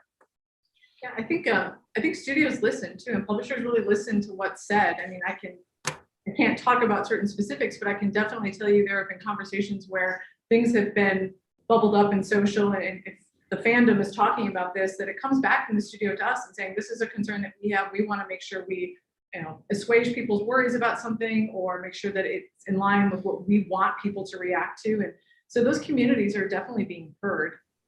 And with the rise of social, everything's so immediate. Like, that when you release a trailer or release anything, that the community, the internet community, will do what they do best. Right. They will analyze every little detail of it. So you have to be very thoughtful of like, well, are we ready to talk about this? Are we not ready to talk about it? How is this going to come off? What will the story and the narrative be when someone watches or engages in this piece of content? So you have to kind of put yourselves in those scenarios as you're crafting it to make sure that we're kind of thinking about all of that. And then how do you analyze that feedback, and then maybe do you iterate on it, or do you just go forward and say, well, that was our best foot forward, and that's the reaction, and we'll go for that. Well, I mean, that's an interesting question. Obviously, like feedback in terms of what the games are is not really something that we are, engaging with in that sense. I mean, for me, another observation in terms of conversation and dialogue between developer or publisher, marketer, and consumer that I've been kind of feeling strongly about for many years, and I feel like, again, COVID really accelerated it. And I think we're seeing it a lot in this year's E3, et cetera. It's this conversation around where the messaging is heading, and the kind of, I would say the kind of, what's the word, like asymmetric kind of monolithic of the olden days of this grand presentations of the veneer, and then what the consumers are starting to expect. And it's obviously hard to analyze, but that social space, the analytical, the conversational, there have been murmurs of expecting more transparency from the developers. Like players are eager to see the product itself and to be engaged in a conversation about that, and they're happy to.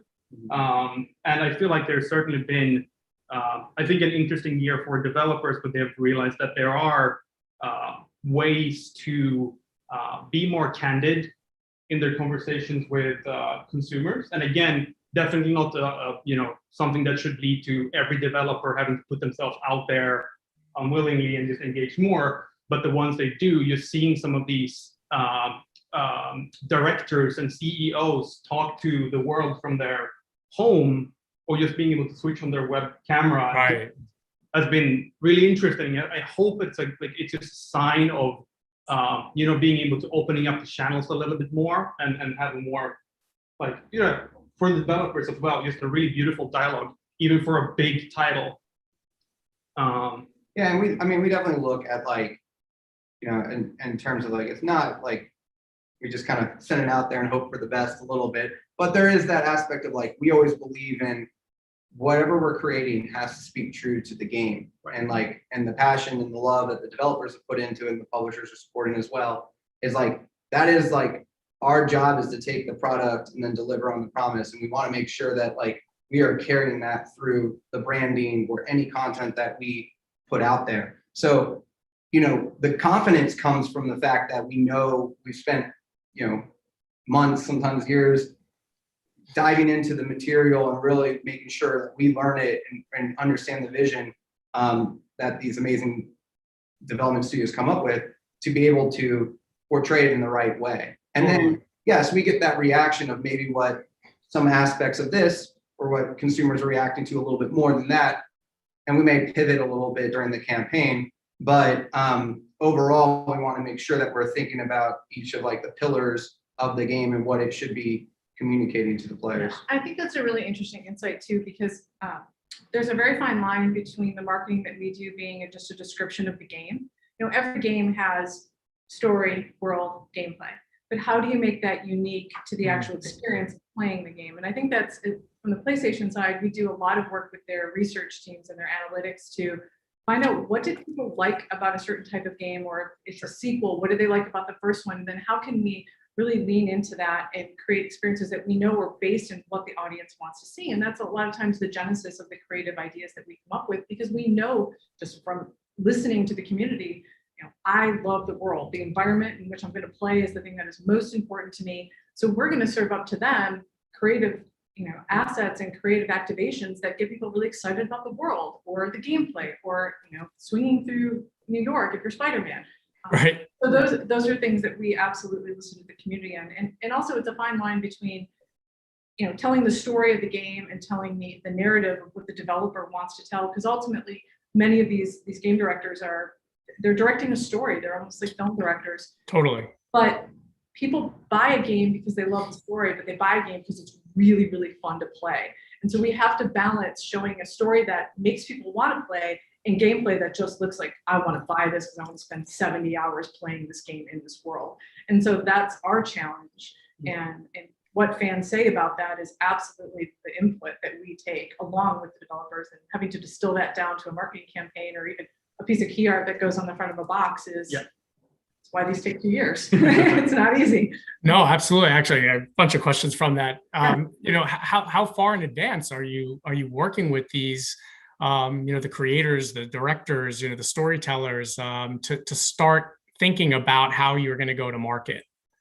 It varies. Yeah. I think we've been asked at times to be pretty much from the beginning, but other times we come in right when it's ready to just hit the go button and start bringing it out to the world. So it definitely depends, and we've kind of seen everything from like a 6-month campaign to something that has been 2 years, and then the lead time for each of those. So it really depends on what feels right for the product and at the time, based on that. And we defer to our partners when it's appropriate to bring us in and really get it in, because there's also the challenge of it. Like, if for us all to succeed in communicating and marketing a game or any product, it has to be established to a point where it's pretty concrete on what, and there's times where sometimes it's still being worked on, and obviously game development carries throughout the marketing campaign. But you want to make sure that we're all aligned on what this game is and the vision that it's going to be, and where it kind of fits in with everything before you start just jamming on like, how are we going to market this? How are we going to communicate this to consumers? It's also really important to keep in mind that sometimes we are working on titles before the public knows that they're happening. So right. They may know about a game for 1.5 years. It has taken 3 years of our lives. Speaking from experience. Great. Well, I won't ask you to divulge anything that's now I'll see in 3 years, or 2.5. Where activation channels have you seen success, or are you interested in pushing further into, right? As we get into different, I guess, areas where communities, as you were saying before, have shifted. Well, I mean, I'm really interested to see. I think we're still partly in the infancy of these like integration of like digital platforms as well as game and product. Okay. So I mean, again, we saw even 6 years ago where Valve was running an in-game interface for it when the World Championship was on. Part of that experience was already happening in the game with your account being hooked up. Obviously, we see a lot of use of different types of Twitch drops or drops in general, rewards that are either connected to your live service game, or again, just from participating in a stream for an upcoming game, etc. Possibilities are endless there. And again, really loving seeing that some indie developers are catching up now and actually integrating Twitch chat, like direct access to the streamers' games, where something they do can affect, mess with them or give them a bonus, etc. I think that's super enjoyable and super fun. And I think we're starting to look at how that could be part of, again, the launch window where streamers are playing something, a new title. I think there's an interesting toolbox there of just continuing the conversation using some of these new really interactive digital reactive tools, and that kind of overlay where just the weird intersection between the big community, a lot of passion, the game is happening, and all those little in between points where you can just like communicate the message or express yourself. So, well, Martin, you just described Stream Elements, so thank you for bringing that to the forefront. It's a really cool space, and I think the streamers are enjoying it, and it's clearly like working for the chat environment. So it's just a fantastic, never before seen kind of medium of interactive experience in a way. So it's cool. I think one of the things that we're seeing on the PlayStation side too is a lot of requests from our clients around AR and social and influencers, and how can we sort of create an experience that brings all those together. And we just did something recently for Ratchet and Clank Rift Apart that was using influencers in a really interesting way that actually brought elements of the game into that influencer experience, and that was really successful. And I think it showed the fun and the experience, but it used the reach that these influencers have in a really successful way, but is also from a business standpoint really efficient and effective. So and I get you're doing both console and gaming, right? Gaming titles, or not console? No, we're just the console. Primary console. I mean, just the console. Some of these games come out on PC, but primarily. Yeah. Right. So the physical console itself, I mean, are you marketing that as well? Outside the games, just the game. Just the software. Yeah. So are you using, what's the usage between creator and any of the titles in the esports space, right? Are you guys activating there in terms of getting those titles out to those type of teams as well? Many of the titles we work on are not esports games, so we're not too involved in that. I mean, in the past we've had some integration with it, but primarily the games that we're working on are more of the ones that are just more like the storytelling, or even if they're multiplayer, it's not like the more competitive kind of side of it. Got it. So we're not working on like FIFA or anything like that has like a pretty big esports following, or Madden or anything. Man, we had a pre-conversation, obviously. I don't think I had to, hide that from the fact. And I didn't even get to question number 2 yet.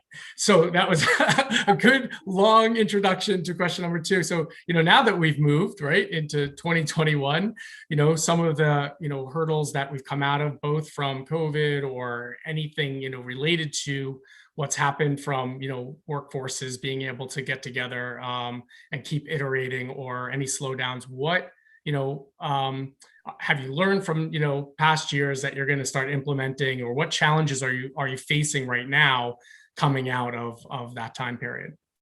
I can speak from the PlayStation go ahead. side in the sense that we have a new console that was released obviously last November that is still very difficult to get. And that is a result of COVID, obviously, with supply chain and chips that are hard to find. So it really does, we think about the way that our campaigns are going to be structured in terms of what is the install base going to be when those campaigns launch, and what does that mean for the player, and looking at games that are exclusive on PS5 versus being able to be played on PS4 and PS5. So that's something that, although we don't have control over that, because obviously we're not involved in the global supply chain of a console, we still have to take that into consideration when we're mapping out a campaign that maybe 6 to 8 months is what is the install base going to look like in 10 months versus now. So and reminding our clients too that a tactic may be more successful or may land better in 8 months, so evaluate it with that in mind. Yeah, I think too, the pandemic, as all of us, as we've experienced in any of our jobs or careers, that you kind of have introduced people into your world, your house, your home, your whatever. And there's a little bit of, I wouldn't say it's like casual by any means, but there's a little bit of, now that people have gotten used to that, they're a little bit more exposed to the transparency of it. So they want to really just kind of be like, it's okay a bit to, not have this thing completely fine, but we want to join you along the way. We want to hear about this more. And they are kind of scratching for more information anytime they can. That because of that doesn't mean we should necessarily always do that. Yeah. So it's something that we're just kind of balancing a little bit of, I think, as Andrea mentioned, just overall in any of the kind of productions that we do, COVID affected everything. I mean, there was supply chains from how people were able to get together for making or doing live shoots, if we were doing live shoots, or how people were able to be together for in-person events. And so a lot of that is starting to get back to it. And it's a balance of well, here's what we did for the last year from the digital space, but how are we also going to plan out and prepare for those activations that we're now getting back to some sort of normalcy to a degree, and how we kind of mixture that, because it's not, it may not ever go back completely the way it was. Yeah. So I think there is always going to be that balance, and we've yet to see the impact of it, right? How backlogged are we really with a lot of these things around the world? So it's a little bit of, it kind of gave us the grace in marketing that there is some ways that we can kind of pivot and adjust or make sure things go out when it's appropriate. But now we're getting back to kind of the firmer deadlines, the firmer kind of activations, and the firmer cadences of the year that we used to be doing before the pandemic. In terms of the amount of creative that you put out for any one title, with so many different distribution points now, right? And audiences, all over the place in some respects. How do you manage that and plan for all the different creative ways that you're going to get the game out there and market? Okay. Yeah, I mean, one thing that's very interesting, I think there have also been almost like a sense of consolidation. There is again, the online space is so incredibly cluttered right now. There's so much, just because everything has moved over there. So the thought patterns around how to consolidate information and actually make less, actually, I think, on all of our minds, and just make it easier for people to consume. Again, come back to Europe, but the information they really desire, at the right moment. So, I mean, of course, there's a whole operation of planning. Yeah, I was going to say budgets determine a lot of that. Right. Straight up. Yeah. But what's interesting is, there's always going to be a stream of assets that come from the studio. They do, a set of trailers that we can just expect that studio to produce. So what can we do then to buoy that or augment that or amplify that or talk about it differently? Because like I said, they're going to be focused on different things than a marketing plan is going to be focused on. And there's always a base set of assets that from a digital perspective, that we are going to produce. Certain regions tend to maybe respond more to out of home or bus wraps or subway wraps and things like that. So there's a lot of really basic things that you don't think about when it comes to a campaign, but really help with awareness when you're marketing Spider-Man and you go get on a metro train and it is indicative of the fast travel experience in a game. And so that a logical connection. But Paris may not have that, or Tokyo may not have that. So it really does depend on budgets and territories and where they want to focus. So Totally. I'm sorry that didn't answer your question, because it's always different. No, of course. I knew that it was going to be a really tough one. I mean, there's so many places and so many titles, right? And obviously there's going to be a lot of activations to work on. And to Martin's point, where it makes sense. I mean, we're constantly looking at the landscape of everything else, not just in games, but in movies and TV and music and sports. Right. What are the major events that are happening that are going to attract someone's eyeballs, and maybe that isn't the right time to kind of release an activation or go to something. I mean, I think I go back to the movies where, like, when Avengers Endgame came out, that movie with Seth Rogen and Charlize Theron came out when she was like the president. And they basically had, before you saw the movie, they had that introduction where they're like, we know you're watching Avengers Endgame, but before you watch Avengers Endgame, please check out our movie at some point. And so that was a very clever way of acknowledging what was around their release. But that's always something that we're kind of assessing and thinking about. No, for sure. I just lost my train of thought. Oh, yeah. So obviously we're in the middle of E3, right? A lot of titles being announced. Anything that you can talk about? Obviously not asking you to give away anything, but that you'd like to tell, the audience about Bethesda and PlayStation in terms of what their announcements were.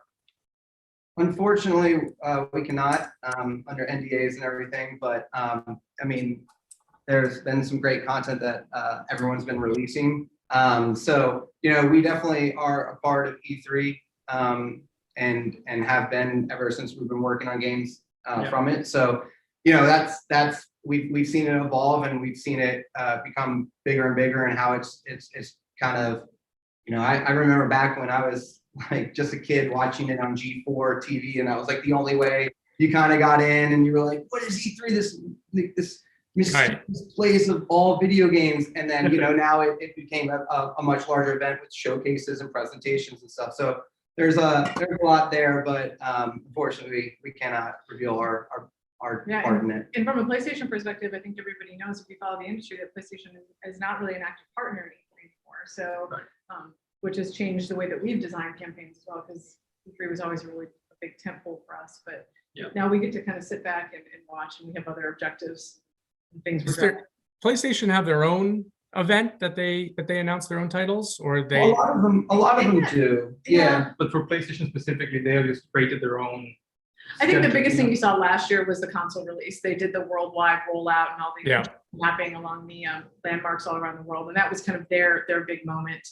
Yeah, but every publisher has got. I mean, major publishers have kind of created their own shows a little bit, and some of them are like the bigger versions of those are at E3, as you've seen, like with some of them that are going live now. But I think that with E3 not happening last year, that's how they kind of adapted. They're like, well, we want to have some releases, and we want to communicate how are we going to do it in our own way, and then they're just kind of carrying those through to a degree. Yeah, PlayStation has a state of play show that they use to make their big announcements, which is a digital live show. Right, got it. It's been talked about throughout this conference. If I've watched dipping in and out of some of the conversations in terms of, an audience shift, right? I mean, again, gaming used to be for, younger people, I guess, and those younger people have grown and, keep growing. And now, the demographic, I think, reaches well above 50 at some points. So do you see these titles? Have you seen like an adoption or continuation of, an older demographic shift playing your titles? And then again, how do you market to, generations that have long been with games for 10 or, 15 years? And then the new generation, right, that are just being introduced to some of these games. Unfortunately, there's no strategist with us today in the room. The amazing, complete answer to that question. I think it's interesting, the generational marketing that we're seeing, because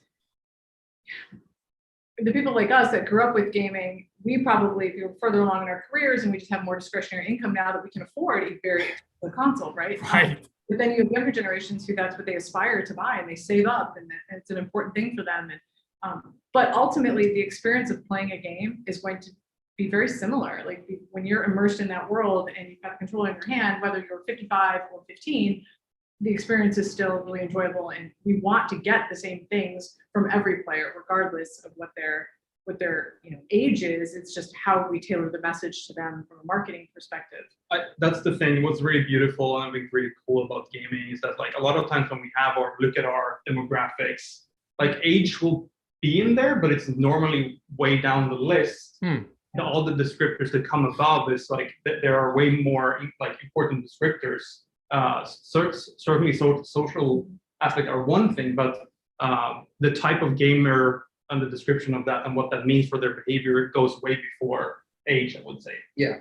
In most cases, obviously there are a lot of exceptions. And yeah. When you look at which games goes to who. Sure. And we were not going to market The Last of Us Part 2 to 14-year-olds. So absolutely.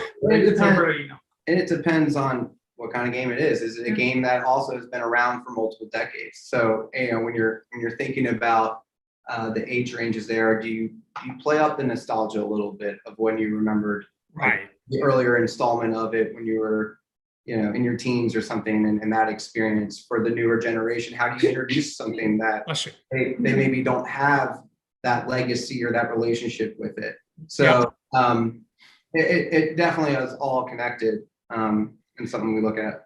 But certainly when it comes to like online gaming and social gaming and esports, obviously there are behavioral shifts that will come with that, and that's certainly worth observing. Again, we tend more so by their circumstance, haven't been working on esports titles mainly, where the observation of the age range where that is like highly relevant. As a sport, as an athleticism thing, clearly would skew younger. But again, I think with us working with these big stories, we have a lot of flexibility. And some of the releases, talk about now as we move forward, right? What you're seeing, again, in terms of your marketing, in terms of how you go to market, going back again a little bit to the shifts in where consumers are, consuming, whether, console, obviously. I know Bethesda and others have games, right, from a mobile standpoint. How do you make the connection between the two? And again, try to keep marketing, as consumers are, getting this content so all over the place, right? I mean, it's almost hard to keep up. But I just guess speaking on a little bit what your thoughts are in the future of gaming, and less to esports, obviously, since you're not in that, entirely in that space. But obviously, for the theme of the content, gaming and esports, what's your thoughts on the future? I could certainly talk about esports for hours, like personally, but again, it is more about personal side. Like I don't do that all the time. I think again, like what is definitely like we're seeing some really cool things happening again, like with cross media, and again, it feels like it's a very kind of dynamic space right now. But just like entertainment branching happening for games into series.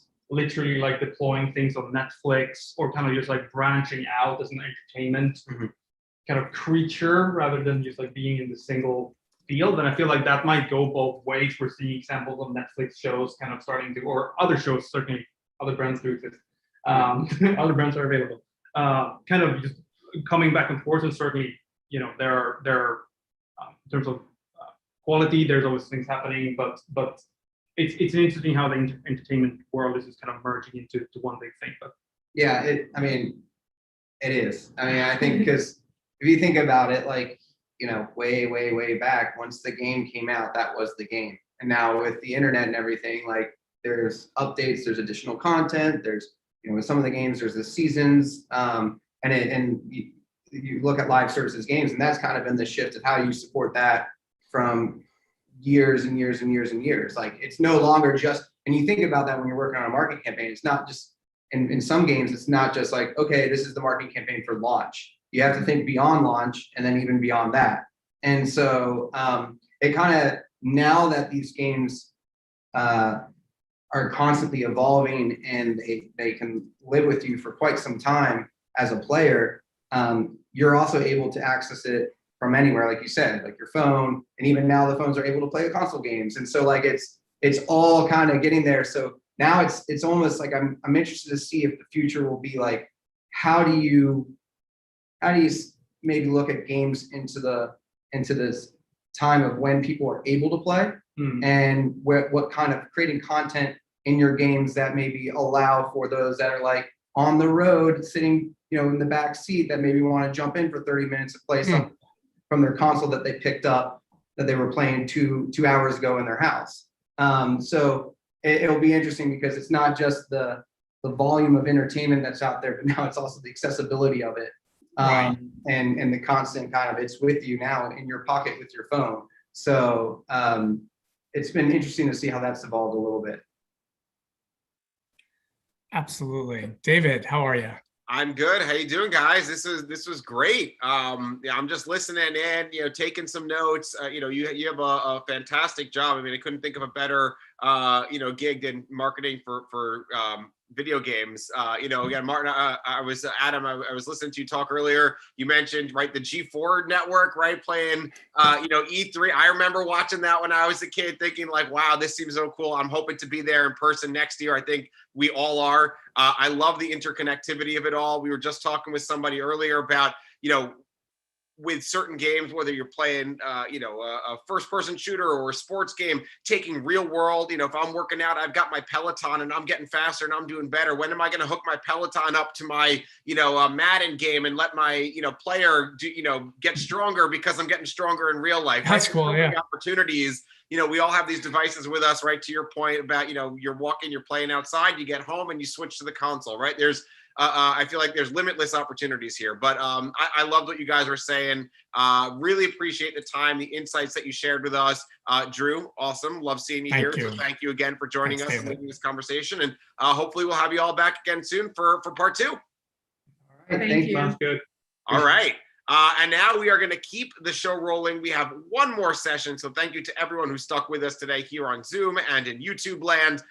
We have a wonderful discussion featuring a host of experts and industry leaders from Samsung Ads and Samsung, our marquee partner and sponsor for today's program. And of course, we've got OMD joining as well. But I would like to bring up Deb Stambaugh, the head of strategic marketing for the Americas at Samsung Ads. Deb is going to introduce today's program, or rather this session, and she's going to be talking with Grace and the rest of the crew. But I figured, Deb will bring you up to start, and I think you're going to be introducing the individual participants who joined.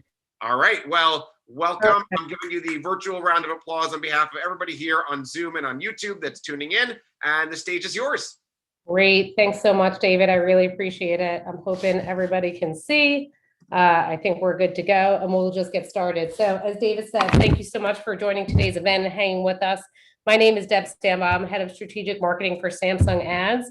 We have a powerhouse lineup and a packed agenda, so I'm just going to jump right in. We're going to kick off the session talking with Grace Dolan about in a fireside chat to discuss Samsung's evolution in the gaming sector. We'll share a little bit of our insights on our latest gaming research, consumer behaviors, consumer trends, all things gaming that will help you with all of your media. And we'll follow that up with a panel of thought leaders in the gaming space to really discuss those macro trends in a broader way and how Samsung Ads is helping brands to connect with this coveted audience. So before we jump in, let me give you a little bit about Samsung Ads. So quite frankly, and I love this part of my job, to be honest, we are the brand that people love most around the world. At Samsung Ads, our advertising ecosystem spans smart TV, mobile, and even appliances. And we like to say that life runs through us because billions of people live their lives through Samsung smart devices. And as an ads business, we help consumers discover the content they'll love and the brands they want to buy. So to give a little bit more and dig a little bit deeper into our connected TV offering, we have some incredible exclusive inventory and offer some of the most impactful experiences in both TV and mobile. With more than 50 million smart TVs and powered by our first-party proprietary automatic content recognition data, 2.5 times the scale of the next ACR provider, we really enable brands to know and find your audience across linear and streaming, manage reach and frequency, and then measure with confidence. And really to do at the end of the day, what's most important is connect with consumers at every moment of discovery. Really, that's what we're all here for, and certainly in the gaming space. Now, let's get into this. So I am thrilled to welcome Grace Dolan to the stage here.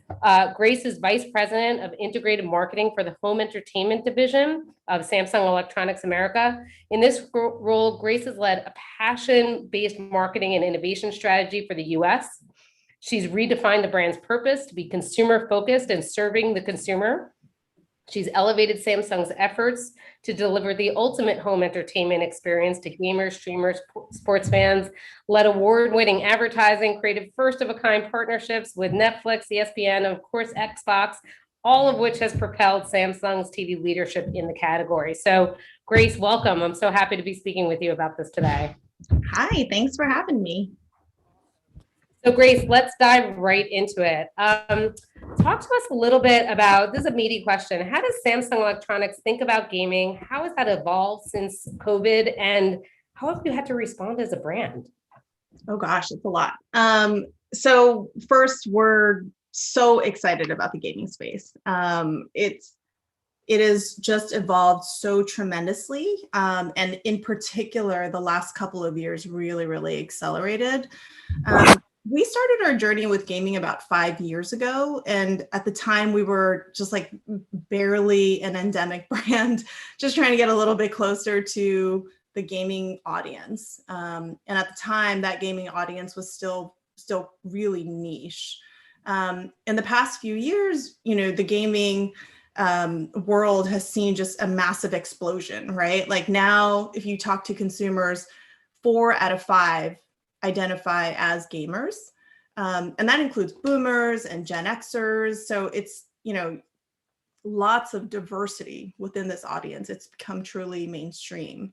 So I think the challenge now as a marketer, in addition to a manufacturer, is just, just like in traditional sports and media, we find ourselves needing to segment this really broad audience to make sure that we're continuing to deliver content and experiences that are relevant for these very distinct audience profiles. So, just as you would never dream to serve up the same content to an NFL versus an NHL audience just because they both like sports, we have to create wildly different experiences for somebody who is an NBA 2K fan versus someone who plays maybe Call of Duty Black Ops, right? There's some overlap, but there's a recognition that the passions might, diverge a bit.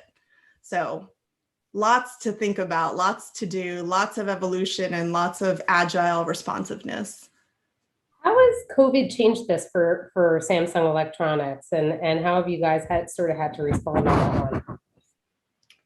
Yeah, no, again, because of COVID making gaming so much more mainstream, I think we've just had to take a much broader approach to understanding who these varying audience members are, because it's not just one niche group of consumers, right? It's a whole very diverse world of gaming segments.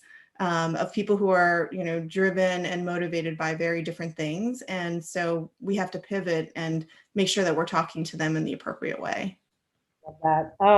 It actually makes me think about, and so I know Nick is going to share some insights later, but, when I think about Samsung Electronics, can you talk to us a little bit about how did Samsung Electronics get into the gaming spaces and become sort of this endemic, hybrid, if you will? So oh gosh. So we entered the gaming space a pretty long time ago. I mean, over a decade ago, but in a kind of like dipping your toes in the water. In 2016, we kind of dove in right away, and it was all very insight-based. We were seeing pretty flat performance on the business, and we dove in and talked to TV owners, and we just had this big aha moment that these TV owners just didn't think that they needed to upgrade their TV. And it's because of the TV they'd purchased 7 years ago seemed fine because they didn't realize how much innovation had passed since they purchased it. So one of the key exceptions was gaming and gamers, because TV performance is directly tied to a gamer's ability to win. So, the example I love to give is with first person shooting. Say say you play first person shooter games and your TV frame rates just can't keep up with your console frame rates, you're toast, right? You're dead. And that would be the aha moment for the gamer to say, you know what, I really do need to upgrade my TV. So we just started paying a lot more attention to this audience. We built strategic partnerships to help us grow gaming credibility, uncover gaming insights and pain points, establish tech roadmaps to create better gaming experiences. And of course, understanding how to communicate, where to communicate with this audience to really build an authentic relationship with our brand. That's amazing. So you actually mentioned strategic partnerships. Can you tell me a little bit more about that? Sure. Yeah. I'll call out one of our partners who's probably been our most valuable partner in this gaming journey, and that's Xbox. We partnered in 2016, and that was when they were preparing to launch the Xbox One X, and we were preparing to launch our QLED 4K TV. And it was just this moment, as we looked at this 6 teraflop, incredibly powerful console, and then this absolutely stunning 4K TV, we're like, wow, we can really bring 4K gaming to life if we were to join forces. And so that's what we did. And at the time it was for a marketing event, but over the course of the last 5 years, that partnership has grown into a very deep and multi-year relationship across engineering, insights, marketing, business development, and what kind of drives all of our teams within our broader companies is just how do we enhance and then maximize the experience that gamers have with our products. So the mission and the brief has been really, really very, very clear. And I think because we've been very true to our, end vision of bringing these experiences to consumers, we've also, borne a lot of fruit for the brand. So, this past late last year when we saw all these next gen consoles launching, Samsung was the only brand that wasn't buggy on day one. And it's because we had been working with their engineering team for months, just prototyping and making sure that the experience was really good. And we even got an endorsement from Microsoft in this partnership period. And it was the first time that Microsoft had ever endorsed another big brand as like the best way to play Xbox. So, lots of cool stuff. Yeah, and that says a lot, right? Because we're from a Samsung Electronics perspective, you built it in, right? You built the capability in so that the gamer has, as we talked about at the very beginning, the ultimate experience, right? Because otherwise, for sure, yeah, the technology was there. It wasn't just fluff. Right. Exactly. So let's, sort of last thoughts here before we transition. Where do you see the future of gaming heading, and how will Samsung support this in the market? Oh my gosh, the acceleration is just beginning. Gaming, as it just becomes more and more mainstream, you can expect that you will see even more investment in this space. So greater access, more diversity of formats. And I think a lot of you have probably seen Xbox's announcement earlier, this week, talking about integrating cloud gaming into TVs. Like, you'll see much more of brands trying to create new and better and more diverse experiences for that audience. And I also get really excited because within that, as a marketer, thinking of the experiences that we can create within the metaverse, right? Like, we're seeing that line between virtual and real, really start to fade. And it's really, really exciting to think about how we can interact with our gaming audience in that space and in this space and merge the two for even new and more exciting opportunities. So lots more to come in this industry. I would hold on to your hats. How are you? Well, it's great that we've got the foundation, you've got a foundation that you've built, and an amazing foundation to build upon. So thank you, Grace. That was great. I really appreciate the time. Thanks, Deb. All right, talk to you soon. Okay, guys, we're gonna keep it moving. I would love to introduce, hold on, I gotta share back because I wanted to see everybody's beautiful face here. I would love to introduce Nick Barrenueva, who is our head of gaming industries. Sorry, guys. Head of gaming and sales partnership and our industry lead here at Samsung Ads, who's going to really provide a quick overview on our latest gaming research. So Nick, over to you. Great, thanks, Deb. Appreciate it. What a great conversation with Grace. That was really, really informative and just great to hear. As I'll begin here, with our proprietary data, we understand the gaming audience from both a hardware perspective and a behavior perspective. And our unique data and insights mean we can observe how gamers spend time on their Samsung Smart TVs, whether watching linear TV or streaming content, and time spent on their game consoles. And by leveraging our unique automatic content recognition technology that recognizes content viewership across linear TV, OTT, oh, whoops, one sec here. I think, Deb, let's one sec here. I think we lost our presentation, but that's okay. Maybe we can bring Deb back. Wonderful. Yeah, hi, Deb. We lost you. There you go. Sure, no problem. These things happen, but anyways, as I was saying, by leveraging our unique automatic content recognition technology with which Deb sort of touched on at the beginning of this session, it helps us recognize content viewership across linear TV, OTT, and gaming environments, and that really enables us and our platform to recognize hundreds of the most popular game titles in the US and identifies each gaming session, allowing brands to reach players of specific consoles, games, and genres. And we can target and report on engagement and lift on users exposed to a brand's ads on our platform. And we work with partners to reach gamers through brand-safe advertising solutions across CTV, mobile PC, and Samsung's exclusive smart TV ad experiences. And our native experiences reach gamers from the moment they turn on their TV as they enter their game console. And we can also drive high visibility with premium new ad formats that we're developing that we've introduced actually, such as our game console launcher on smart TVs. And through our Samsung TV Plus and Samsung Content Network, we can reach gamers in streaming and contextually relevant environments within our ad-supported video on demand apps and on Galaxy mobile devices as consumers consider their next gaming experience. And because we know what games are being played and used, our enhanced audience targeting helps to capture real-time TV and gaming behaviors across the Samsung household. And the good news is gamers are reachable during their streaming time. And what we found is in Q4 2020, gamers spent more than 3 hours streaming per day. And over the past year, gamers' time spent with ad-supported video on demand outpaced subscription video on demand in terms of growth.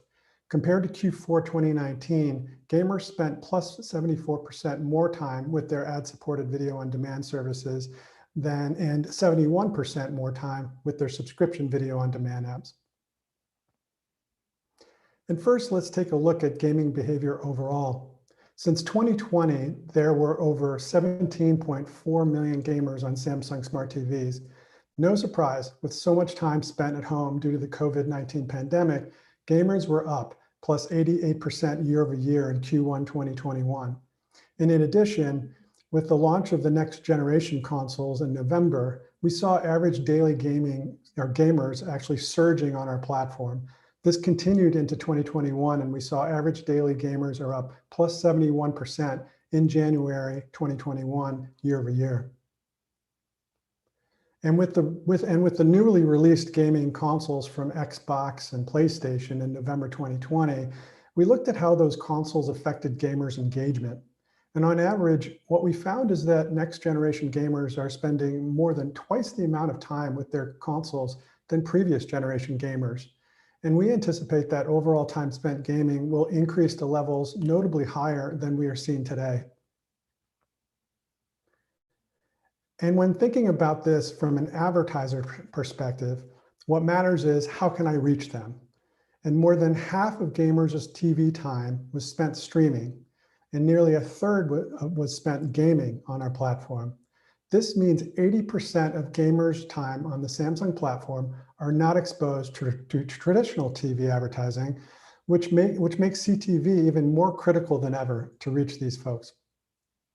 Now I'm going to pass it back to Deb to introduce our panel.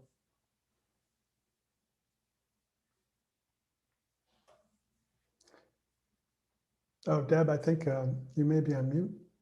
Sorry, thank you. Those were great insights, Nick. And I think it just reflects on how much, number one, gaming has become the mainstream, as Grace talked about, I think is the previous panel we're talking about, and how, there's just so much opportunity from a CTV space to really reach those gamers. So let me introduce our panel. Nick is going to stick with us, so we're psyched to have him. We also have Michael Bernardoni, who's the global business lead of OMD Activision, as well as Mike Lucero, director of gaming and product management at Samsung Electronics. So I'm going to have a Nick B, a Michael B, and a Mike Lucero. So bear with me, guys. I'm going to keep everybody straight as we go. And I'm going to stop sharing just so we can see each other. And I think that's a little bit better. Okay, so let's dig in, guys. First question. Mike Lucero, if I can throw this to you to start off, and then we'd love to do a round robin. So how are we competing for gamers' share of time in the world of entertainment in total?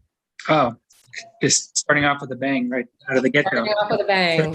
First of all, thank you for hosting the panel and having us here. It's been a great conversation today already. So it's interesting because I've worked on several game console launches and also with Twitch.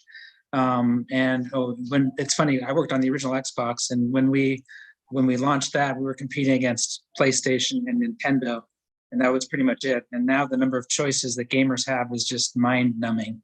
So the question is why? There's really two questions. Gaming continues to be the biggest form of entertainment, $80 billion in revenue this year, 2.8 million gamers worldwide. How does it continue to have its, really astonishing growth? So there's a couple of, I think, key factors, and I think it's why brands want to continue to stay close to gaming as a, as a connection point, passion point for their audiences. So the first is the interaction model. The fact that it drives so much engagement is really key because you're leaning into the experience, whether you're playing your games on a console or on your PC. You're paying attention, you're focused, and you're very passionate about what you're doing. And that interactivity drives engagement that is going to keep people there longer. Same with, example with Twitch. Chat is an amazing interaction tool because it drives that interaction with the community. So I think the very nature of gaming makes it naturally something that people will spend more time doing, and that's exactly what's happened over the past couple decades. The other thing that's really grown in the last few years from a how do you capture those and keep those audiences around community, and whether it's your immediate friends or the influencers you follow on Twitch or YouTube Gaming or whatever, it's the fact that gaming has become this huge community and all your friends are doing it. So again, that's going to keep your audiences focused on that medium, which is why they continue to be staying for such long periods of time. And then last, and certainly the most important, is around content. And I couldn't be more excited than right now during E3, with all these, there's great new franchises. Bethesda announced an exciting new franchise in there on Saturday. But then there's also sort of resurgence of old franchises or sort of mashup franchises where they're bringing more of the sort of movie-based IP into gaming. So it's the fact that content, both from a gaming perspective and as in games you will play, and also the fact that there's a constellation of gaming content from video suppliers like Netflix, with some of the things they're doing with Witcher and Resident Evil and such, Cuphead. That's just more and more entertainment options around gaming that it's kind of a snowball that's going faster and faster down the mountain. So it's there's a lot of great reasons why gaming continues to grow. And, I think those are three of the most important factors. Awesome. Thanks, Mike. I mean, it really is. Our worlds are colliding, right? Michael B, talk to us a little bit from an Activision perspective. Do you guys find when you're thinking about attracting audiences, are they, streaming more entertainment in general? Is it gaming specifically? It sounds like from Mike Lucero, it's a little bit of both. Well, it is a little bit of both, and I support a bunch of what Mike has put forth. I think there's some more anthropological issues that we need to introduce to this, and some of those is that gaming was always on the rise even before an event such as the pandemic and what has happened there. But I think what's really interesting is about where gaming as a platform of participation fits into culture, and how it's gained so much more step change influence today than it was previously. And what I mean by that is when you look at what happened with the pandemic, there was a lot more, obviously everyone was at home and people of certain ages had to, entertain themselves in different ways. You had streaming, which we've all, obviously binged to a point of almost exhaustion, which is a passive form. There's only so much content that was produced that you can consume, and we've seen the effects of that. So even as we start to say, are we headed back to normal, or who's streaming more, or who's going to play more games? What we see is that while we were in the pandemic, streaming was at a higher watermark in terms of consumption, and gaming obviously rose as well. But now as we're coming out, we start to see them almost in perfect competition.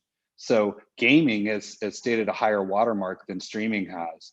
And the reason is that one is passive and the other is active. And the other thing I think that's interesting is that there is no new normal, and 30% of people say there isn't, except for 60% of those people who are parents, who are optimistic, hoping that they can get the kids that they give permission to game back into a different place, except for that's never going to change, because now it's a social platform. I wouldn't even call it gaming. Totally. I mean, I know my kids are downstairs shouting into a microphone all night on the weekends when we let them play. Nick B, anything to add on either audience or streaming and opting in more, or are you just in full agreement? I'm in full agreement. I think as consumption trends sort of evolve, we're seeing sort of the ad tech and, media community as always sort of start to follow. So I think, I don't have much to add to these fine gentlemen in this regard. So let me switch then direction slightly. So talk to us as a leader for Samsung Ads in the gaming space. How are endemic gaming companies reaching gamers versus non-endemic gaming companies that know that the audience is valuable? I mean, as we just heard from both of our Mike and Michael's. Yeah. I mean, I think some of the research that I just mentioned, the fact that what we've learned over this past year is that 83% of all gamers are quote unquote mostly streaming, right? Meaning they're spending most of their TV time streaming over watching linear TV. So that's like a starting point. And if you're an advertiser looking to reach gamers on Samsung smart TVs, for example, and your plan only includes linear, you're risking missing 8 and 10 gamers with your message, right? Just to start off there. So in addition to CTV and reaching gamers and ad-supported video apps, which is certainly a big part of what's happening in the industry, we've found that there's opportunities to connect with gamers before they begin their gaming or subscription video on demand session, for example, right? So what we're seeing is gamers are spending more time in the Smart Hub than the overall Samsung audience. And for those who might not know what the Smart Hub sort of refers to, the Smart Hub on Samsung Smart TVs is where consumers spend their time sort of navigating and discovering new content, apps and games to play. So it's a really sort of critical point of connection with the gamer as they're sort of navigating that experience. And what we found through our research is that during 2021 or during Q1 of 2021, game console owners and heavy gamers spent over 20% more time in the Smart Hub viewing streaming TV content and gaming than the overall Samsung audience. So leveraging the Smart Hub in addition to CTV in terms of ad opportunities gives our advertising partners the ability to reach gamers before they enter or when they end their gaming and subscription video on demand sessions. And just finally, partners utilize this approach a lot, and what we're seeing both with endemic and non-endemic brands, they utilize this approach to complement their existing linear TV and OTT strategies to drive incremental reach and gameplay conversions, as well as provide insights into their audience's cross-device behaviors. That's awesome. And I know, I think the latest stat I saw is something like 20 minutes of time can be spent on that smart hub. And you're saying it's 20% more for gamers. So that's super impressive. What a great way to sort of a moment to engage. Mike Lucero, can you just double down for us a little bit on that from a services and TV perspective? Like, how are, and even from some of the comments that Grace made, how are we really making that experience great for gamers? Yeah, so a really good question. And I think some of the, first of all, I think Samsung has done, at the beginning of the day, it's all about great products, and, I've done a ton of research now with gamers, and they absolutely appreciate the features that Grace mentioned that we put into our TVs that just create a better gaming experience. The fact that you buy your new Series X or PS5 console, and the fact that your refresh rates are faster, and the difference is, absolutely, you can see it if you do a side-by-side comparison. So, delivering great products that speak to gamers. We had the game bar and the ultra wide screen that was more for PC gamers, but again, a gamer is a gamer. So it's still those people love that. So I think the innovation we've done as a company, not just on the television, but that goes to our bigger gaming brand. What we've done on in Galaxy, for example, with X out and Game Pass. That was bringing for the first time console quality streaming to the phones. That was not lost by the vast universe of gamers. So they appreciate the fact that that's something where we're innovating and we're working with leading partners to do that. And that's really sort of changing the the frame that they operate in from a brand perception perspective. So I think having that innovation that we bring uniquely at Samsung is super valuable and recognized by gamers. Last but not least, and again, I always will end up at the content, but even on the video content side, we've got our TV Plus service, we've got an owned and operated channel there called Gamer 365 that's doing very well. The growth rates there have gone up dramatically since the beginning of that. And we've brought more video content to our TV Plus lineup with some other partners, improved content from IGN, from Ben. So we're trying to just continue to up-level the quality of the content. So that's going to just give us both credibility with them and also drive engagement and utilization of those services by those gamers. Yeah, and I love what you said, Mike. In terms of really it's every experience, and as we talked about at the beginning, right? Our job as marketers, as game creators, et cetera, is to connect at every moment we can. So having that entire household, that entire connected household is so powerful about from a Samsung perspective overall. Michael B, I want to switch over to you. Let's hear from like the person that's actually owning it at the end of the day, right? So talk to us about Activision. How are you guys using CTV? Who are you trying to reach? How's it been effective for you? Yeah, I think certainly as these two gentlemen have pointed out, I think one of the important things is first and foremost is the ownership of an ecosystem. As Nick points out, what you're developing is you have a content ecosystem, but it's not just a content ecosystem.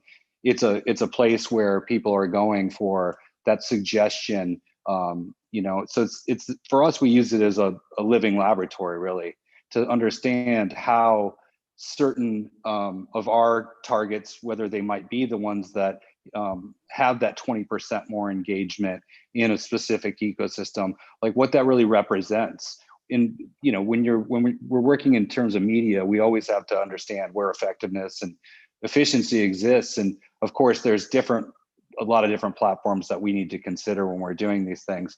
But from a standpoint of being into an end-to-end closed loop ecosystem, there's a lot of value in terms of what that can get a read on of those most valuable gamers, as we would say, because that's who we're after. But ultimately, at some point, you need to understand where do you invest a dime versus a dollar in terms of those groups, and that's what we try to evidence. We try to understand how they're managing through the ecosystem, what the line of sight into the future is such as Mike is pointing out.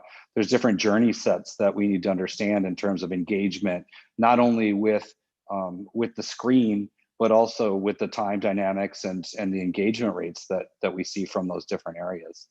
And so for us, that leads into those insights for us of effectiveness, where we can also scale that out, not from a top or a bottom funnel, but from the mid funnel standpoint. Got it. And how did linear play a role in the effectiveness of your campaign? Linear is always going to provide that, the tonnage in terms of impressions. It's not something obviously that we can be as targeted in terms of tactics, which is something that CTV is always going to give us that line of sight to. However, it's we can't see the world if we're a person with a hammer, that the world is a nail. There's a lot of different tool sets. And so linear, when we find that in combination, with CTV, we use CTV as a place where we can also gain insights on where to invest into the content in linear. So that makes it much more efficient in terms of an approach where we start to use CTV and linear together. Got it. And that makes a ton of sense. Nick B, are you seeing similar themes in terms of some of your other buyers, both endemic, non-endemic? Yeah, for sure. And we definitely kind of look at the holistic TV to OTT to gaming sort of ecosystem. And what we found, and Michael, this is probably what you see as well, is that linear delivers sort of that important upper funnel awareness sort of scale metric, right? But maybe doesn't deliver sort of the same level of lower funnel influence as like on a Samsung Smart TV through our platform, right? But through both, and we see similarities actually evolving in how endemic entertainment partners advertise on the platform by owning sort of more of that share of voice in front of their most desired audience, primarily driven by the deterministic data and insights from Samsung, but also our ability to measure the holistic view of the customer journey, right, across linear, OTT, and gaming, and sort of be a partner that can help, at least within the context of our sort of broad footprint, be a partner that can help look at that, Absolutely. Mike Lucero, anything to add? I mean, right, so the ecosystem is so dynamic right now. We've got, there's so many choices across linear and OTT. Anything to add from your perspective? Yeah, absolutely. I mean, I think Mike and Nick nailed on the head in terms of, top of the funnel is the obvious, and then, middle of the funnel as we get closer to, as you get into more of the CTV area. The other thing that I found interesting, and this is through some of the work we've done on our own channel, is just the great opportunity for branded content to come in. It's like there's tons of amazing content out there, and we're a place where some of that can easily come to life. And we tied into we work closely with Nick and the team on that. So you put those together, and you really create exciting opportunities for brands because they've got the stuff they want to get out there, and the cross-pollination opportunity is quite nice, and it's very partner friendly and also customer friendly because our audiences love this content. So let's give it to them. Yeah, no, and that makes total sense because, right, wherever you are, if you're a gaming fan, you want to be able to get gaming content. You want to be able to engage and be engaged with. I think one of the not even misconceptions, but one of the things that I think is so powerful that's a little under celebrated even sometimes from a consumer perspective is, we all expect to be served up the things that we're interested in. So with, advertisers and systems like Samsung Ads and advertisers like Activision, that's exactly the objective, right? We're trying to actually engage people with the things that they're interested in. So I think it's we're at this sort of momentous moment here. Okay, guys, we're going to go into like a little bit of predictions for the future. So, Mike Lucero, I'm going to actually start with you. What does the future of TV and gaming look like? What, where are we headed? So Grace and I are quite aligned. I had my list of 3 top trends, and she, of course, hopped right onto two of them, the first being metaverse and the second being cloud gaming.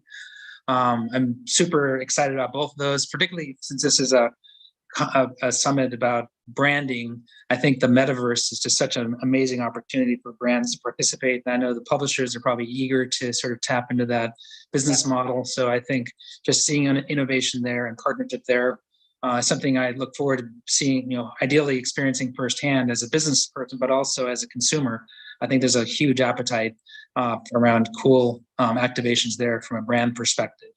And in terms of cloud streaming, what gets me the most excited is really, and again, this is about the gamers themselves, and what I've heard about the topic is that it provides accessibility. It's like the fact that the investments aren't required as you don't have to buy consoles or whatever it ends up being, PCs, whatever it is that's really expensive, those barriers go away. And what that means is that, again, the number keeps getting bigger in terms of gamers. So that number will continue to grow. And again, publishers will benefit because more of their content will be more easily accessible without barriers to consumers. So I'm just excited in watching that revolution over the next 5 years, let's say. So those are kind of some more obvious ones, and I know that esports is something we continue to talk about, and it's kind of a little bit last year's beating of the drum, but I think really nailing esports over the next few years is going to be super important. It's been esports also has really sort of benefited from COVID, but now what does it mean to actually for those businesses to land properly and turn into functioning businesses down the road? Is obviously super important because there's a huge appetite for it. It's a lot of money been thrown at it, but actually having it be impactful and meaningful to marketers is really the key there. And it's not about just slapping logos on there. It's like, how do you do something? How do you make sure your brand shares brand values with the esports teams and the IP that they're playing? There's a lot of consideration that needs to go into that, not just to check the esports box. I encourage you to work with your agents, whoever your partners are, in terms of curating those right partnerships. I encourage you to line those up and do those in a very thoughtful manner. The last thing is actually something that Nick just alluded to, which is data. I think data it's already, as Michael indicated, is super important in terms of making those decisions, but we're just going to get more and more better data. We have now data on, mobile and TV. So, this treasure trove of data used respectfully by the users. The users actually really want to have better ideas presented to them. So I think that everyone will be benefactors of that. So when that really comes to life, it's going to be, a big win, and things are only going to get better in terms of our ability to actually, work with data and derive value from it. Yeah, I love that, Mike. I mean, what I heard from what you said is not only, right, so esports, huge opportunity, cloud gaming, democratizing gaming, and then, right, in terms of whether it's the metaverse or data or leveraging data, those two things kind of go together, right? Absolutely. You can serve up these experiences in the metaverse that are really meaningful, really impactful, and link together a brand's value and their offering where consumers really ready to consume and buy, right? So I love that. I think gaming it's such a a prime sector to really do so many things for so many people. Michael B, let me turn it over to you. What's your prediction? Tell us what the future of gaming looks like from an OMD Activision perspective. Yeah, I mean, there's a lot of things. Obviously, as Mike was pointing out, there are some of those, the cloud-based and esports and everything else that's fundamental to those. But I think that there's other areas that really kind of get interesting when we start to talk about, more of the speed, more of the accessibility, more reduced barriers of gaming, which is what you see trending out in terms of, even in the APAC region versus a console-based sort of US opportunity here. And even like the freemium models, like how do you engage more younger audiences? How are they becoming more social, such as even the Among Us? What is the role of influencers in this ecosystem as they start to build? And so I think when you have all those ingredients together, you start to get something where you see more and more devices disappear. And what's left is a relationship of credentials and access. And so that really increases the opportunity to engage with more people more often and introduce them into gaming. Now, that being said, then how does that start to influence the world of publishing or storytelling? And what you start to have when devices disappear and credentials exist, that anything can be the game. So I'm going to take this almost the point of, it's like going into the Matrix where you are in the game because there is no device. And so what happens when you own the relationship where everywhere around you is an experience that you can participate in with your friends or, friends anywhere. And I think that's where it starts to become very interesting, that you step into the metaverse itself. We're getting close to Ready Player One, I think. Yeah, and that's that also harkens to things like the VR as a social platform, as we've seen with the Oculuses of the world, Facebooks, and there's a lot more of that's converging, and from those different those macro trends, we will see other new sorts of innovation and experiences come out of those. Right, and it's almost like there was some innovation that existed that just didn't have a home, right? And now we sort of have all the technology, all the capabilities to bring it all together in a really exciting way. Nick, round us out here. Tell us, give us your prediction. Tell us what the future of gaming looks like. Yeah, I mean, future of gaming, Michael and Mike have really done it justice here, but just to add a little bit more context, maybe around where we sit, in the near term, and sort of it'll take time, what we're seeing obviously, is that more of these traditional TV, budgets and these marketing investments are shifting towards the CTV space, right?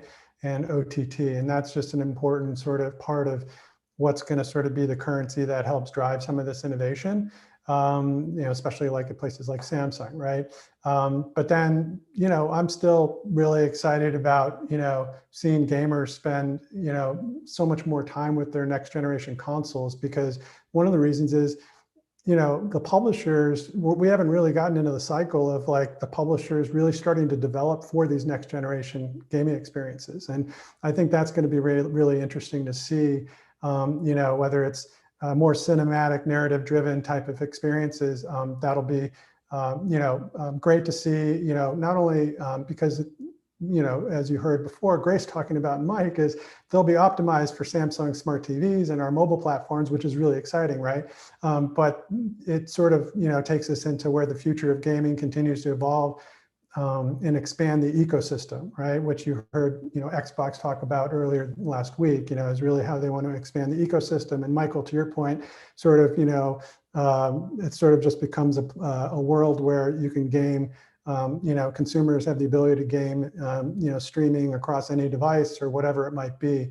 And, I think from Samsung Ads perspective, what excites us is that, we're focused on supporting all of these experiences, right? That work seamlessly across devices and leverage the advancements in smart TV and 5G and mobile and AI technologies, both from, how the games are being developed, but also how we're, sort of delivering the advertising and the data. And, we're going to continue to develop and deliver these innovative products and services for the gaming and advertising community. And that's really exciting. Awesome. Thank you so much, Nick. Guys, this has been a fantastic panel.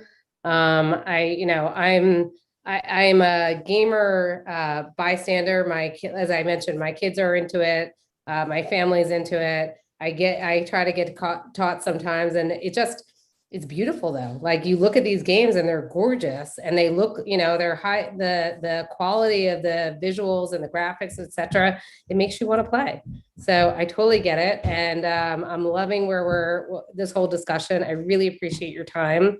David, let me hand it back to you. Yeah, this was phenomenal. So, Nick, Mike, Michael, thank you. Please relay our appreciation to Grace as well. She was phenomenal. This was wonderful. The gaming space is fascinating. It's exploding. It's one of the highest, levels of interest in our community. When we talk to marketers, it's on the esports side, I think you have your first group of brands that have dipped their toe in the water. They're learning, and you're going to see like a big second wave, especially after everything has exploded in that category over the last, year plus. But really appreciate your insights. I'm excited to see as a gamer and as just a person in this industry how it continues to evolve. But we really appreciate your insights, the time that you guys shared with us today, and hopefully we'll have you all back again soon.